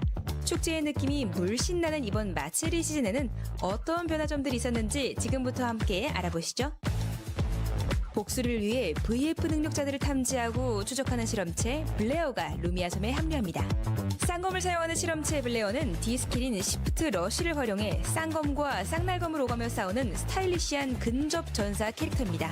강력한 돌진 능력과 추적 능력을 가진 블레어와 함께 최종 생존에 도전해보시는 건 어떨까요? 블레어는 출시 후 2주일간 9,900A 코인에 판매되며 11월 4일 화요일까지 랭크 대전에서 선택할 수 없습니다. 다음은 새롭게 추가되는 상품입니다. 주문은 얘한테, 팁은 나한테. 카티아의 새로운 스킨, 카페 알바 카티아가 추가됩니다. 귀여운 유니폼을 입은 카티아. 여러분도 카티아의 새로운 매력에 빠져보세요. 새로운 실험체 블레어의 출시를 기념하며 이모티콘 4종도 상점에 추가됩니다. 시즌9 프리미엄 베이직 토큰북이 추가됩니다. 시즌9 토큰북은 미션을 통해서 마치리 토큰을 획득할 수 있는 프리미엄 베이직 퀘스트북으로 구성되어 있습니다. 제작수에 출시될 고스트 헌터 2세를 위해 토큰을 미리 모아보세요. 다음으로 시스템 변화점들을 소개해드리겠습니다. 할로윈 시즌을 맞이하여 루미아 섬에서 으스스한 할로윈 축제가 열립니다. 브리핑룸과 묘지 지역이 할로윈 분위기로 새롭게 단장되는데요. 새로운 모습의 지역들에서 색다른 느낌을 받으실 수 있을 것 같네요. 전투연구실의 전멸 판정이 개선됩니다. 이제 균열 내부에 있는 모든 팀원이 빈사 상태가 되면 즉시 사망 처리됩니다. 더 이상 상대를 모두 쓰러뜨리고 빈사 상태인 적을 처리하는 데 시간을 쓸 필요가 없어질 것 같네요. 입장 팀 수에 따른 보상도 차등 지급됩니다. 이제 2일차 밤에 적이 없는 전투연구실에 입장하실 경우 기존보다 조금 적은 보상을 얻게 됩니다. 안전구역이 좁은 게임 후반부에 B0 R1이 겹쳐 발견되는 빈도가 줄어들고 보리의 도주 시간이 줄어들어 보다 추격이 쉬워집니다. 다음으로 게임 플레이 변화점들을 소개해드리겠습니다. 혼돈 특성의 도깨비불의 쿨다운이 35초에서 30초로 줄어듭니다. 이제 조금 더 자주 도깨비불을 날릴 수 있겠네요. 지원 특성의 치유드론 체력 회복량이 소폭 상승하고 쿨다운이 줄어듭니다. 같은 지원 특성에 속하는 위압감의 경우 받는 피해 증가가 4%에서 3.5%로 소폭 감소합니다. 전술 스킬 프로토콜 위반의 경우 받는 피해 증가가 10, 13%에서 12, 15%로 상승합니다. Ladies and gentlemen, welcome back from the break. We are now getting ready for our final two games of the night. Knockout stage number 2, games 3 and 4 are now getting prepared for you guys. It's been such a fun day so far, but for us to finish out the weekend, these two games must be played, and at the end of that, the competitive weekend for this week is done. Super, we're just going to send it straight on into game number 3.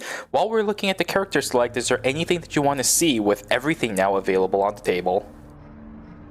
I mean, I think we're just going to see, obviously, I think Sparkles and Boldboy going to be going back to that My Justina team. I wonder if any other teams are going to be playing it as well. Maybe we'll see a couple more bands coming into fruition. I think maybe Phalanx is probably going to be playing it too here. So, I mean, I think this was the other team that was playing it, but oh, are we going to have Egoism also playing the team comp as well? So a 3-player band, and oh, is that AR ISO? We locked in for Ping. Pang's looking for something else this time around. Alrighty, instead of the Justina, we're gonna go for the ISOL. Is this something that Gyeongnam Sparkle, maybe Pang has figured out could be a theoretical counter to the Tsubame? Because we are seeing 3 teams potentially hover it. Minjae is thinking of that Ekyan, but I think we're gonna see the swap over onto the Mai because of how good it is with this composition. No! Minjae is going to lock in that Ekyan. So, triple goodness gracious, triple Tsubame, quadruple Justina, triple Mai. Alright, okay. So it's just going to be the same bands, Mai, Justina, and Tsubame. And you see the B pick 4 times, doesn't really matter. We only got 1 game left after this. Yeah, Nimon might have to do something about this though. These characters have been way too strong, I think, in the ERM scene for seasons now, right? Quite frankly, ever since Justina came out, she's always been right along that side of, is she insanely broken or is she just really, really good? Yeah, Except for the first couple months she came out. Sita has been getting a hit with nerfs like Yeah. almost every other patch as well, and she's still, you Being know, really played. good and being played quite a bit, right? The most recent one was the extra downtime when she does use up her bar. I think it extended by an extra second or two. And then I think Mai depends. I mean, Mai's always been pretty good, but sometimes, you know, the tanks rotate in and out of the meta, right? Like we saw last season, it was more of Estelle, and then like a lot of the other tanks, and then after a couple of changes, Mai's kind of back up in here. So we'll have to see, right? I think the one thing I do like about Eternal Return quite a bit is the meta, you know, changes like every other week. Yeah, the only problem is when it comes to year-end, we can predict a good chunk of what we're actually going to be able to see because there's a few characters that just really don't change a little bit. Unfortunately, we're already seeing a little bit of a flavor for that because we have 3 Justinas sitting inside of Doc at the moment. Everybody just fighting against each other. Alto's gonna be the first one to fall. Happy 9 isolated, waiting for the recharge. That extra second hurts quite a bit. Ooh. No laser trade as Jiragas. Ghost Light is not gonna be enough as it disappears right at the end there. Look at the items on Jiragas as well. Just the ballista built up. Everything else is green or white. Really unfortunate for everybody else inside of that zone. They're gonna have to wait for somewhere else. Zico on the Tazia will end up getting executed by BTB. It's still early in the game, so that death doesn't really matter. But yeah, it is nice to see that we are gonna see the Tazia out from Zico. It's a pretty desperate call, I think, for Invisible Circus, which is not that bad of a situation to be in, considering we still have another game left. This is a good test. I mean, we have seen Zico playing the Tazi in the past, right? Playing the, I think the, on Insider, he used to play the, I think it was William Tazia plus Shoot Guy. So seeing it come out again is, it's no surprise considering I think Invincible Circus is in a pretty rough spot. So they kind of have to sort of change what they're kind of doing there. Great exclusive to pull Revolut out of the ultimate there from the Nia's game goal. Then they're just going to be able to kill the Yan, who was a little too far forward. And it's going to be Team Phalanx going to be getting up to 2 kills here for themselves, sitting on 1 full point. Jackie, just going to be able to get the execute onto Rockman there. Get the reset, but SB Gate is going to be there for that Lanox to get themselves on out. A couple people look a little bit lost, if I'm going to be real. I think BTB just kind of lost a little bit there on what he had to do. Yahi doing some really nice jukes. Bob Malsa definitely knows where he is this time around. Minjae, on the other hand, though, he might be a little bit lost in the sauce as the damage output from Huang is just way too good. Exclusive to dodge out on some of the damage coming out from this Ekyan. He's going to overflow, but immediately hightails it on out of there. Same thing for Chenyang. I think the blink was invested from the Lennox to try getting away. He needs to buy about 5 seconds more time before this Celine is going to be able to res. Horrific still on the chase, but this is just a Fiora up against a Lennox. This win stream is also not going to help as the Celine comes up. Chenyang has done their job. The question is, can they actually live, or will Horrific just chase this for an eternity? There is the triple ultimate, so you are going to connect stun onto this Lanox, but the Lanox is just a little too tanky here and is going to be able to hit the heal drone. So I don't know if the Fiora's going to be able to kill this Lanox in time. And hits some nice skills there. Master Reach Ventes is going to be enough to get that Fiora enough damage to get the kill there on the Lennox. Horrific actually just able to hit so many of their skills here at the very end. Good call from Milky Way to not push that issue any further because they just got pinged out by a Raven that was killed inside of school. That means even without that Mai, there's a couple other players on that team hanging around inside of school. Good thing for them to just back away from that, just take their own Raven, get some information, and wait for that day 2 mark to start popping up. Zico on the other end wants a couple more kills. Minjae is now the one in a little bit of trouble. Another fight inside of Hotel as never mind, Milky Way wants to fight. Counting up sparkles, trying to get a couple extra kills. They should be able to get it as Rachan ends up going a little bit wide. You're correct on their skills. Minjae still in trouble as the dead drop comes in. Ihyuk going to wait the kill. They also were fighting it as a 2-man as well. The Nia was just nowhere near Rachan there for the side team Milky Way, so he's not able to really take the team fight.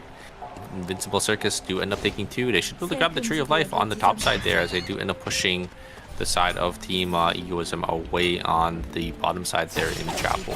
Absolutely. All right, Egoism and Milky Way, a little bit of a rough start to day number 2. Luckily for Team Milky Way, they do get control of Factory, which is massive at the beginning of day number 2, right? Not only do you get those mutant wolves, but you get a ton of other animals, like the dogs that are going to spawn, the wolf set that's going to spawn at the bottom side of the map near the fireplace. It's so good. Here we go, Happy 9 about to get pushed in back to the wall. Not going to happen, but Seiko is still on the chase. Explosion shot is looking good. EMP barrage not going to get canceled out. It's Seiko, Paradiso down, and the final glass shard to knock down Happy 9. Great chase from Seiko. He is looking comfortable on this pick. Yeah, I was a little worried just because he did end up missing like a couple of like minor skills like the wall on knockback, but the finish there from the Alex ult to, you know, sort of help out there was very nice, and then that Paradiso to get that slow. And yeah, it looks like Invincible Gaming going to be able to pick up another kill, and they're kind of exactly what they need in this situation right now. It looks like Tsubame is going to be able to actually get themselves on out. Maybe they can turn it here because Serio is actually over chasing, and they're going to jump straight to the hands of this Ekion. Can they get themselves on out? I don't think they have any mobility left. They're going to try looking for an angle back in to try to get a kill, but not going to find anything. Yeah, you're gonna die anyways, right? Right behind you is gonna be a Ekion that can chase you pretty much forever and perma-slow you with the Envenomization. I respect the grind, right? For the Jackie to try turning that back around. Eok, on the other hand, he is probably absolutely dead to rights. He can't even leave here. Box inside of a box. It is boxception for Eok as he's gonna die right inside of Mia's game road and smack dab in the middle of Tetragon. This is not good. They weren't able to get their item, and now they're getting full scented on here. Volu actually is gonna get caught and tagged with the double blue Viper. So I think it's actually going to go in favor of the side of Merc Gaming. They'll be able to defend their box perfectly fine here. And yeah, looks like Phalanx, I think if they won that team fight, it would have been so good because they wouldn't be able to get that 4 score. But it looks like Merc Gaming were able to hold their own there in archery. Esperanza also maintaining control over the Rift means that's going to be pretty good value for that team. I do see a team that is potentially going to contest against them, but I don't know how many Rifts are actually going to be contested with how contested everything else has been around the map. Alpha going to get taken by Mer Gaming. Let's see where it goes. Team Milky Way will now be fighting up against Gangnam Sparkles. Does that mean we're actually... No, never mind. Both of the Rifts are going to get contested. Esperanza just immediately sending it the moment it begins. Double Twins Rush activated for Team Esperanza. They will be able to knock down Happy 9. Down goes Yodi. We should have Esperanza winning out on the right side. But Mia's Game World on the left side, it does look like it's not that much. Yeah, Horrific is the only one to fall. Gangnam Sparkle still 3-man strong. This Assault Rifle ISOL is looking to make wonders happen as Rachan will also get taken down. BTB, you do actually end up using the one of which is actually quite interesting. Will end up taken down as well. Is like really short, so they'll definitely just have it back up when they get on muscle memory.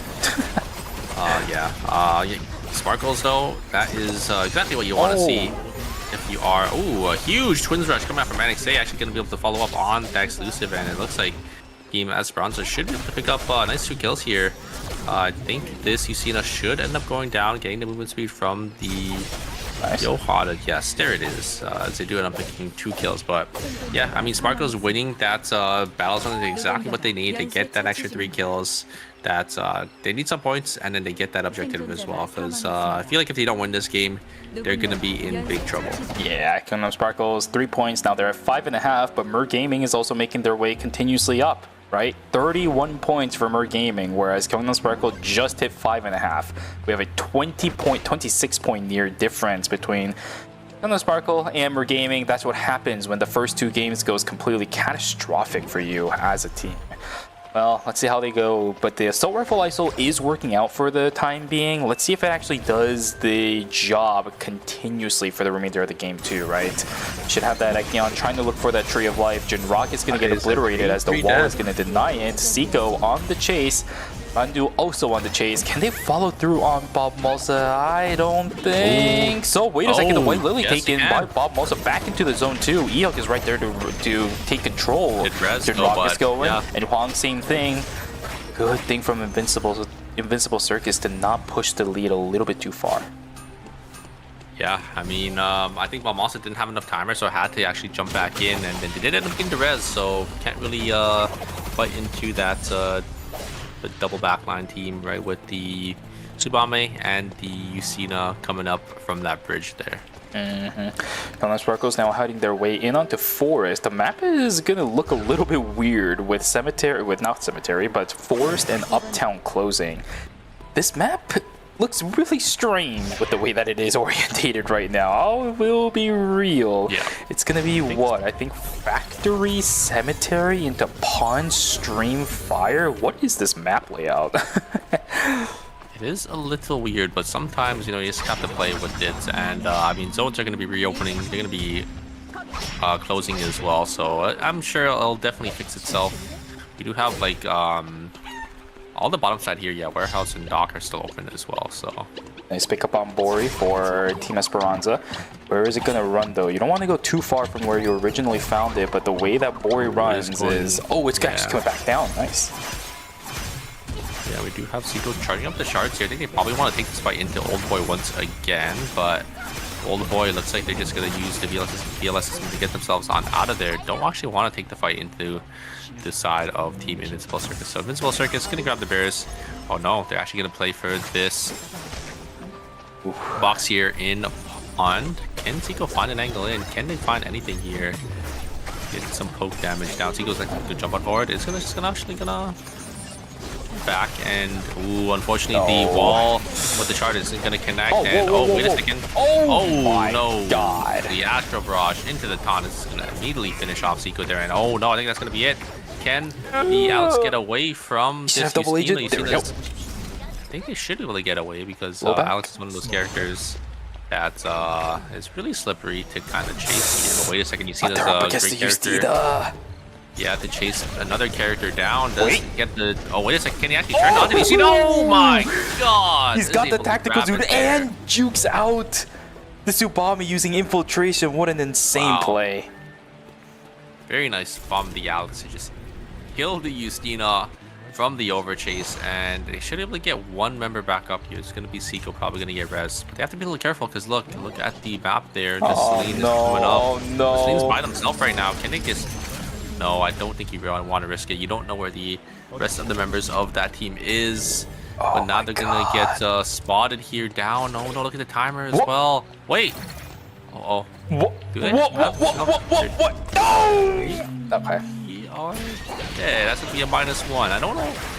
I don't know. Seiko just left his teammate to die there. I think you should have let him use the White Lily instead. Yeah, if anything, it should have been Seiko that just walked through that entire side. Jinrock is blinking away, but Vinjay is already taken down. Yohi trying his best to run away, but the laser slows him once again. Down he goes. Happy 9 left by his lonesome will have to take the -400, whereas Team Invincible Circus does get the terminate off from Team Gangnam Sparkles. That is it for Team Invincible Circus in game number 3. And quite frankly, it could, be the calling card already. I really hate to call it at this point, but 4 points for Invincible Circus, whereas the entire lobby is already starting to stack up a good amount of points, especially Mer Gaming. Look at that, 4.5 points for a late game mage setup composition.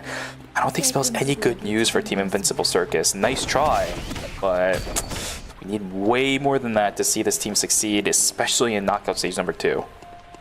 Yeah, and Team Milky Way and Team Old Boy are also still just farming up points here. It's going to be really hard, I think, for the side of Team Invincible Circus to blow their way back up. But, I mean, we've seen those pop-off games. Maybe if they can get one in Game 4, they can still make it in. Engage coming out from the side of Team Milky Way. This game, well, not going to really connect too much, but a huge ultimate coming out from Horrific. Able to land the R3 on 2 members and 2 priority targets on the side of Team Phalanx there. Very nicely played by Horrific to find that angle. Wow, double stun, double triple proc on the touche with the flash of all things. My god, Horrific. This is one of the reasons why he's such an avid Fjord player. He can do that over and over again like it's nothing. Oh my goodness, what a beautiful play. Rachan playing with fire as there's a couple players sitting inside of that big bush in the fire station. Milky Way is in prime condition and maybe potentially position as well to contest for the Wicca line. Full information in favor of Team Milky Way, but I don't know if they know Egoism is in that bush. Racha never checked it. It's true, and we do have Sparkles probably going to come up to contest for this Wick line as well. So we're going to have about a bunch of teams here, and And Milky Way just sitting in the bush too. We do have a lot of teams here coming in to Fire Station to contest for this wick line, but who is going to get it is the question. Sparkles on the bottom side there of stream going to try to look to maybe pull it down, but I do think the side of Team Mer Gaming is going to try to deny them from them getting the wick buff. Ends up giving away the positioning as well as the control. Oh my goodness, no, not like this. Do they have enough time? Yes, they do. One person doesn't end up going in. It's going to be a Happy 9, I believe, on that team. Not going to be able to make it in, but the callouts can still be made, right? Look at the credit count. I think the Ekion has 180 something, unless I'm looking at it wrong. No, it's 106. 106. Ah, no, that's really rough. Wickeline going to go down. Same thing for Pang. Gyeongnam Sparkles, even with this ISO, is going to struggle a little bit because on the other side, there's no Tsubame. It's actually an Emma and a Celine. Wait, they don't have... Oh, okay, they were able to get the call back for the Mai, but yeah, I think the Mai just jumping a little too far forward and just immediately gets bursted down by the Celine, and that's Lennox there. Just a little too much damage, and here comes Engage, Great Kant onto the backside there, and here comes Engage. Oh my god, Young going straight on in, and they actually can just get the ISO there, and now Sparkle's on the back foot once again, just losing out on that team fight. And there is a third party there, so I do really like the way Team Old Boy actually ended up playing that, just not over chasing, because yeah, there was a team that was right on them, which is Team Esperanza. As it's going to come through, it is going to be the Mai comps once again trying to fight out on each other. It is going to be Sparkles kind of in the back foot here, just ended up losing out on a lot of credits in these team fights. I'll be straight with you. I don't think this assault rifle ISO is countering the Tsubame at all. Yeah, the Tsubame is just getting on in and just bursting down the ISO before the ISO has enough time to stack up on the overheats. I think the DPS wise, if ISO is able to get those stacks, ISO should do more, but the problem is Tsubame is always doing like a lot of damage, so Tsubame can just jump on in and also has like a lot of mobility as well. And if you stand still trying to stack up your overheat, Justine is gonna jump on you, so I don't know what it is, but NCMB already taken down below half HP with the Ghost Light activated. That's the calling card for Team Chechen Families to run it in. Astro Burst sent out early, Exclusive sent out early, every single piece of utility and resource being sent by Team Gyeongnam Sparkles, but NCMB, he's trying to fire as much as possible, overheat activated, but it's just not gonna be enough, as the Tsubame target firing from the side of Chechen Families is way too good. Revolu, oh my god, constantly pumping auto attacks on the priority targets. Justina, so be it. The ISO, so be it. It literally doesn't matter who he is. Revolu just target fires them down instantly. And the problem is ISO is also an AR character, and AR also just has a lot shorter range than, you know, for instance, like the Kadia or the Rio. And if you're going to be playing short, close range or somewhat closer range, you want to be having that mobility on your backline carrying. That is going to be it. NCMB is going to go down. And that's Sparkles going out in 7th place, and that also I think might seal the deal for the side of Team Sparkles here. Yep, I wouldn't really want to be a Gyeongnam Sparkles fan today at all. The performance today has been definitely disappointing, to say the very least. Maybe in game number 4, it's some like insane, wow, mind-blowing pop-off game, but until that happens, even with a 30-point game, I don't even think they make it. You need like a 40-plus point game at this rate with the way that this is going. Oh man. Okay. Well, Esperanza is still in the game, right? We still have 6 teams remaining. Unfortunately, one of them is gonna be a rat for a little bit. Milky Way does have enough credits to get the res back, but I have no idea where the Lumi is. Yeah, with the amount of teams that's still alive, it's going to be almost impossible to get to res unless you do it in red. And looks like side of Team Milky Way are going to be forced to eat some red timer here. BTB look at that, it's right there in the corner, and yeah, it looks like they're going to use the VLS system to get themselves on over. Maybe they can actually get the res in school. Yep, it's looping around. It was inside a hotel. Look at the Emma on Team Mer Gaming starting to make their way on down. But Emma, the blister's not gonna help.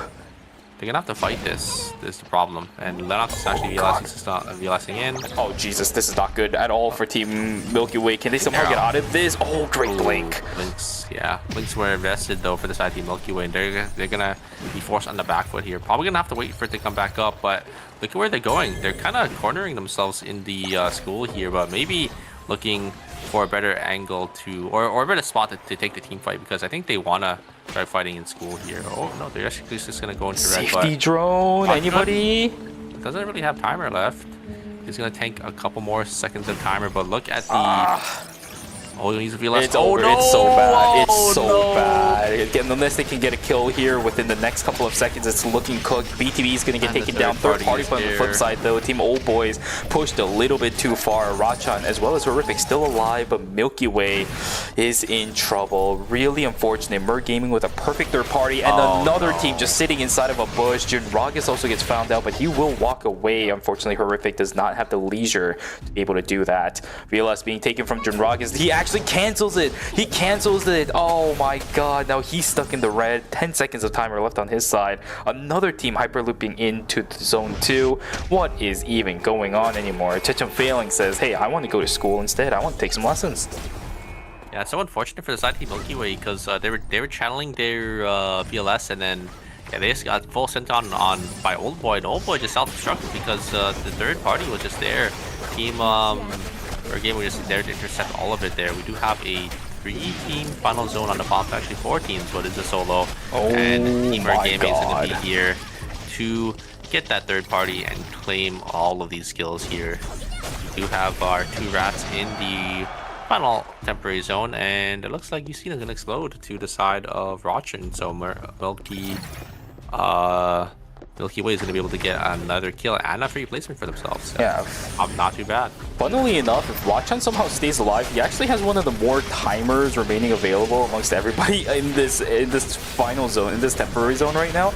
Look at it, he's still hanging around. Timer, people are going to start popping in a couple of seconds. Rachan just picked up 2 kills. Rachan just picked up 2. Look at the timers for Checham Failings. It's sitting in the single digits of timers. Rachan can still technically do this if he picks up the kills over onto a couple of people. Checham sitting on a couple for himself. 2, 1 second. Oh, the kill credit's going in favor. Rachan somehow picks up a couple. Look at his timer. The single hero. The timer. Revolut, he's trying to do what he can. He's trying to get the kill. Rachan, 1 second left. Revolut, 2 seconds of timer now. He dies. What the no? He does. He leaves the zone and head pops in front of Revolut. He head popped.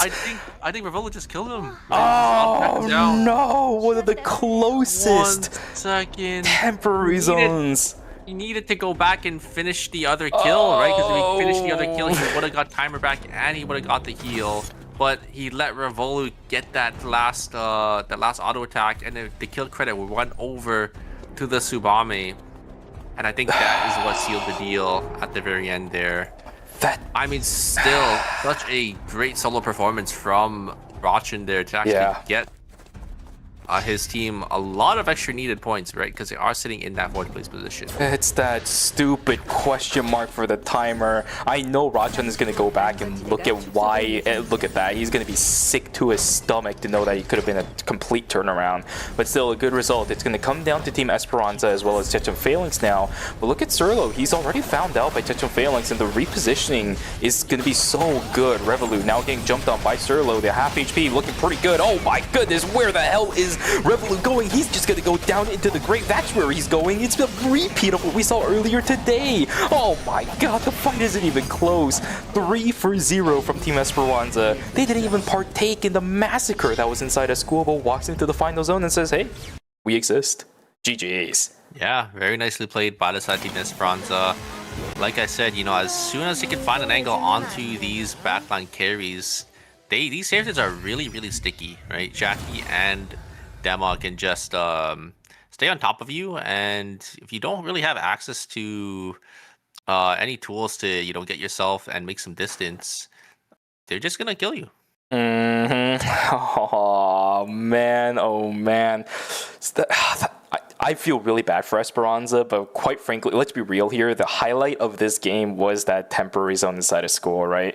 It's so unfortunate that Esperanza wasn't able to partake in that, because if they did, it would have been one of the most chaotic temporary final zones I would have seen in a lifetime. Rachan, man, what an absolute giga chad.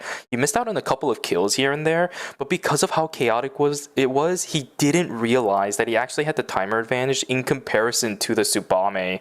He would have had it, but it's those, again, stupid question marks above everyone else's heads. If they're an enemy, you don't know what the enemy's timer situation looks like.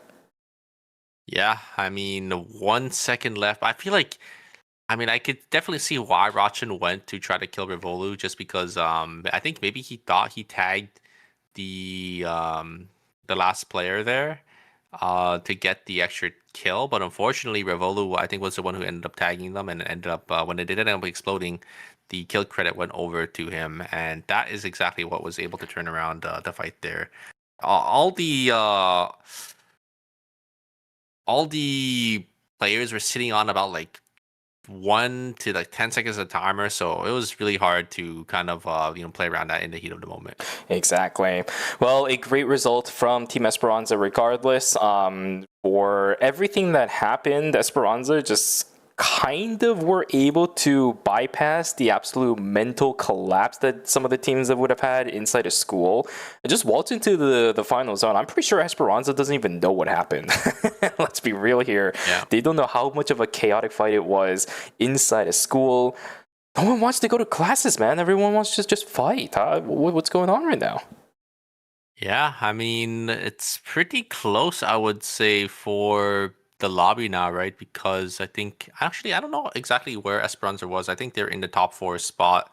Oh, and actually, I do think all of our top, or out of our bottom 4 teams didn't really do too well again. So yeah, it is going to be a little rough for these teams that want to make it into the top 4.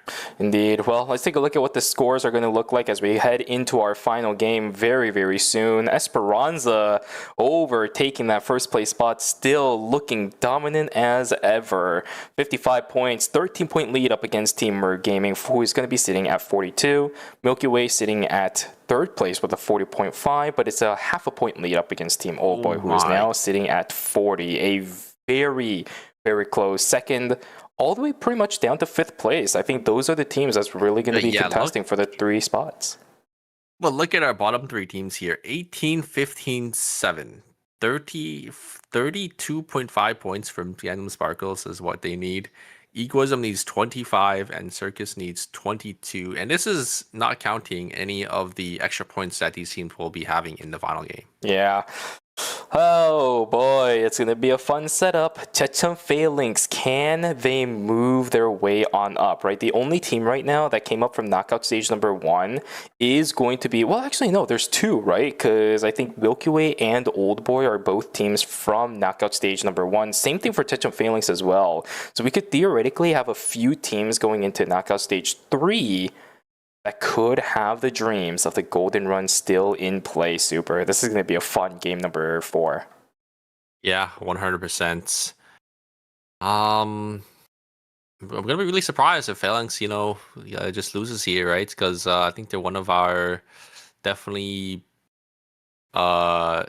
definitely one of our teams that, has like a roster that's, we would expect them to all do good. You know what I mean? Yeah, it's going to really suck that we have to end up losing a team or 2, or, well, I should say 4 teams, right, in the overall scheme of things. But that's just the way that it works. It's just, I hate the way that we have to always eliminate teams, but for the grand scheme of entirety of ERM, we have to lose teams as we progress throughout the knockout stages. But the games we've seen so far, I think from a majority of these guys, have been pretty solid. I haven't seen too many mistakes outside of the occasional weird solo queue mentality I've been seeing from these players, right? At least in knockout stage 1, it makes sense with what we saw from Masuhana on that Razi. But let's be real here that White Lily from Seiko, I don't know if I could really give any excuses for that one.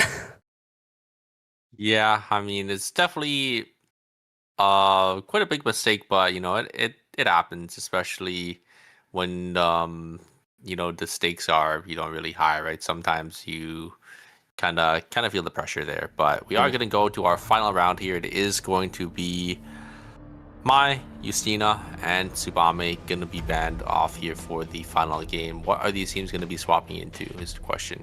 Should be something similar to what we saw in the second game, right? We're just kind of rotating back and forth between those compositions, although NCMB is going to have a little bit of a dabble in that Adela, see if they can get this character working out in our final game of the weekend. Alto going back over onto the heart, so we know exactly where Gyeongnam Sparkle's composition is gonna go, unless... Nah, they're gonna stick it in. Alright, triple DPS comp set up for Gyeongnam Sparkles, unless... Mickey for Yellow. Pang, alright. Yeah, this is a different style of combo that we can see, and now with the Alto on heart, you can kind of set up for the consistent damage after the Della Nikki combination. You have the sustain with the Peacemaker to buy time for cooldowns to come back on NCMP side. I'm actually liking this comp from Team Gyeongnam Sparkle. It's great time to pull it out. Yeah, I think they're going all in because they recognize they need about 40 probably points for this game, which is, I don't think that we've ever seen more than like 30. So it's probably impossible for Sparkles to get on in, but I mean, I think they're gonna try their best to see how many kills that they can get here. Yeah, let's see how it ends up going, because characters are now fully locked in. Esperanza also changing out Serlo over onto the Laura, which is quite interesting. All right, so not that much of the rundown potential that we're going to see Jackie have, but a lot more surprise factor from Serlo on this Laura, especially with the close range target firing capabilities of this character. I do like this decision, but there are some times where playing Jackie and just gliding also feels really nice too. Yeah, we'll have to see how it does end up working out for these teams here. This is going to be the final game for today and final game for this weekend, Shuvi. How are you feeling about about all the games that we've seen so far? I've been really enjoying it, because the thing that I've seen a lot with these teams is that while we have so many changes to rosters, especially with the teams that we've loved and known so far for a long time, I think all of the teams have been able to adjust in a way where now they're playing with their own style of gameplay. We're not kind of reverting back onto some things from the past unless the roster stayed exactly the same. Like, what was the team that I mentioned yesterday during the group stages where their roster didn't change at all? I think it was like one of them was... Gyeonggi and 8? Gyeonggi and 8 was definitely one of them, but there was one that I was talking about yesterday. Always Incheon. Right, so unless your roster stayed exactly the same, we're still seeing changes to how the compositions that are being played by those teams are happening, but they're still playing exactly the way that you should be, right? Even with the little amount of time they've all had to practice with their new roster, I'm just so glad they're able to provide us with some really high quality games of Eternal Return. It usually takes a while to do that with new rosters. Oh, 100%. But I think it's probably just because these teams have played the game for so long, right? And for some comps, it's a little easier to sort of adjust, right? If you're playing the typical front to back, they've already been playing like that type of team comp for quite some time now, right? All the top teams, right, have played and kind of rotated through around like a lot of different types of team comps. Perfect picks up a kill over onto Revolu, and that means everybody from Ego will look for the revenge kill instead for some reason. Horrific to get obliterated by the entirety of Team Egoism as another fight up on the northern side in absolute bouncy house going over towards the side of Team Invincible Circus, but for some reason they're still alive, right? Nobody really getting taken down dangerously low. Mandu might have been, but this is a Nyrem. He can get shields all day, every day. Down goes Pang. It's a couple extra kills in favor of Team Invincible Circus. They really need these points, whereas Happy Nine not gonna have it. Will get taken down by Rachan. Holy crap, was it the empowered auto attack from Bobbingly? Why did it do so much damage? I think it was the KO, right, from Nia? Actually, I'm not sure if Nia was in range for that. It is the ultimate, or sorry, the turn around coming in from the Ekyan, but Ekyan is gonna get killed around, but wait a second. Rachan is gonna be able to get a double roundhouse kick, but it's not gonna be enough there. They ended up healing quite a bit from the passive, but yeah, just gonna go down to that Nikki Adela on the other side there. Do have the Alex getting chunked down on in Fire Station here, and Mandu is going to be forced to get themselves on out. The polymorph is going to go through, but there's going to be that way to get themselves on out. Oh, Horrific. No, not like this. And CMB has the queen set up too, but Horrific is out for now. BTB's going to sacrifice himself for now. Why me? Cries BTB as he gets taken down by everybody on the side of pretty much the entire roster of Gyeongnam Sparkles. Really unfortunate for him. Minjae trying his best to run away from Serlo. The chase potential for Laura only really comes to fruition if you're right next to somebody. Thorin Lilac doing some really good damage, but now the entirety of Team Egoism is outside of their holographic phase and will actually be able to do damage onto the Laura, which results directly in her falling down. Yeah, I mean, some good kills going to the side of all these teams that do end up leading it here. Zico is going to get caught on the top side here. The Alex is maybe going to try looking for something here. Rachin is going to get taunted up.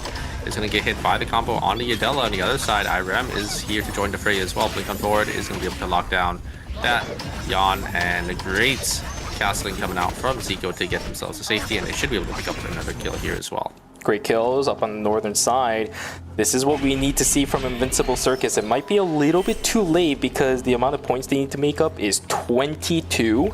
But whatever kills you get, whatever points you can manage right now is gonna help towards that progression. Even if it seems like a tunnel with the entrance so far away, the exit almost impossible to see, each individual one of these points, even if it's a half a point, will make that exit oh so much closer than it seemed like before. Ooh, a great blink on forward coming out from the Nanas to hit a double play. And oh no, it looks like, or a great push away from the sleep to actually push the heart outside of the Peacemaker. And they're going to be able to secure a couple kills here. That blink on forward coming out from the sleep to try to lock down that cell as well. But I don't think they're going to be able to find it. Villa should be able to get themselves to safety here.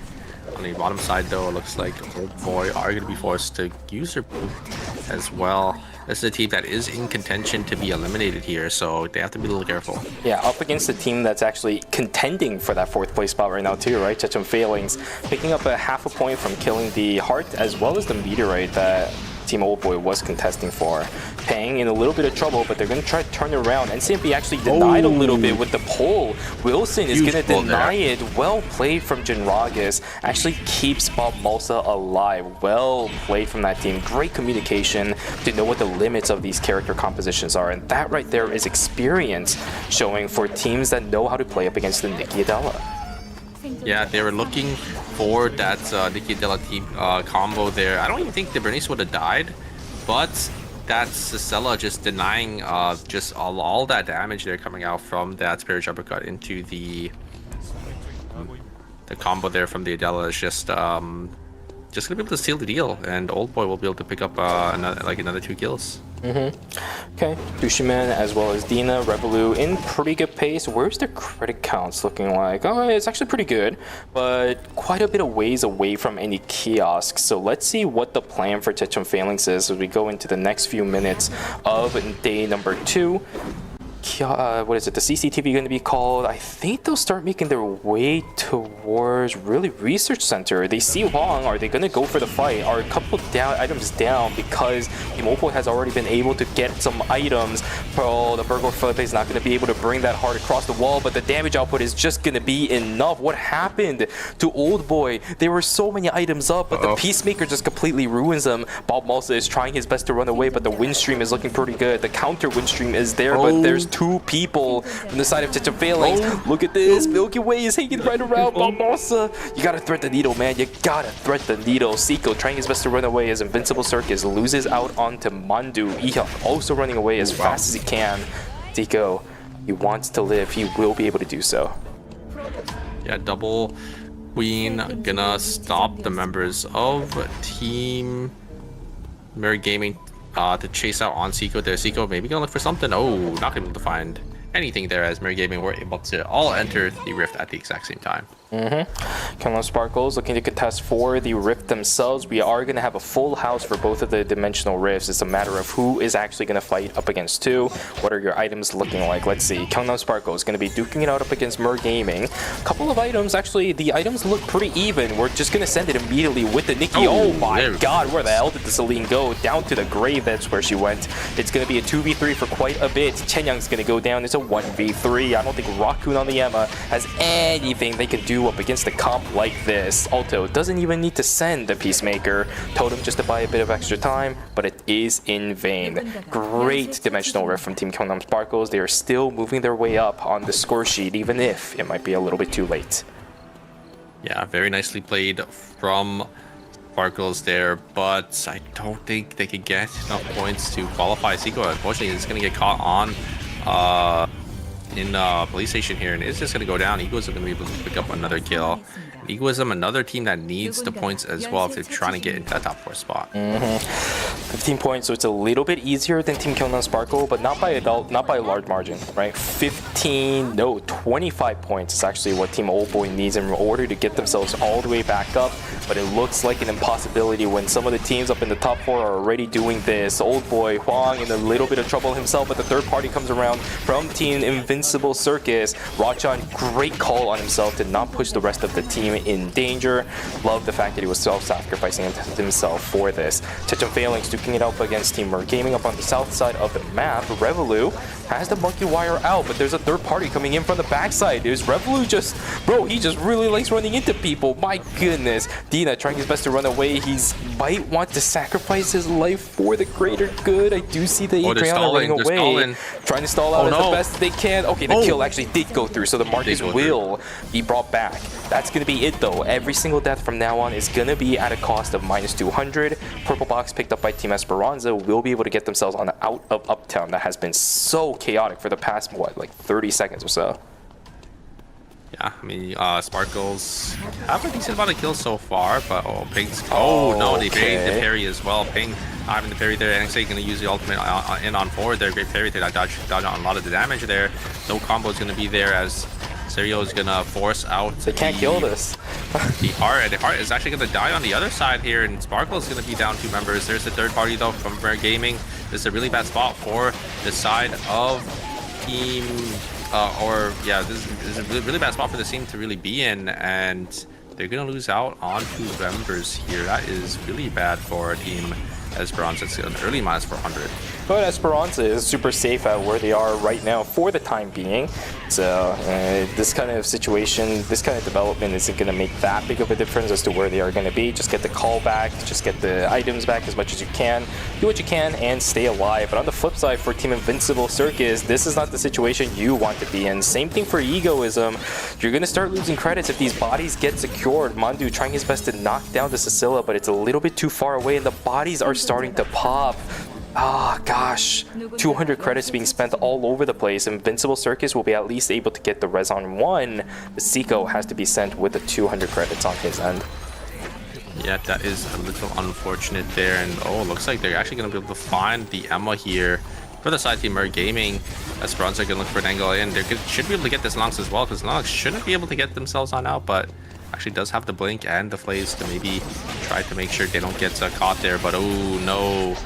Looks like the play was buffered there from that jump in, and the movement speed from this Johan should be enough, but the third party is going to be here.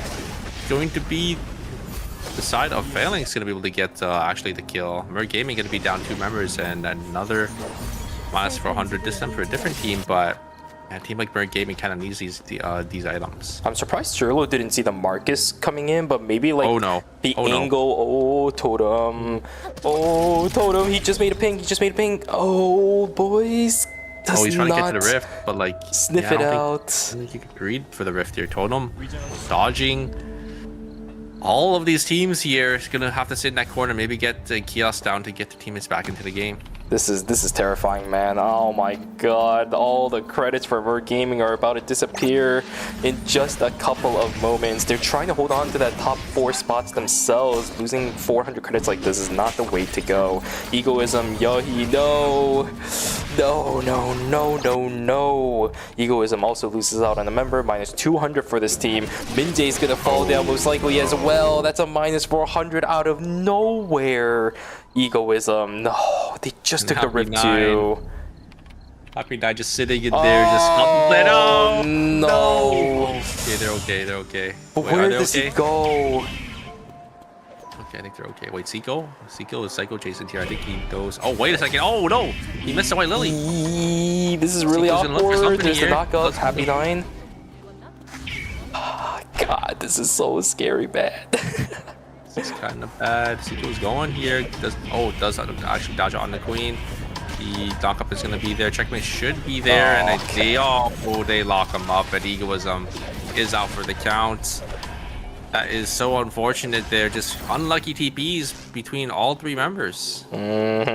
Fortunately, that means Egoism. That is going to be the end of their run in phase number 1. Unfortunately, we'll hopefully see them in phase number 2. But Egoism, thank you so much for playing this weekend. We will potentially see you in about a month's time. And CMB sitting on 7 seconds, but the zone is going to open up. NXA, he is confident with this. That's a one-man wins rush, but on the backside, NXA taking a decent amount of damage. Beautiful parry to cancel out the Pure Rage uppercut. That is a beautiful Twilight Heist from Surlo. Can they actually get the damage lockdown onto any of these members from Team Gyeongnam Sparkles? And CMB does end up landing a Queen, but NXA's health bar is already back up nearly the max HP. The value of this Johan is insane right now. Yeah, the Fated Wavering is able to just get all of the members of that team back up, and the third party is going to be here as the side of Team Sparkles is trying to rest up from that team fight. Unfortunately, Merc Gaming is going to be there to intercept and get that kill. They're going to look at the array as well, so Merc Gaming in a pretty good spot right now.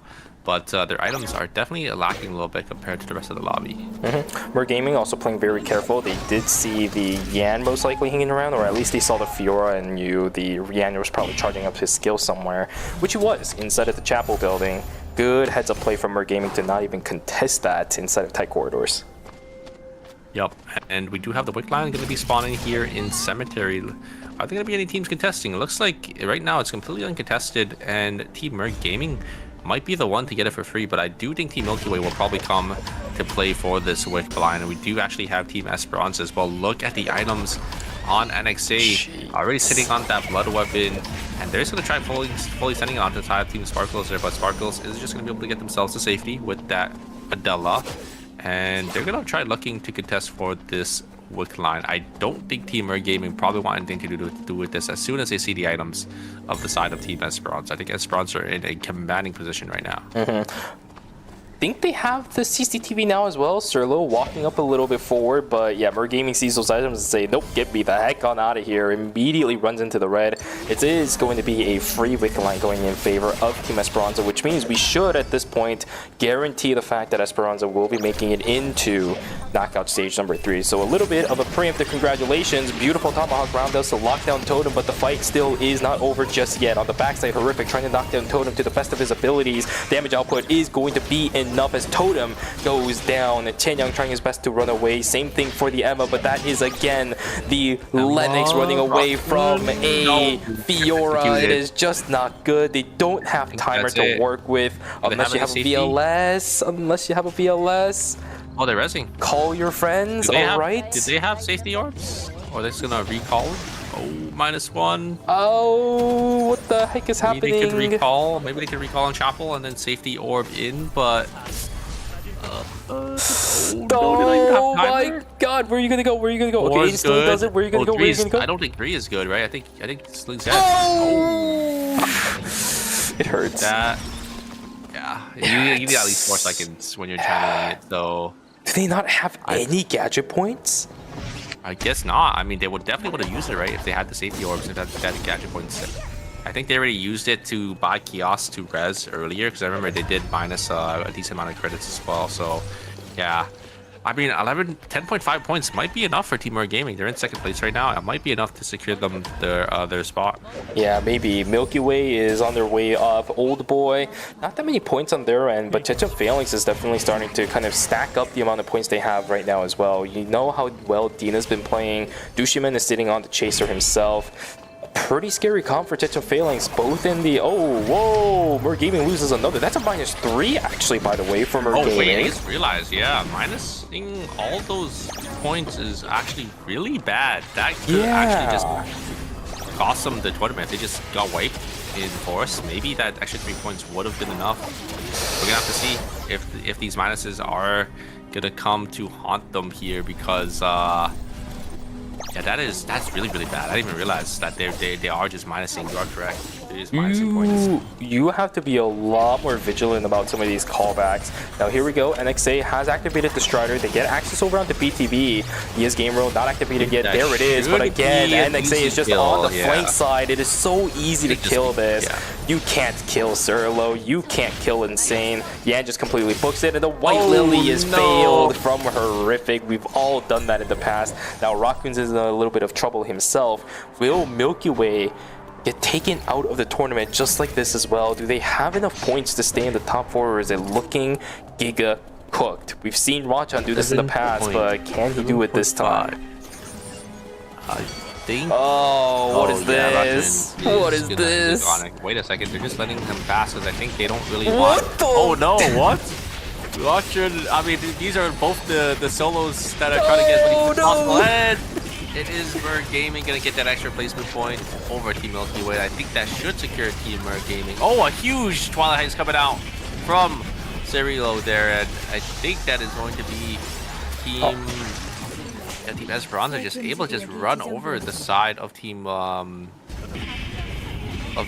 Boy. Yeah, and while this is happening, Tetum Failings losing out on members, but Dina actually gets a trade over onto Alto instead. And CMB and a little bit of critical HP. Same thing for Peng. Good damage output over onto Dina, but on the flank side, there's a third party coming in. Dushimen in trouble. Everybody in trouble. Peng's gonna get taken down. That's gonna be Kyungnan Sparkle taken out of the tournament. Unfortunately, that's it. Their tournament run is over. Tetum Failings sitting on 9 points. They are trying so hard to stay inside of this tournament. Mer Gaming with 8.5 points. Can Tetum Failing somehow overtake everything? From the looks of it right now, absolutely not, as Invincible Circus wants this kill for themselves as well. Maybe their tournament run is over, but they want to get whatever points they can. 16 points now for Team Invincible Circus. How many even more are remaining in this lobby? There is 5. 3, 2. You get, what, 2 additional placement points for extra, so that's 4. 20, somewhere around 26? 26, yeah, yes. Right? Is that enough? Would that be enough? 42. Invincible Circus 42. Nah, absolutely not. Not even close. 44. They'll be down by like 8. Yeah, they'll be down by like 4 points, I think. Invincible Circus, no.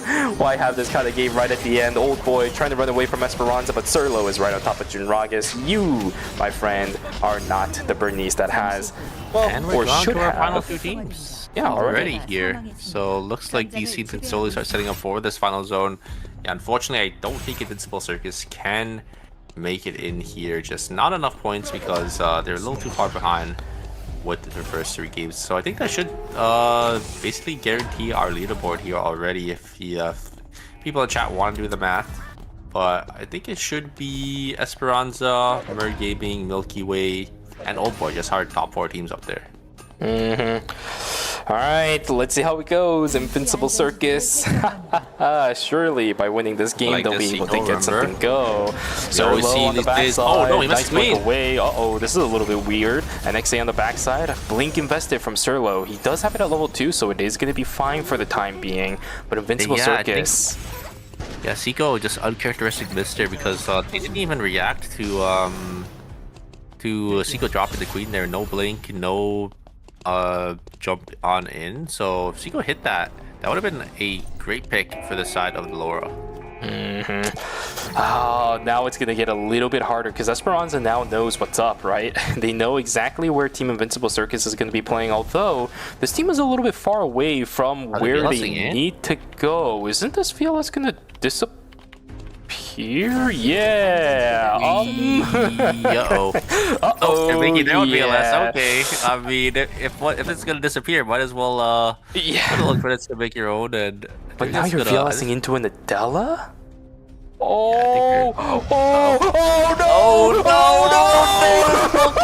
They're all dead. They're all dead. And I'm saying, wait a second, can he make something happen? No. Okay. I think Esperanza is kind of having fun. They already know they're in. Yeah.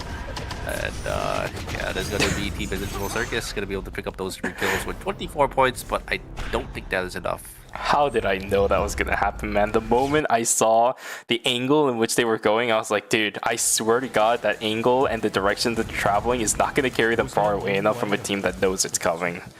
Oh my goodness. Well, in the end, Team Invincible Circus will be able to round out our weekend set of games with a victory on their side, 16 overall team kills.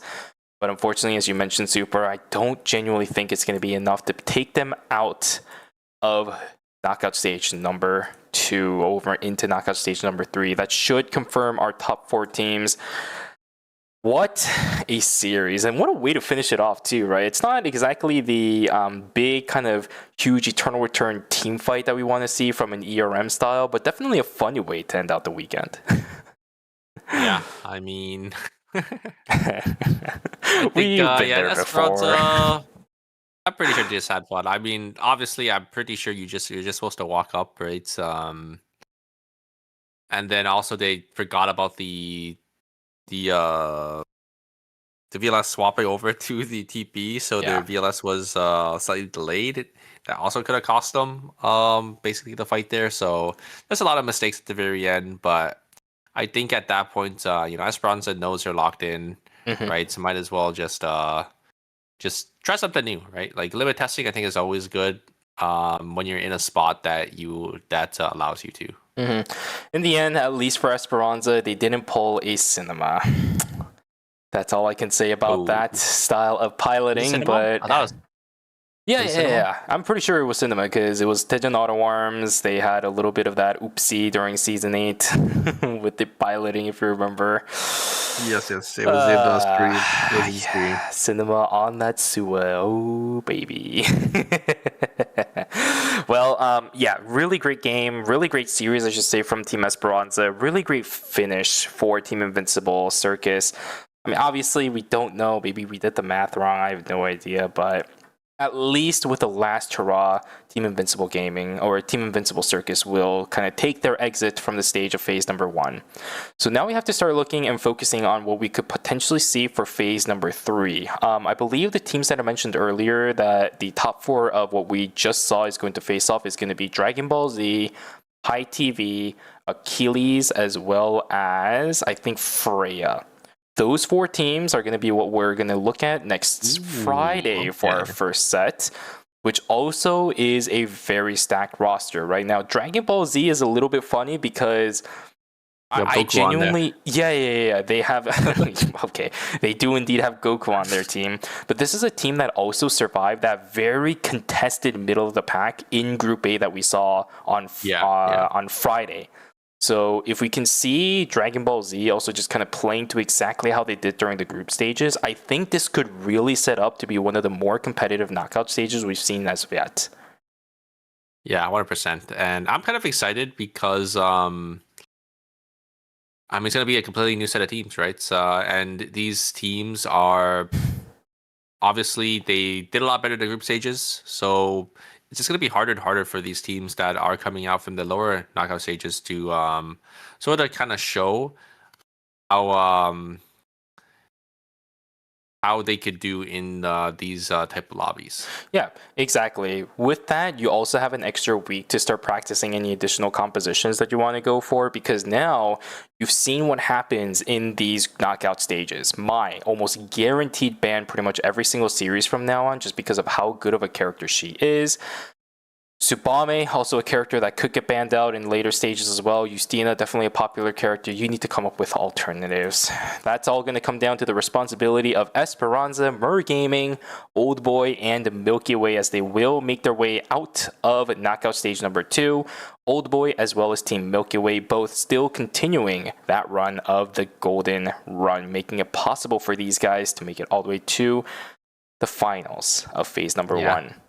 Unfortunately, Phalanx, Invincible Circus, Egoism, and Sparkle's gonna go out here in knockout stage 2. 2 National League teams already getting eliminated is kind of crazy. Especially with how Gyeongnam Sparkles, the fashion in which they got knocked out of knockout stage number 2. They really didn't do anything today at all in any of the games that they played today, which is really difficult for us to say considering that Gyeongnam Sparkle as an organization is very well known within the community too. I know a lot of the people in the Discord for Gyeongnam Sparkles is going to be pretty disappointed today, but I think we can still keep our heads high, try to maintain what we can do for the next phase. That's where we should theoretically be able to see a good chunk of the teams like Techeon Phalanx and Gyeongnam Sparkle who will depart at least for now. Yeah, and you could see the lights on where these teams are coming from. Both Old Boy and Milky Way are 2 teams from knockout stage number 1, so we'll have to see if they can continue the streak going into the the later knockout stages. After knockout stage number 3, again, we'll see that on Friday. We're still going to see knockout stage number 4 as well. So whichever 4 teams from knockout stage 3 moves on, we'll be going up against Kurenai, Gwangju Slasher, Out of the Blue, and DS Guardians. It does not get any easier. Yeah, it's going to be a little hard for these teams for sure. Yeah, you start looking at any of the future knockout stages, like look at knockout stage number 5, man, they're all KL teams. It is. And then the finals as well is all KL.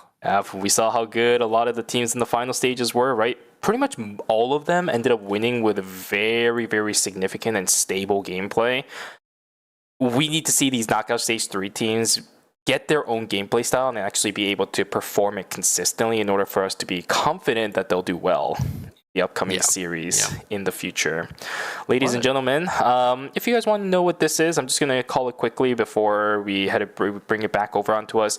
If you've been playing ER as of late, there is a special event where you play, I think it's either 60 minutes or 120 minutes. It's one of those events I see. Yeah. You will be able to get, I believe it is an emote for Bori. It's a pretty cute one. So make sure you guys go pick it up. Just by playing the game, by being in-game, you do end up getting it. So queue up and grab whatever you can. All right. Blair, new character as well. Not too surprising. We do not have Blair available for phase number 1, but she should be available for phase number 2. That's going to be pretty fun to see if any teams do decide to bring that to the table. And right here, this is going to be an event related to the Korean, the college exams that they need to take. They're bringing back the Charlotte emote as well as the dance, which is really cute. If you never got that before, that's pretty cool. You play for 180 minutes, skin select plus additional coins and a background theme, which is awesome. Some additional rewards as well. You probably noticed those when you've been logging in as of late. It's in your mail, which is absolutely crazy. So yeah, quite a lot of things that you can have. Yeah, a lot of events going over on in Korea now that it's towards the end of the year. What's this? I did bring it back over onto us, but that's like some kind of union. You know how they're opening Cobalt? I think it's Cobalt Union or something like that, right? Cobalt Streamer Tournament, I'm guessing. Yeah. Yeah. Okay. Let's take a guess. There's 6 people on there, so I'm assuming you can just kind of rotate players in between. I don't know. Whatever. I'm back over on us. Well, I mean, I had a lot of fun this weekend. Should be some fantastic games, and it's a great showing on, how we could see, or basically the highest level of Eternal Return, right, in Korea, and it's just always a treat to watch, I would say. We also know which characters are good over there in Korea, so if anybody has any doubts about whether it's the Mai or the Justina or the Tsubame, watch this entire weekend worth of games and you'll figure out exactly how good they are. All right. If anybody is doubting it, send it to your friends, whatever you want. If you need to qualm some doubts about how good these characters are, picture perfect examples of how good they can be. Ladies and gentlemen, that was all of the games we have for this weekend. Once again, I want to thank you sincerely for joining us for Eternal Return Masters Phase number 1. We'll be back next Friday at 5 a.m. Eastern Time. Remember, Friday, 5 a.m. Eastern Time, right here on the Eternal Return game channel.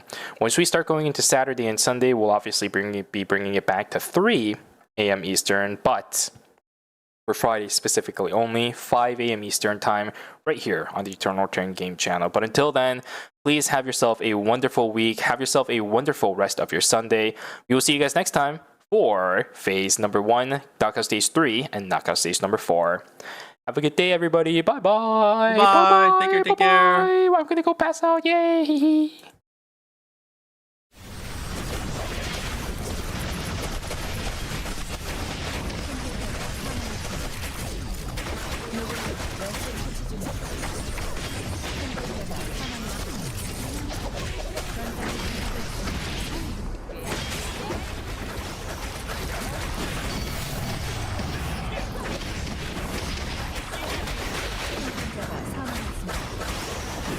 전장을 지배하고 있습니다. 곧 크로노스피어 주변이 최고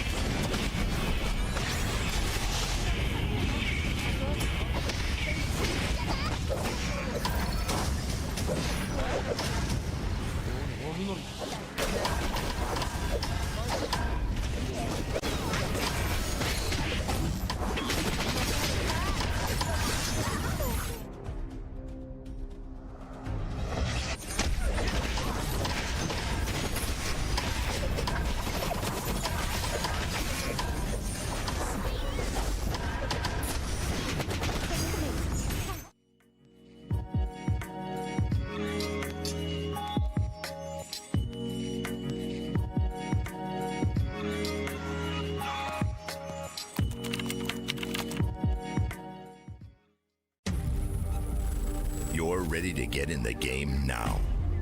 The last thing you want is to wait. WD Black, performance storage, purpose-built for gaming.